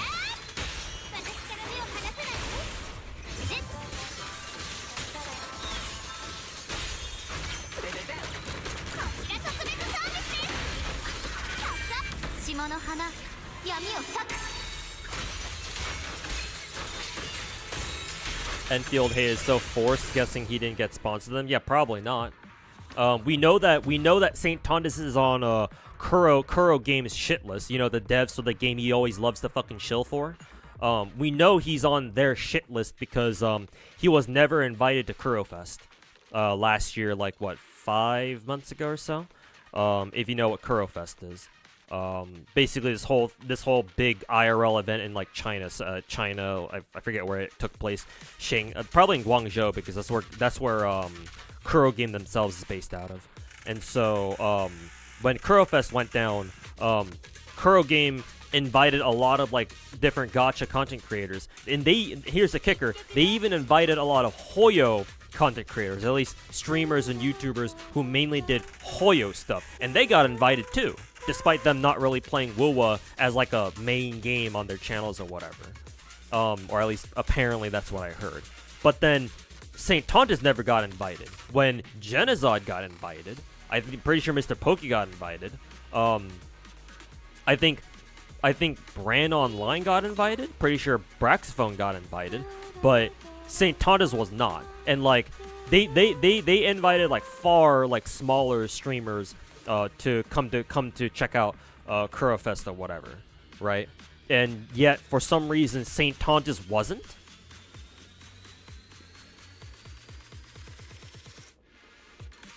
And it's not like I expect Kuro Game to really know like the ins and outs of like Western content creation either, right? So like, how would they have known? Like most likely, what is it? Kuro Game probably invited like overseas streamers through like a third-party agency. But hey, that third-party agency, if that's true, if that's the case, then yeah, the third-party agency that they worked with must have had the wherewithal to know that. Oh yeah, they don't want to. We shouldn't invite this fucking clown retard, because he's too much of a brand risk. Linked you the spreadsheet in case you didn't see it already. Really? I wonder if your link got eaten up by Automod, because I don't see it. It's fine. You can, if you really want to send me the spreadsheet, you can just DM me over Discord or something.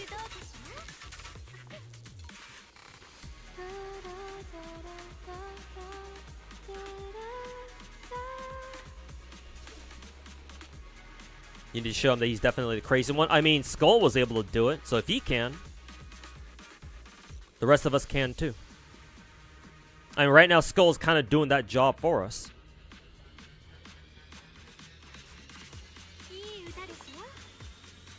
Genshin Lunar event is long as hell. Oh shit! No, I might want to get started on it as soon as possible. Is that why you'd be hating on Rexland? Yeah, exactly. Rexland. I talked about this before, but Rexland is everything St. Tontus wants to be. Rexland is actually good at weathering waves, has personal connections with the devs.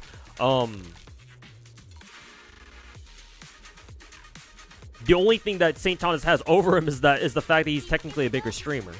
That's it. Like, Rexland represents everything that Saint wants to be. Except Saint will never be that. Will never be him. Rex was there, Jenna, Stepar. Yeah, so you know what I'm talking about. A lot of Western content creators were over there because they got invited. But for some reason, the clown wasn't. I wonder why that is. He's good PR. Yeah, exactly. As long as you're not a brand risk. Yeah, Kuro Game doesn't mind. Clearly, they didn't mind inviting like content creators who don't even play WoW as a main game. Whereas, you know, at least nominally, you know, St. Tontus claims that WoW is his main gacha game or some shit. does he even pretend to act like that anymore? I don't know. Yo, what's this game about? Zenless Zone Zero? I'm about to show you. Good question. Here, get a load of this.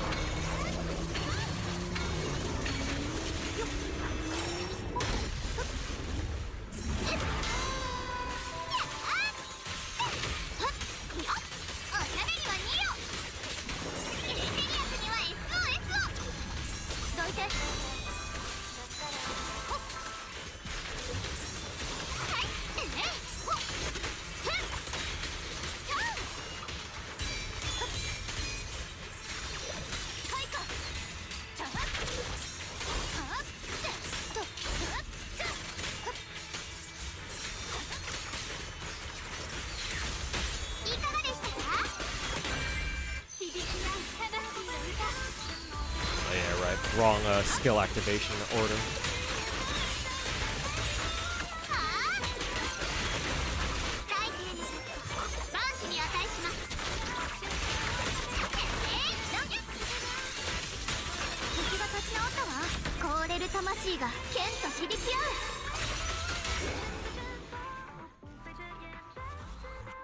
He hates that Rexon is loved by the WoW community. Yeah, exactly. Among like 1,000 other reasons why he doesn't like the dude. Saying reeks of bad PR so much that it makes sense that they chaffed him. Yeah, like imagine being such a fucking brand risk that not even your own fucking, not even the devs of the gacha that you have fucking shilled for months, even years, wants to invite you over for a fucking event, dude. Like how much of a fucking little piece of shit must you be to pull that off? Well, apparently not even that big of a one, I guess. You know, if fucking St. Thomas is anything to go off of.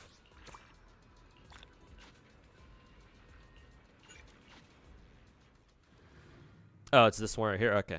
I will keep it handy.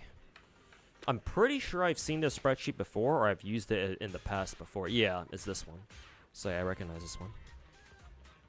But good to have in the back pocket just in case.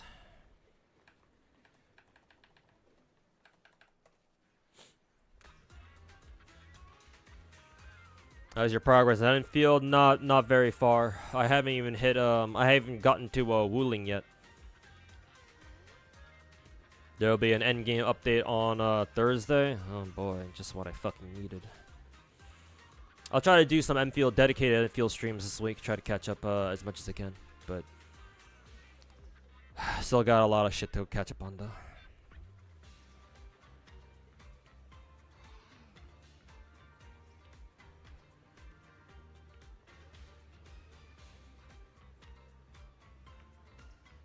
Not a big fan of Rex because of the elitist takes he has, but overall he's fine. I mean, if there's anybody that you can excuse having elitist takes, then I think it would be Rexlent, no? Like, dude knows how to play some fucking Wuthering Waves, man. Well, that and PGR as well. Like, dare I say, he's probably the single best, WoWa/PGR streamer? Just in terms of sheer skill, like who even comes close? Maybe like a non-content creator, like maybe dedicated hardcore WoWa/PGR players. But at least when streamers are involved, or among only the streamers, like who even holds a candle to Rex?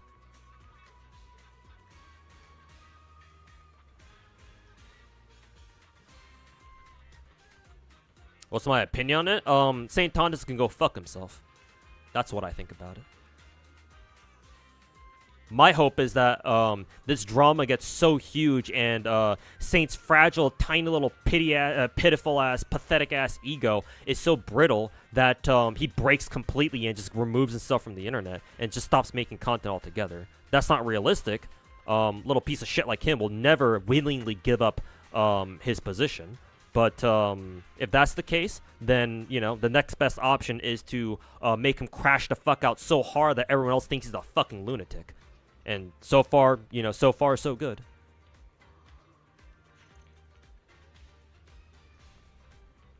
You're too distracted by the base building to proceed. At least you've been working on something, man. I haven't worked on shit. Like, getting distracted by all the factory stuff, yeah, that's normal, dude. A lot of people out there are. But it's like, that's what I'm saying. It's like, at least you've been working on something. Me and Enfield, not really. I haven't really made much progress. So I got a lot to catch up on.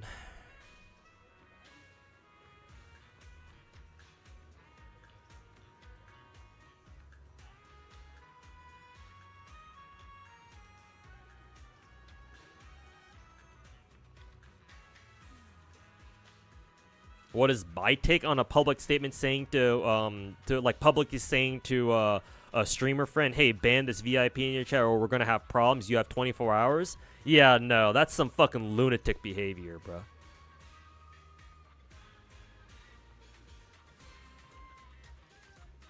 Like, I don't know about you, but I've never asked any of my streamer acquaintances to be like, hey, I don't like this fucking guy, fucking ban his ass from your chat. Like, what? Like, nah, bro. Nah, St. Thomas gotta get his ass kicked into a fucking mental asylum, fucking some shit, man.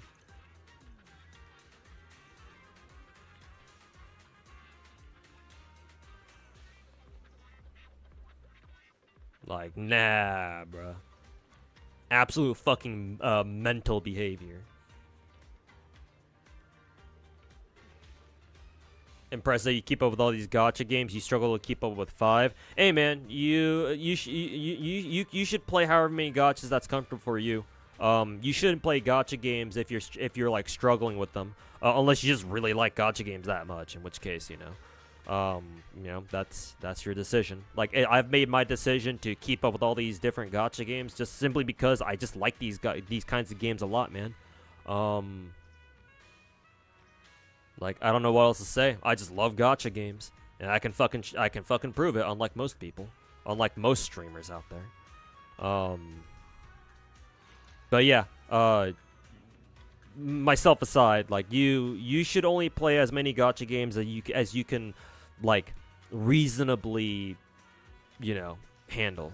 Like I know that there's a lot of other gacha games out there that are exciting and you want to play them and whatnot, but you shouldn't feel like you gotta force yourself to play these kinds of games. It's like if you want to take them seriously, it's like, yeah, that's one thing.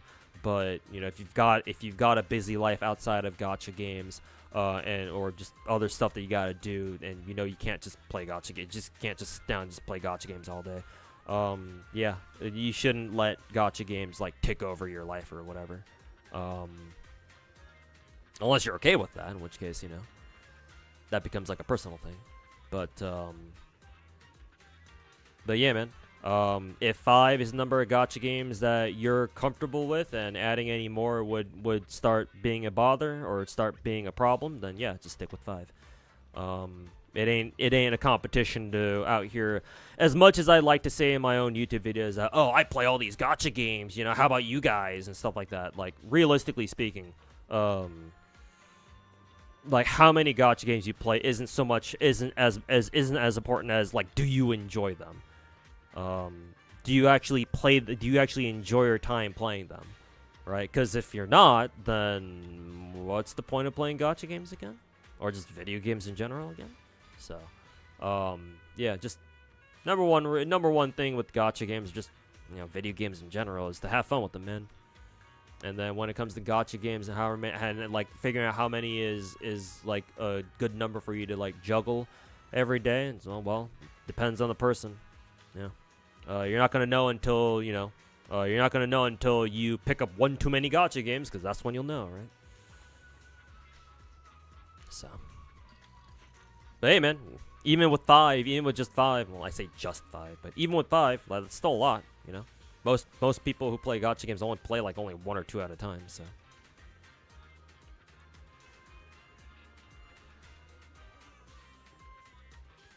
Thinking of taking a break from a few? Yeah, man. If you need to take a break from a few, don't feel bad about it or anything. Just understand that when you do take a break from a gacha game, that means that you're not gonna be doing any of the content from it.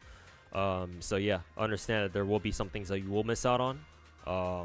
But your mental health and your own sanity is way more important than some fancy new things in a gacha game.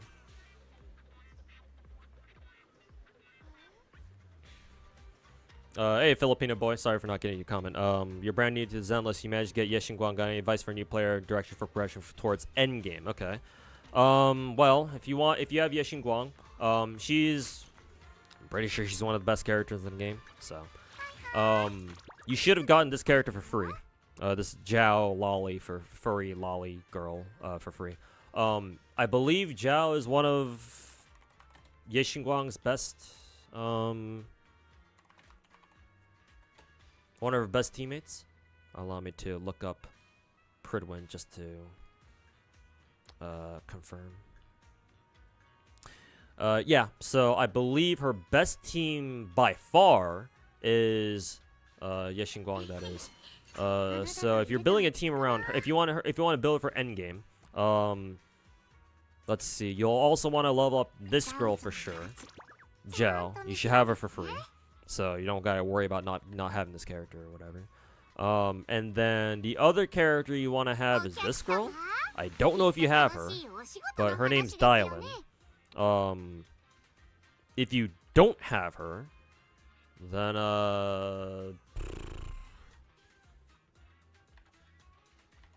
give her another stunner, I guess. whatever it is, whatever other stunner you got. The two other like next best case scenario, the next best stunners after Dylan would be either this girl Jufufu or this girl named Trigger. Problem is they're both limited stunners, and I'm pretty sure you don't have either of them because you said you only started playing recently. So if you don't have any of these other like premium characters or like these other premium stunners, then I guess our free-to-play team would be just run let's see, Yexinguang with Zhao, and then run Nicole, because everyone gets Nicole for free, so you can at least use her. So if you're a new player, you want to gear up for endgame. The team that you can use for now is Nicole, the Zhao girl from earlier, this girl, and then Yexinguang. Basically, team pink-haired girls plus one brunette girl, or whatever color her hair is here. So that's your team. For endgame, if you want to build Yexinguang specifically, I don't know how well geared your Yexinguang is. For example, my Yexinguang is M0, but she has her engine, so M0W1. So I don't know, like, if you have her signature engine or like how many copies of her you have. I'm going to assume for the moment that you only have a single copy of her, so M0, and you don't have her signature. In which case, let's see, what can she use that's not her own signature? The free-to-play option would be Starlight Engine. Is it this one? Yeah, this one. This one is a completely free-to-play. I think it's a free-to-play weapon. I believe you can just get this from the engine shop on 6th Street, I believe. So you can just go ahead and just straight up buy 5 copies of this, which is really nice.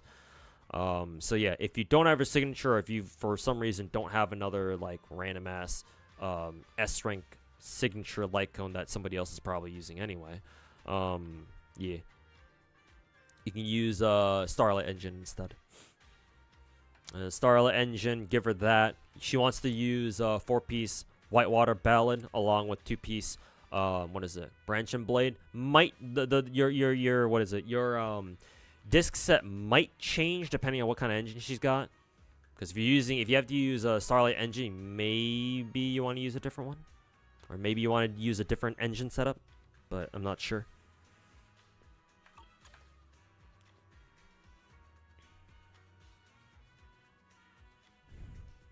And then for your Yexinguang stats, what you're looking for is for Yexinguang to have at least 3,000 attack rating. So mine has 3,600, so she's she clears that easily. 10k HP, 600 plus defense. Those aren't really that important, but whatever. What's important are her crit stats. So she wants at least 50% crit rate, and then anywhere between 180 to 200% crit damage. If you don't have a 5-star engine, I think her crit damage can be slightly lower, but I mean, because I don't know how much crit damage you're gonna be able to get, without an S rank engine at least. But the important part is that you don't want to give Yexinguang more than 50% crit rate. Reason for that is because she's got her passive ability thing gives her free crit rate. Yeah, 30% crit rate for free, and I believe her 4-piece disc set will give her an extra 20% crit rate for free too. So combine those together, she should be getting 50% crit rate for free, just from her passive ability, and that after you level up all the way. And her 4-piece disc set, the Whitewater Ballad set. So make sure you don't give her more than 50% crit rate. And then once she hits 50%, try to focus the rest of your discs on giving her as much crit damage as possible.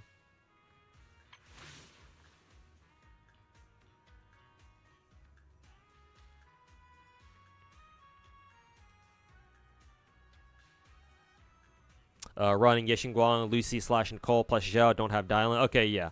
Then you already know about her teams then.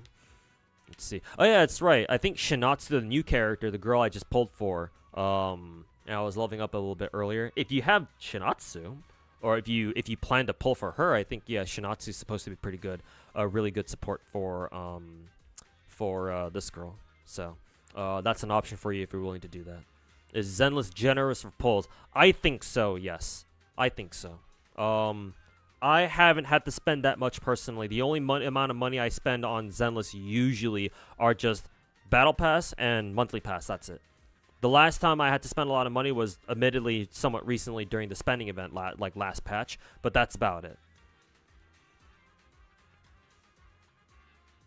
I might spend the $15 to get that extra limited multi on the shop though, but that's really about it.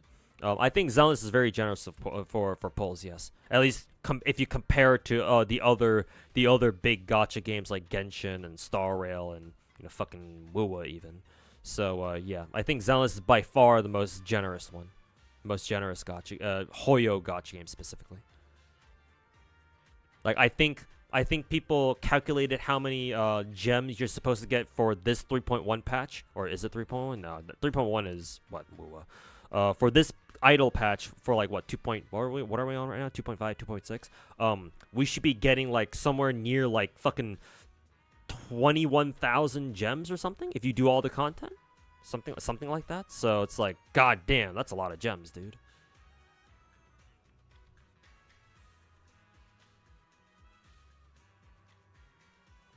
Banger build. Oh yeah, I've gotten surprisingly. This isn't. I swear it doesn't happen often, but when I was building Ye Xinguang after I got her last patch, her discs like they all rolled pretty damn good, all things considered. Like this is her one disc with double crit rate attack percent. This is her fucking double crit disc that rolled 4 times. 4-line start rolled 4 times in a double crit, so it's like holy fuck, dude. This one, not as good, but still technically double crit, so acceptable. This one is also okay. Roll 3 times a flat defense, but I'll take it for what it is. And then oh yeah, her 6th disc is absolutely fucking gorgeous. At 4-line start, double crit, and then 4 rolls and a double crit. So these 2 pieces are absolutely fucking goated on my Ye Xinguang. And then her 6th disc is also really damn good too. Double crit and then roll 3 times into actually no, this is also a 4-line start. Yeah, 4-line start, 3 rolls into double crit. For Zenless Zone 0 specifically, I consider a 3 rolls into stats that you actually want them to go into as a really really good disc, and you should keep that on that character. Anything that has like 2 is okay, 2 is decent. 1 is yeah, you might want to make that better. But if you get like 3 if you get 3, it's like oh yeah, you want to keep that disc on whoever you pulled that for. And then 4 is like 4 and 5 are just like oh like you are never taking this disc off this character. I don't know. Maybe you still might take it off the character so you can give it to somebody else. Whoever else can use it, because I know a lot of people like to switch or share pieces of gear among different characters, like 2 or 3 different characters, which is fine if you need to do that. But me personally, I like to build characters with all their own individual shit. And so it's like, yeah, like my Ye Xinguang is never sharing these discs. Like, are you fucking kidding me? Hell no. Y'all motherfuckers can go fucking look for your own shit. Type beat. But yeah, definitely could try to look for a better 4-disc. Look for a better 4-disc. Maybe look for a better 3-disc for sure. Maybe even a 1-disc. But I mean, even her 1-disc is all right because at least it rolled twice into attack percent off of a 3-line. So I can't really be too mad about this.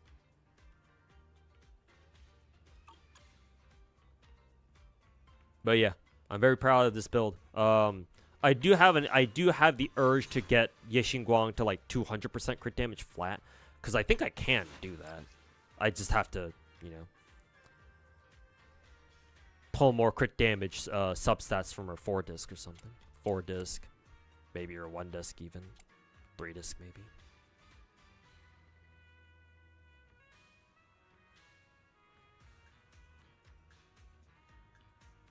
You just had Starlight Engine and just started, so yeah, thanks for the tips and insight. Yeah, no problem, man. Oh, there's a website that if you, in case you need more information about not just Ye Guang but other people and other characters in the game, there's this website called Pridwin. I think they do a pretty good job of like cataloging like builds and like how like their advice on how to like build characters. So all you need to do is type in Pridwin. And then Ye Guang or something into Google, and the first link should be the page that'll take you straight to their website. Also, somebody in chat also shared this link with me. Where is the yeah, the Zenless build guide. So yeah, I will share that. What is it? I will share this link with you. That link should take you to a Google Docie where people have what is it? Documented all of the different character builds and suggestions for all the characters in the game. So that way you don't have to ask me. You can just look it up yourself. Not that I'm not saying that because I don't want you to ask me anything. It's like if you want to ask me stuff, go ahead. I don't mind at all. But yeah, just a resource for you to use and just keep on hand just in case. And yeah, so you can look up stuff on your own and then figure out what you need. No luck in discs recently. Oh no, don't worry, man. I know what you feel, or I know what that feels like, dude. Yeah, no. Like I've suffered through a lot of discs in this game myself. It's never fun. How does Zenless make up for the difference compared to Genshin and Star Rail revenue? By being a better produced game, I guess. Like if you're asking me like, oh, like if you're telling me that you're worried that Zenless isn't making as much money as the other two games, and you're like, oh, what does Zenless need to do to like start making more money? To be frank with you, not much. Like realistically, Zenless Zone Zero is not making up for shit. Like Zenless is just going to be a lower selling game. That's just the truth. If you want me to go into why, I can, because I can explain why. But like if you're worried about the fact that Zenless is not making as much money as the other Hoyo games, it's like you shouldn't worry about that because Zenless is going to have a very hard time outselling Genshin or Star Rail. It just will. There's not really much we can do about that. Or not even much that Hoyo can do about that even.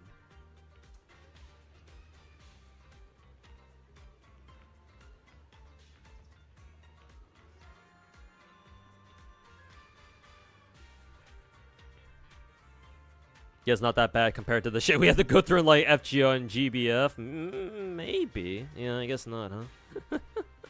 Yeah, I guess technically even still. Yeah, no, it isn't. Well, it gets like a minor edge over Star Rail and pulls due to better rates and guaranteed weapon. Genshin's at the bottom. Genshin only has a single new character patch. I think for sure we can agree that Genshin's gacha out of the big four, big five, or whatever is by far the worst. I mean, I don't even have a problem with the character gacha. It's the weapon gacha I'm looking at in Genshin because, for some reason Genshin still insists on having both fucking signature weapons on rate up at the same time, which is like, huh? But it's whatever. I will say though that I don't know if WoWa strictly has a better gacha system. Well, in a vacuum it does, because slightly lower pity, and then what is it? And then weapons are guaranteed, so that's really nice. But in WoWa, they really want you to pull for the signature weapon, at least for a lot of characters out there. And like the difference between for a lot of characters, the difference between having your signature and not having your signature is very apparent. Not to mention, like the vast majority of A rank options, or sorry, 4-star options for like weapons and stuff are kind of ass in WoWa. So it's like a lot of the time for a lot of characters, it's usually like, oh,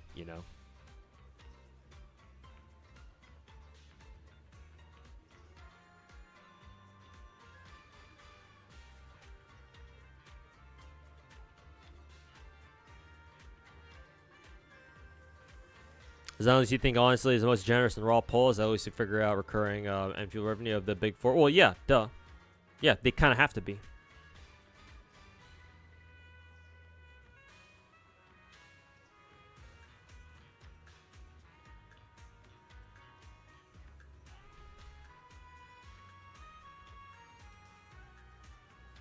Zenless has the least normie appeal, basically, which is funny because they got rid of the whole fucking TV game mode because they realized that, oh yeah, Zenless like Zenless doesn't appeal to the casuals enough, and you know, here they still are. No, like what the Zenless devs, I don't know if the Zenless devs really understood this at the time. Maybe they do. It's just they're just trying to do everything they can to, you know, make Zenless as marketable of a gacha game as possible. But no, it's not because of it's not really. I mean, I say that, but the gameplay does have a factor. But it's more fundamental. It's a more fundamental reason than that.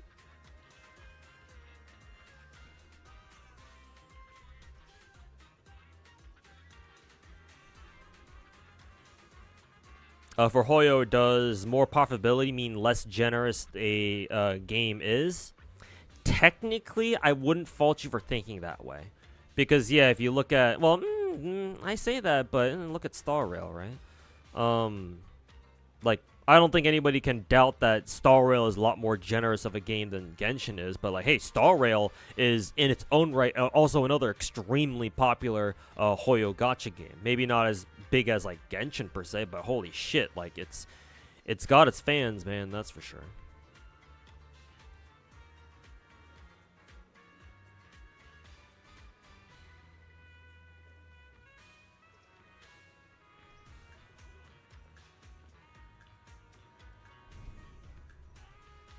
But anyways, just to answer your question, Headless Fire, strictly speaking, not necessarily. You can have very profitable games out there, and your game can still be very generous. But then again, like exactly what scale of like profitable you're talking about could be, you know, might be open to debate.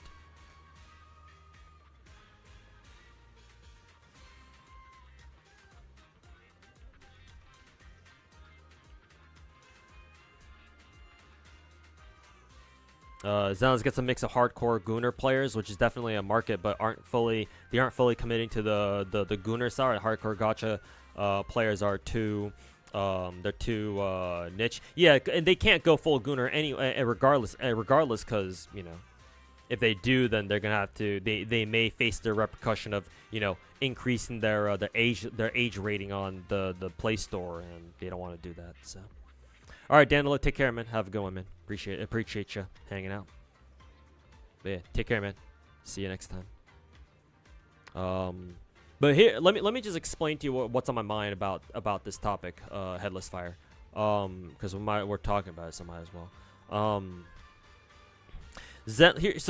Here's my internal monologue regarding the whole like Zenless isn't as profitable as like the other two Hoyo games situation. In my opinion, as soon as Zenless Zone Zero became like a thing, right? Like when it came out, I never had the notion, like I never thought that Zenless would do anywhere near as well as like say Genshin or Star Rail, because one, again, like other people have pointed out, the type of game Zenless is, especially back when it first came out, no, it's not exactly casual friendly. Because you had that whole TV game mode thing, and Zenless is like very much so focused on like combat, right? Like, can you parry? Like you gotta parry, you gotta dash, you gotta dodge, you gotta dash, you gotta, you know, get your combos right in case, you know, that's relevant. You've gotta, you know, when to use skills, you gotta understand characters and stuff like that. Technically, those are all the same things that, you know, you'd think about playing another gacha game like Genshin, I guess. But Genshin is way more casual friendly. Like Genshin doesn't expect you to know how to play the game like, you know, like a game like Zenless does. So, like its audience was always going to be a lot smaller. Also, remember that Zenless is Hoyo's third gacha game, man, or at least third big production gacha game. right? Obviously, it started with Genshin, then and then you know Star Rail came out 4 years later or something, and then you know afterwards it's Zenless, right? So remember that since they're all made by the same company, a lot of the same fans are also going to pay attention too. And so you know, by the time Zenless came out, people are already playing 2 other gacha games, right? So a lot of Hoyo players were. And a lot of people look at Zenless and are like, nah, I don't want to play a 3rd gacha game.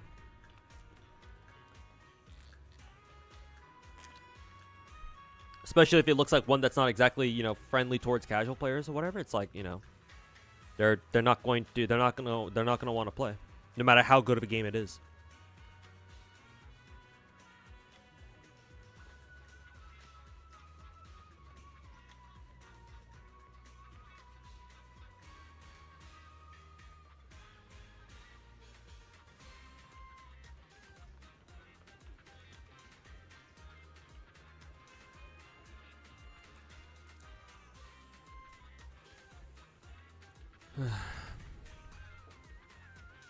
Not every game needs to make billions for Hoyo. Just need to keep expanding their base. Honestly, yeah, you're not wrong. Yeah, like obviously it's great if every single one of Hoyo's games could rake in the cash just like all their other games. But yeah, not every game has to do that. Yeah, because they already have Genshin and Star Rail to a certain extent as their like main money makers. So that means that devs have more freedom to just do whatever the fuck they want for a game like Zenless. Because yeah, even if Zenless falls short, you know, Zenless has, you know, its older brothers, older sisters, Genshin and Star Rail to help pick up the slack for them. Doesn't Star Rail run better on smartphones but turn-based compared to Genshin, and Zenless requires player skill? Some people think that that's the reason why Star Rail grosses higher on monthly gacha revenue because being playing more on smartphone. Oh yeah, no, I would believe that, yes. Matter of fact, I would take that a step further and say that Star Rail, the reason why Star Rail is so popular among casuals is because you don't actually have to play the game. Because I don't know if you play Star Rail Headless Fire, because I do, but I don't know about you. But I can tell you that Star Rail is a game that you can have it just play itself. Star Rail is the ultimate casual-friendly Hoyo gacha game. Because, 1, you don't even have to play the game yourself, and 2, it's a Hoyo game, so it's big. So you know that a lot of people are going to play it. Yeah, auto battle, exactly, yeah. Most people just auto battle that shit. Genshin doesn't really need skill. Well, if you're not playing endgame, yeah, you don't need. Obviously, you don't. But assuming we're not talking about, assuming that we're not talking about, like the beginner or like the casual experience, like Genshin, like at least at a high level. Oh no, don't get me wrong. Like, don't get it twisted. Genshin absolutely needs skill. Excuse me.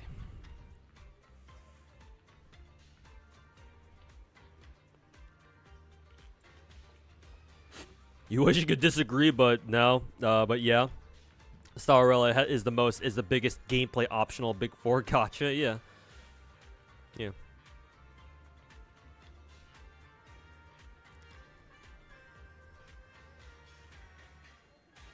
So yeah, like that appeals to casuals a hell of a lot. Because, all they need to do is, if they want to play Star Rail, all they got to do is whip out their phone, fucking boot that shit up. If it's a new patch, drop some Benjamins on wherever the new character is, especially if it's a waifu, and just auto battle everything on their phone.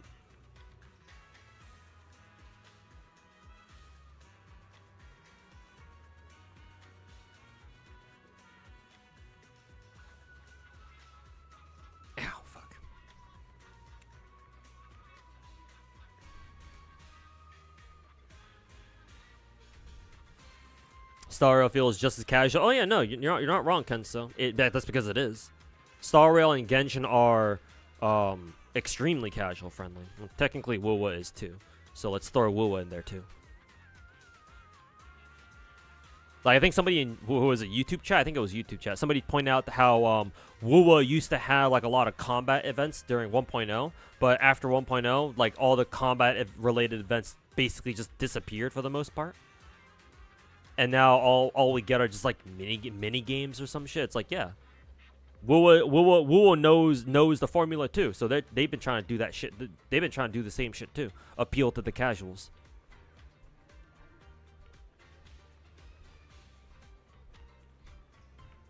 But for some reason you're on the fence about starting Star. You love turn-based games. You're meta slave, so it makes so much sense to start it. But you just don't want to start for some reason. Must be all the fucking clown brainwashing from all the way back then, all the way back when. You gotta break your programming, man. You gotta break out of the cult brainwashing. Break yourself free. But yeah, like. Yeah, for sure, if you're those things, then yeah, Star Rail would be a great gacha game for you to play. But, yeah, man. You shouldn't force yourself to play it, though. Just play it whenever you really feel like doing it. And, yeah. Try to enjoy the game along the way, as much of it as you can, anyway.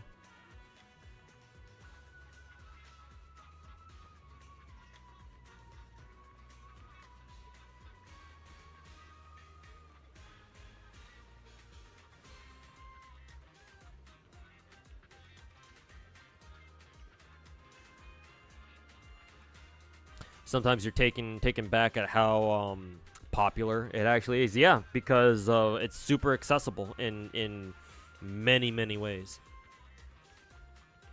Easier on the phones, because you know it's not a true open world game, and it's turn based.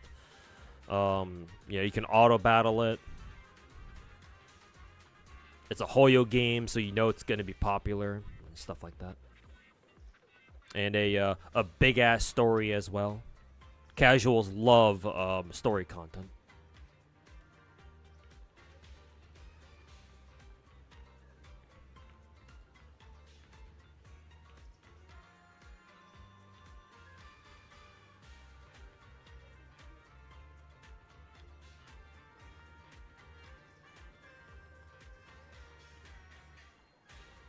Do you think character kits and playstyles in Zenless are more complex than Genshin's or even Star Rail's? Kits and playstyles in Zenless are more complex than Genshin's or maybe. Well, they're more complicated than what Star Rail does at least. Star Rail character kits are usually some flavor of, oh, do this to get these stacks, and then your character does this afterwards when they get full stacks or whatever. So, Zenless, yeah, for sure, Zenless is more complicated than whatever the fuck characters do in Star Rail. But if you want to compare Zenless to Genshin, there it becomes a bit more complicated because I don't know exactly everything there is to know about Genshin's combat. Like, Genshin's combat on the surface may seem really easy or like really simple, but I've dabbled in a little bit of like how far down the Genshin like mechanics rabbit hole goes, and it's pretty steep, man. Like there's way more to Genshin's combat than you might realize. Same goes with the Zenless, but Zenless it's not as much of it because usually it's more about Zenless is more about how well can you play rather than like what do you know about the game.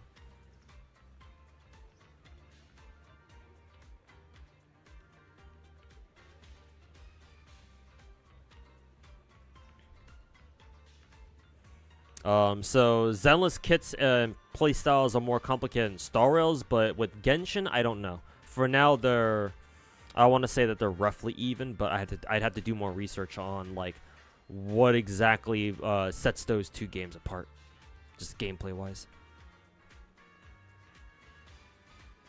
Even the more complex characters like Hu Tao and Mualani are very easy to play. They're meant to be casual. Well, the complexity in Genshin comes from like knowledge of mechanics more than any like mechanical skill involved. Like the most demanding mechanical skill for you to have in Genshin would probably be just to you know, just to dodge something, just to iframe something.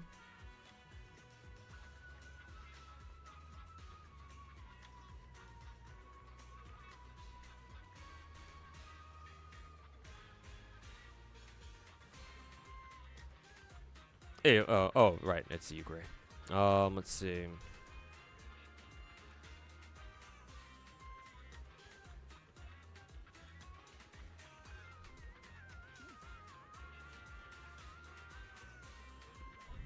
The story content, big yikes. Yeah, man. Story is always the one of the most important pieces of content for a casual player. I mean, it should be for anybody who plays gacha games, but especially for casual, story is like the #1 thing that they want to. It's like that and the characters, like from gacha, so they can pull for them. Those two things are like the #1 content for casuals who play gacha games. For casual gacha game players. Because story is free content that they don't have to play themselves, or play only a little bit, and the story just continues on and takes up most of the time.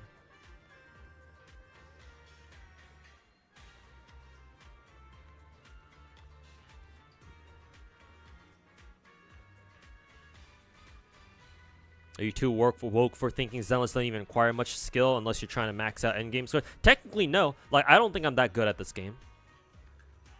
Yeah, I could be playing much better, and I'm aware that there are ways for me to play better. I just don't bother to because I don't see the point in that. And I just don't see the point of me doing that right now.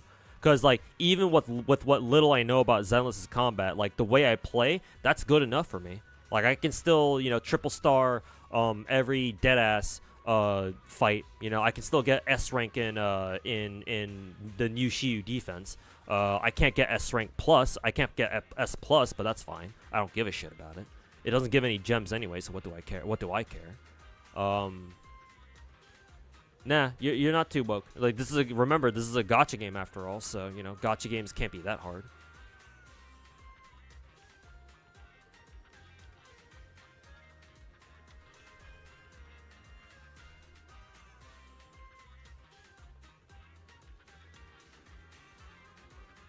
You also heavily prioritize story, but Big Four stories seem fairly underwhelming a lot of the time. Yeah, no, I feel the same way too. Because, Chinese gacha game stories, especially the big ones. But, there are people out there who still enjoy that, so.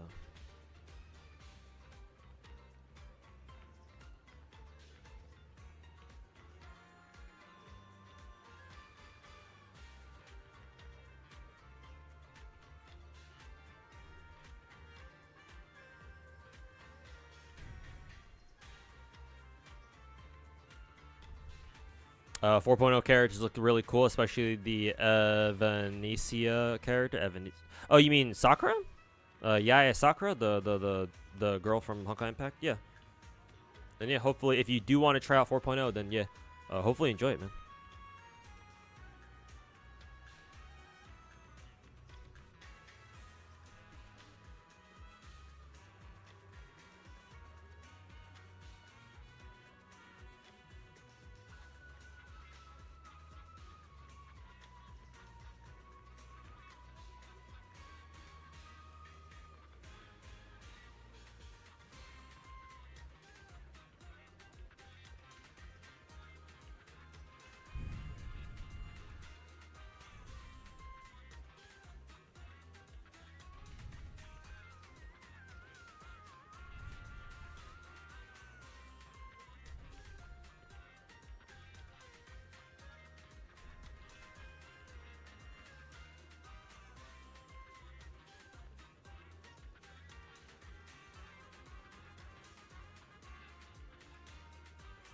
Optimizing your runs and Zenless is really satisfying. Yeah, I can imagine, man.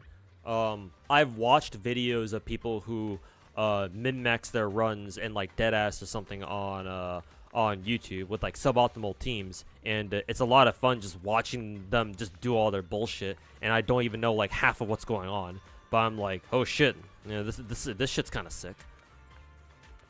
So yeah, I can only imagine like how good it must feel being able to clear like dead ass with like a with like a fucking chopped ass team or some shit like that. I don't know.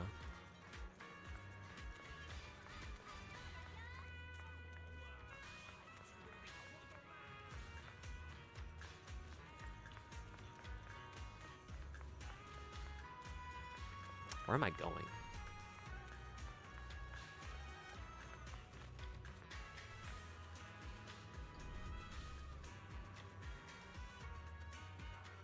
If you have to skip story, you'd rather not play it at all. I mean, yeah, that's fine. Again, story is one of the most important pieces of content in a gacha game. Ideally, yeah, you shouldn't skip it, but you know, it's there just in case you have to. Are there any games I play outside of gacha? I always wonder, do I just stick to gacha games? I do have games I enjoy playing outside of gacha. It's just that lately IRL has been a bitch for me, so I just haven't had the time physically to play anything other than gacha games. But I come from a first-person shooter background, so my favorite games are like FPSs.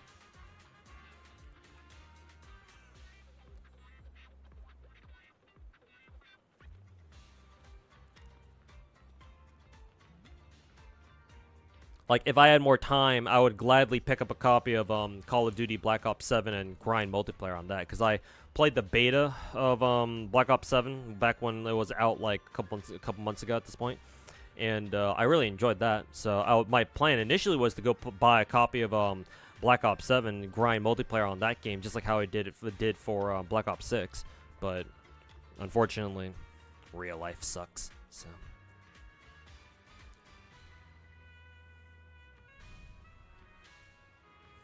Main reason why you still haven't given any thought to playing Genshin again is because no skip button.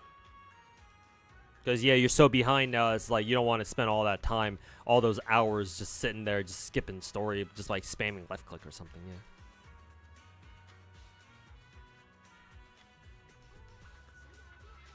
Yeah. What time is it right now? 9 o'clock. Okay, it's probably time for me to think about heading out here. Time is right. How long I've been streaming for? Like around 5 hours. Did I get the end game on Arknights? Enfield? No. People are telling me that our next update in a couple days is going to drop end game for us. So no, I'm gonna have to grind Enfield as much as I can this week. So I may stream tomorrow to stream some Enfield progress. We'll see. Who's my favorite protagonist in the gacha games I play? It's kind of an odd question because I've never really considered that. I've never really sat down and thought like, oh, who do I like out of all the protagonists in the game?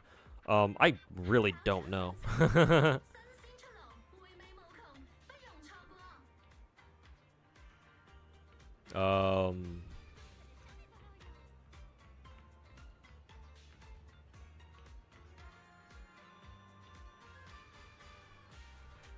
Yeah, I'm just kind of drawing a blank here. I really don't know.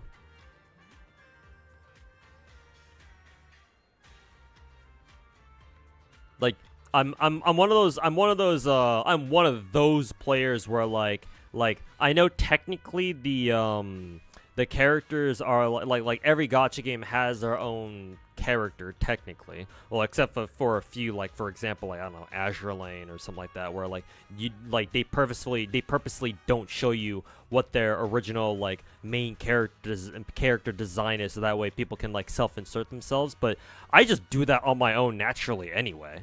Like whenever I play FGO or like another gacha game, right? I don't think like, oh, whenever I'm playing Genshin, like I'm not gonna sit there pretending like I'm Traveler. No, these are my fucking characters, damn it. You know, like, fuck you. These are my characters. I'm going to fucking treat them as such. You know, they're not Ether's characters or, you know, Docta's characters or whatever. These are mine, bitch. But that only applies to my own gacha accounts. Obviously, whenever I see people make fan art of like gacha main characters, like, yeah, cool. Then that's cool and all. I ain't got a problem with that. Do I still play Exedra? Yes, unfortunately. I was able to put, thanks to Kenzawa, I pulled, he reminded me to pull for Demon Homura the other week, so now I have her. The Mega Doom posting about, FGO EOSing was funny. Yeah, I mean, that shit happens every single fucking year, dude. Oh, FGO's gonna EOS. Oh, FGO's gonna EOS. FGO's gonna EOS. I mean, hey, one year they'll finally get it right. Fucking blind ass squirrel was right twice a fucking day type shit. Yeah, maybe if they keep bitching every single year that, oh, FGO's gonna EOS, guys, maybe eventually they'll get it fucking right.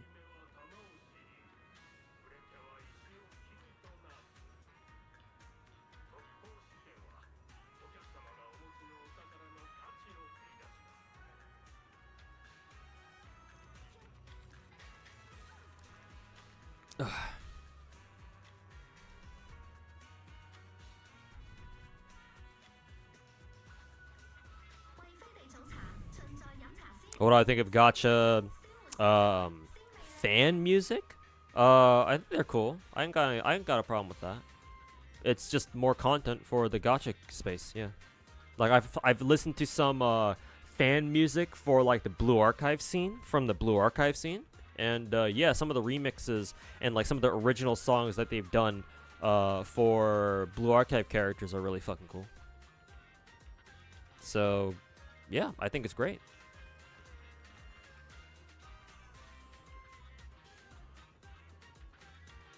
Yeah, you gotta say, and I know, I know what you're gonna say now that I got Demon Homura. Fuck you. I'm assuming your luck did not go very well pulling her. CCs that I recommend so far: content creators, gacha content creators, Rexland, Sweetly, Guitar Rock. Is it just those three for now?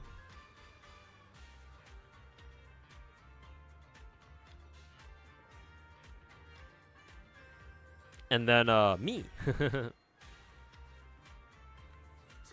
It's just Arcade that got EOS. Yeah, but we knew FGR Arcade was basically like, a dead man walking type shit for a while now. Because like they already announced years ago that they were they planned to cease development of new content for FGR Arcade. And like if you're supposed to be a live service game and if at any point you announce that, oh, we're gonna stop developing new content anymore, like we're not gonna work on any more new content for you guys anymore. Oh yeah, no, that live service game is basically as good as dead.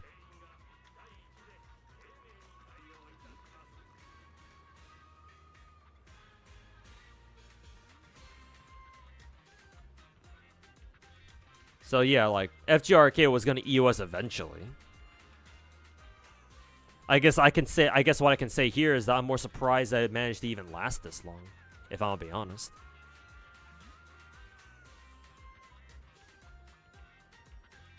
Have I been watching the NT beta streams? Thoughts? Yes, I have, Enra. A little bit here and there. The game looks great, dude. Yeah, game looks great. I've got my favorite character that I know I want. I think her name is Daffodil. I didn't expect her to have a name like that, but the blue black haired girl, or the girl who's got the girl with the short hair, who's got that blue and black color scheme. Kind of surprising because I'm usually more partial to long haired girls, but Daffodil really scratches a nice little itch for me personally. So, I got a favorite character. Game looks great. Apparently, Mint is really cute too. And her tits are fucking fat. But, I didn't need to mention that, I don't think. Yeah. Game looks great. I would like to know about more about its gameplay. Like, actual, like, combat gameplay, how that shit works and all that. Because I still don't fully understand it myself.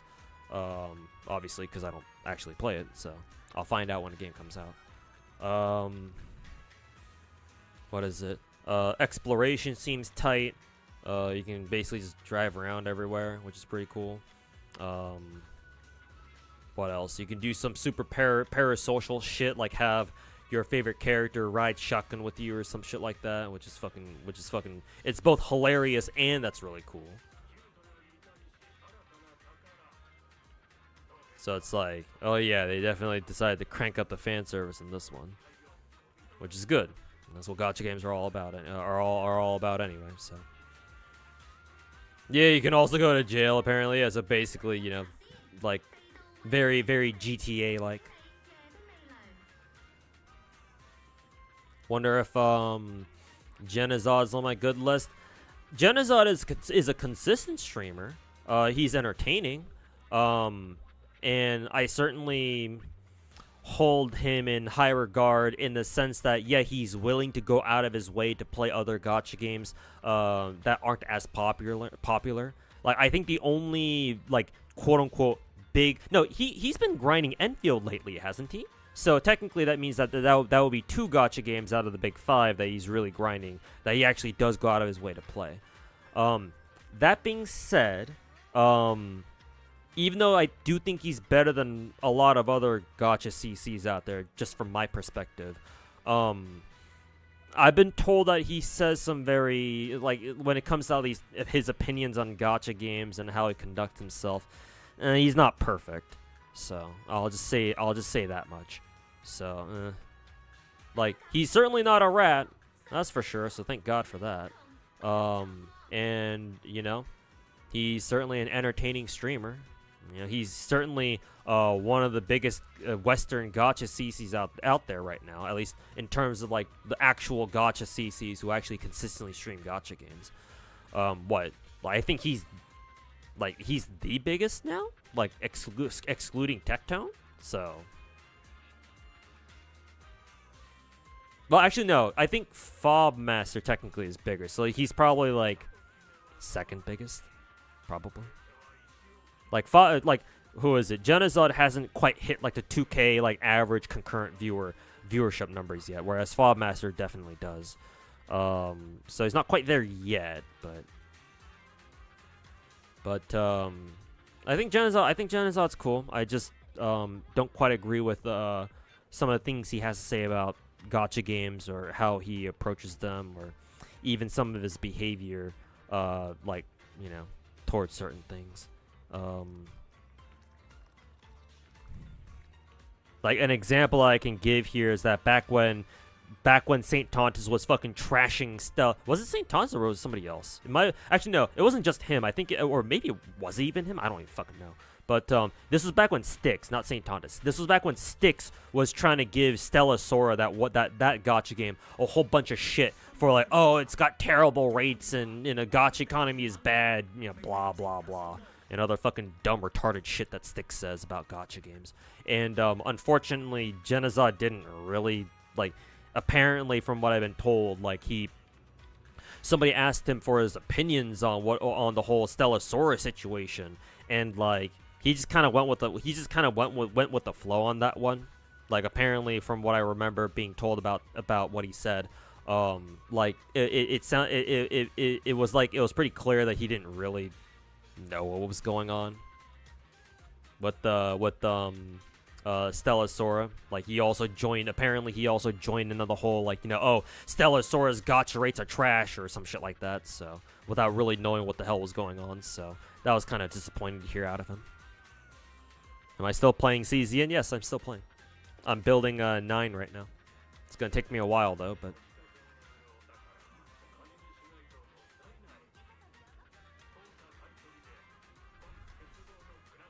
don't remember you can go to actual jail in single player DCH. Yeah, you should be able to, yeah, in like actual Grand Theft Auto games, yeah, you can go to jail. At least, you know, in like 4 and 5, I'm pretty sure. I mean, that's where what NT gets his whole fucking rating, like wanted rating from. So, Gacha Smack talking about the Saint drama right now, as in like on stream.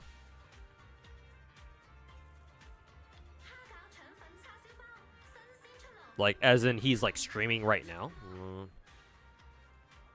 Let's see, Gacha Smack. Oh yeah, he is live right now. I assume he also dual streams or something. Yeah, it looks like he is talking about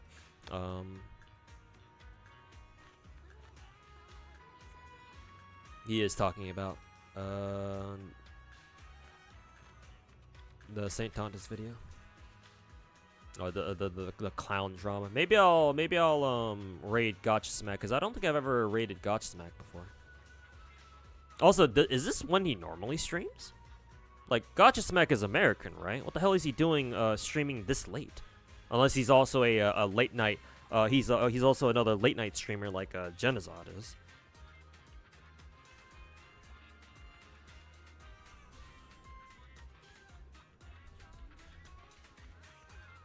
He's clout chasing like Symptoma.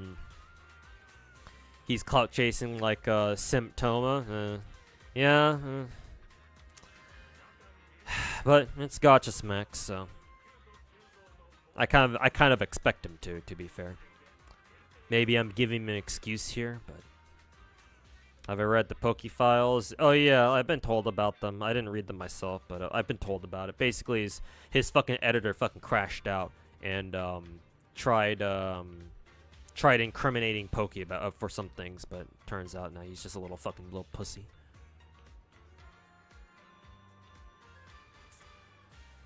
That being said, I don't think anybody told me what the name of Poke's old editor was. The dude who put out the fucking Poke files just in to begin with. Kind of wonder if it's a guy that I think he is. Probably not. It's probably somebody different, but.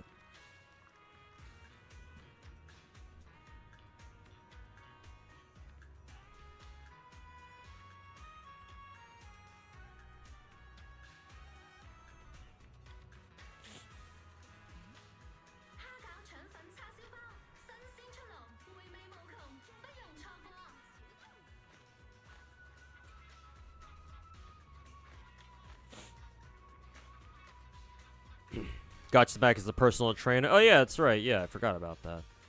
Yeah, he just does YouTube on the side, I think. So yeah, that makes sense. Work during the day and then come back home stream. Sky is also like, oh, if you mean Sky JLV, the Nikkei streamer, Sky JLV. Yeah, okay. I can rate him too, actually.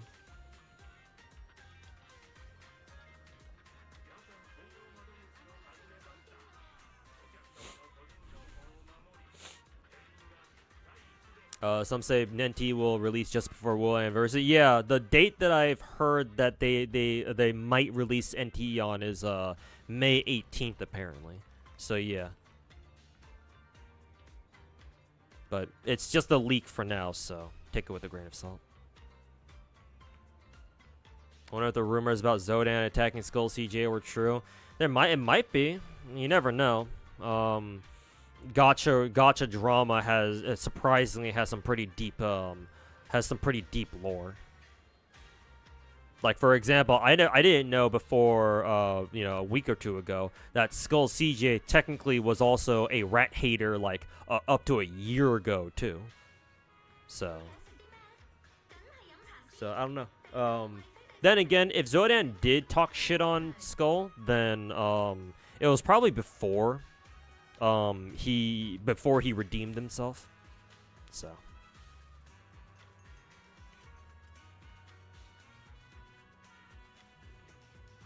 this is the first. Hey, there's Zodan. There you go. Yeah, remember Zodan likes to stop on my stream every once in a while. So if you want to talk about him, then remember he tends to show up quite a bit.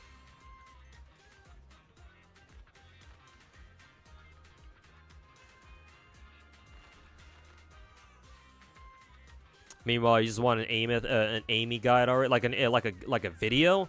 Unfortunately, like I don't know. I don't know of any like actual good WUWA English speaking WUWA streamer. The one that I was aware of personally was somebody like Maggie, I guess. But Clown chased her out, so I don't know.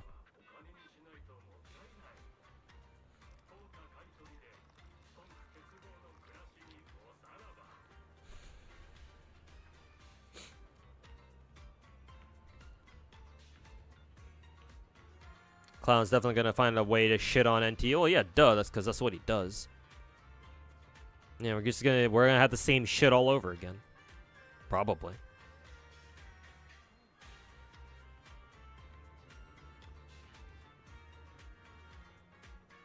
You do find it funny that how the rats are eating their own. I'm not gonna say I predicted this, because I definitely didn't. Because I was sitting here expecting to have to wage like a prolonged war against the rats and all their fucking rat-ass content creators. But I guess in hindsight, yeah, maybe something like this would have been was almost inevitable in a way. Because yeah, when you predicate your content on just talking mad shit on other people, yeah, it only takes one incident to start fucking talking shit on everybody around you, including the people you thought were your allies.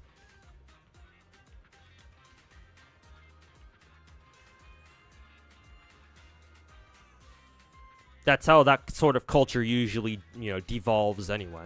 Sometimes those kinds of cultures can last longer than others, but eventually they all kind of end the same. You did, yeah. Then good on you, then, yeah. If you predicted it successfully. Do I look at leaks? Yeah, cringe. I don't plan on being sponsored by a gacha game. Like, I'll take sponsors for other things, but not gacha games directly. Main reason for that is because I want to be able to speak my mind honestly and clearly about gacha games without having like the influence of sponsors like potentially swaying my opinion on stuff. So yeah, I don't care to join any like gacha content creator program. I don't give a fuck. So yeah, no, I don't mind talking about leaks, or I don't mind people in my chat talking about leaks either. Hey Zodan, how's it going, man?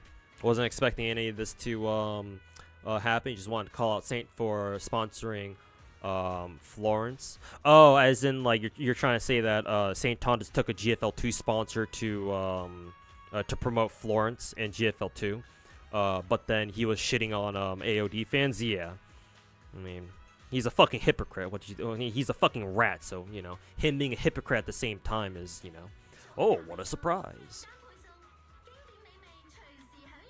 Another fucking Tuesday at this rate.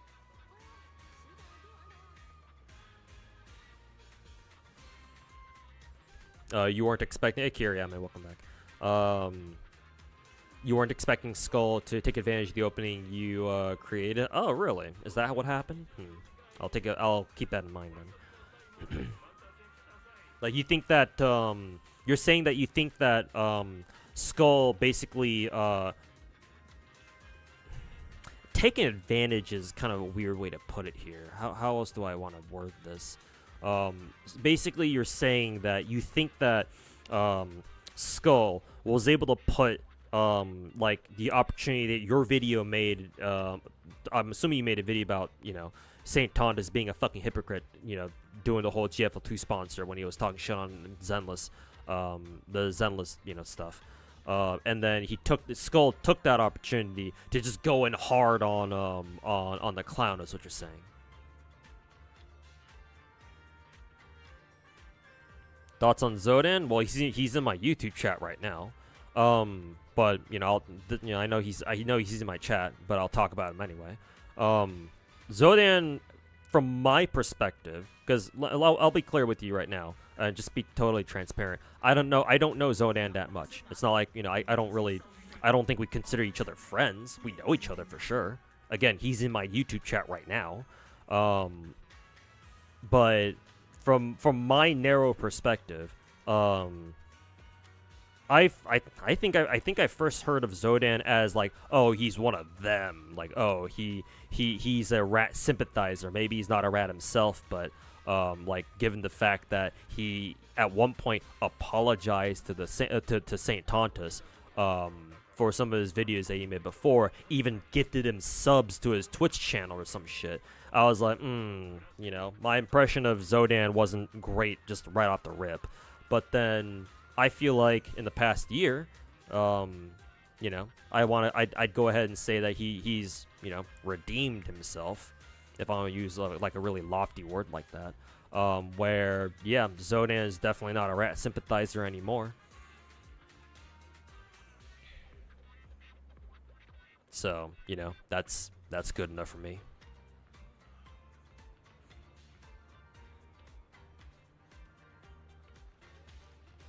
Have I checked out CCs from other regions around the world? Probably not. Not really. I don't even really... I'll be honest with you, I don't really pay that much attention to, like, even Western gacha CCs, man. Like, maybe this is just my own ego getting in the way, admittedly. Because I keep going on about how much I don't like how most other gacha CCs don't play a lot of gacha games, and like a lot of gacha CCs out there like don't really give a shit about gacha games just in general. So it's like, so it's like I know I've said that. So like a big part of the reason why I don't really pay attention to other gacha content creators is because like why would I watch them when like I'm my own best source of gacha knowledge, Like, again, like, that sounds really egotistical of me to say, but I don't know. I don't know. When I play more gacha games than, like, the next 3 or 4 gacha content creators put together, maybe even, like, 5 or 6, it's like, why would I want to watch another gacha CC, man? Unless I want to watch it for, like, a specific reason. Like, for example, I hang out in Sweetely's chat a lot of the time, or in her channel a lot of the time, because I think that she has a very good community over there. And like, just, you know, having her on a second monitor or a third monitor and just, you know, watching on the side as like side stream content while I'm doing something else, very relaxing for me. So it's like, unless there's another gacha CC out there that I kind of like see as that, right? I don't really have a reason to watch them.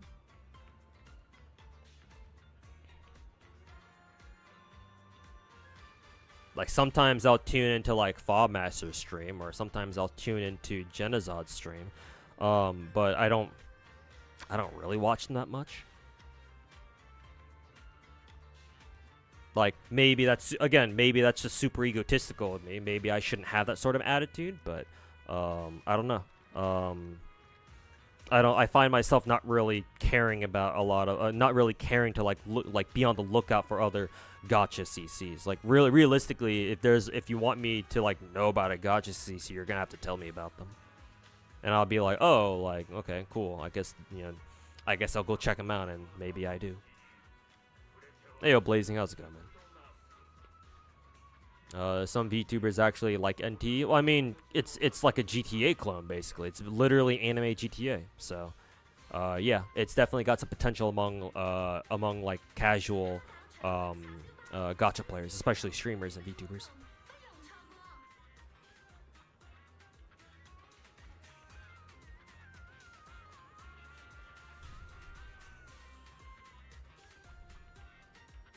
Can you really blame them? Videos shitting on other gachas and content creators get a lot more views than guide videos. Yeah, but we should, as a community, we shouldn't condone that.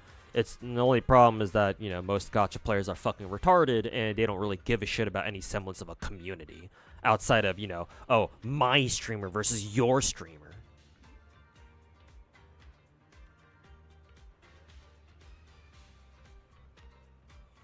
Is Ananta coming out this year now that GTA 6 has been delayed to 2027? Probably not, Headless Fire. In case you didn't know, we had a couple of tweets, I think like a month or two ago or so, where there were allegations that Ananta is kind of going through a sort of like development hell right now, where the Ananta devs are like, they're trying to like reinvent the game, because a big problem that a lot of people had apparently, people who play tested the game so far, is that the game doesn't really have like a clear direction.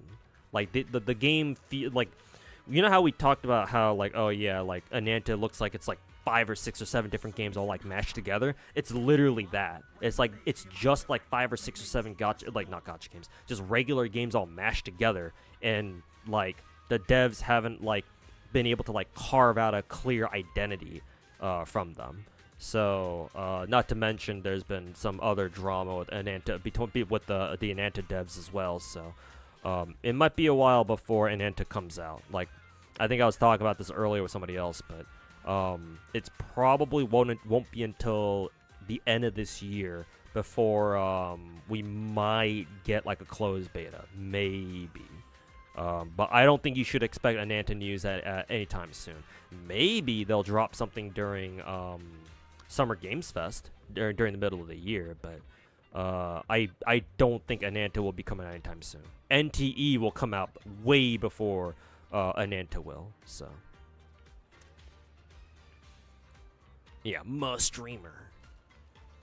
When the clown makes many enemies, looks like it can seem coincidental. Regardless of who's opposing him, I know, right? Do you think the clown actually believes anything he's saying? You find it hard to believe someone can lie as easily as he does without being emotionally distant. You might think that way, Carthane. Carthane, I don't know how to say your name. You might think that way, but bro, there are some truly fucking retarded people out there. And I'm not gonna waste brain cells. If you want to give St. Tondas the benefit of the doubt that maybe he's just doing, oh, this is all just an act or whatever, then, I mean, go ahead. Like, I can't stop you. But me personally, here's my philosophy on that. Me personally, like, this is why I think, man. Like, if you act like a clown for long enough, you put on the clown mask for long enough, at what point do you stop pretending to be a clown and you just are. You know?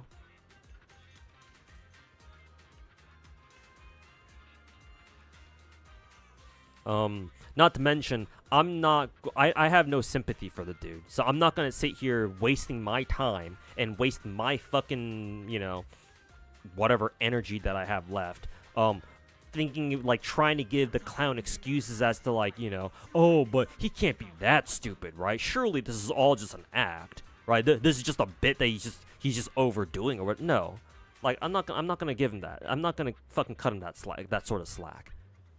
If he wants to act like a retard that badly and that much, then a retard he is.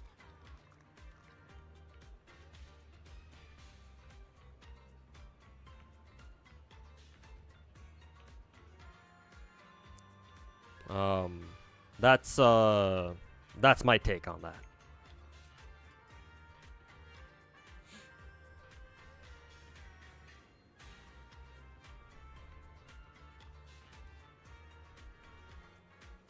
I need to crack down on some Stellar Story content. Alright, take care, Zodan. I gotta get out of here pretty soon anyway, because I gotta go eat dinner and start working on my own videos. So yeah, take care, Zodan. Ananta now has the bad luck of competing with GTA 6. They're not going to be as big of competitors with each other as you might think, because remember, GTA 6 will most likely be like $100 or something, whereas Ananta is going to be free. So, like, how exactly are they supposed to be competitors, you know? One game is free, the other one isn't. Yeah, Jirushi. I'm aware of the whole Gacha Smack and St. Tanta's drama, which is kind of funny because I think Gacha Smack is live right now talking about the St. Tanta's drama himself.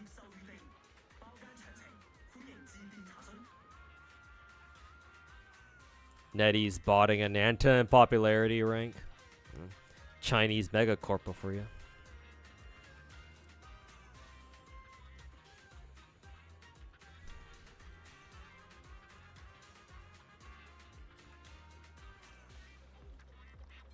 It's 1:35 here in your country. Well, I mean, it's 9:30 for me, so yeah, I gotta go eat dinner real soon because I haven't eaten anything so far today. But yeah, I think I'll actually call it here for tonight, chat. Let me go find somebody I can raid. I think some of y'all asked me to go raid Sky, right? Maybe I'll raid Gacha Smack later. But I'll raid Sky JLV for now. Anyways, I'm gonna end it here, guys. So, good stream today. Got Sunna or Chinatsu or whatever. And I'll probably keep working on her. Just slowly over the coming days and weeks. I'll try to stream tomorrow, at least a couple of hours of Enfield before I gotta go off to work. So yeah, thanks for watching, everybody. Thanks for hanging out, and yeah, go tell Mr. Sky that I said what's up, and I'll see you guys all tomorrow. I'll try to do an earlier stream. I think we'll see how early I get up, but yeah. In any case, thanks everybody for hanging out. Appreciate y'all stopping by. And yeah, take care, everybody. Peace, and have a good night.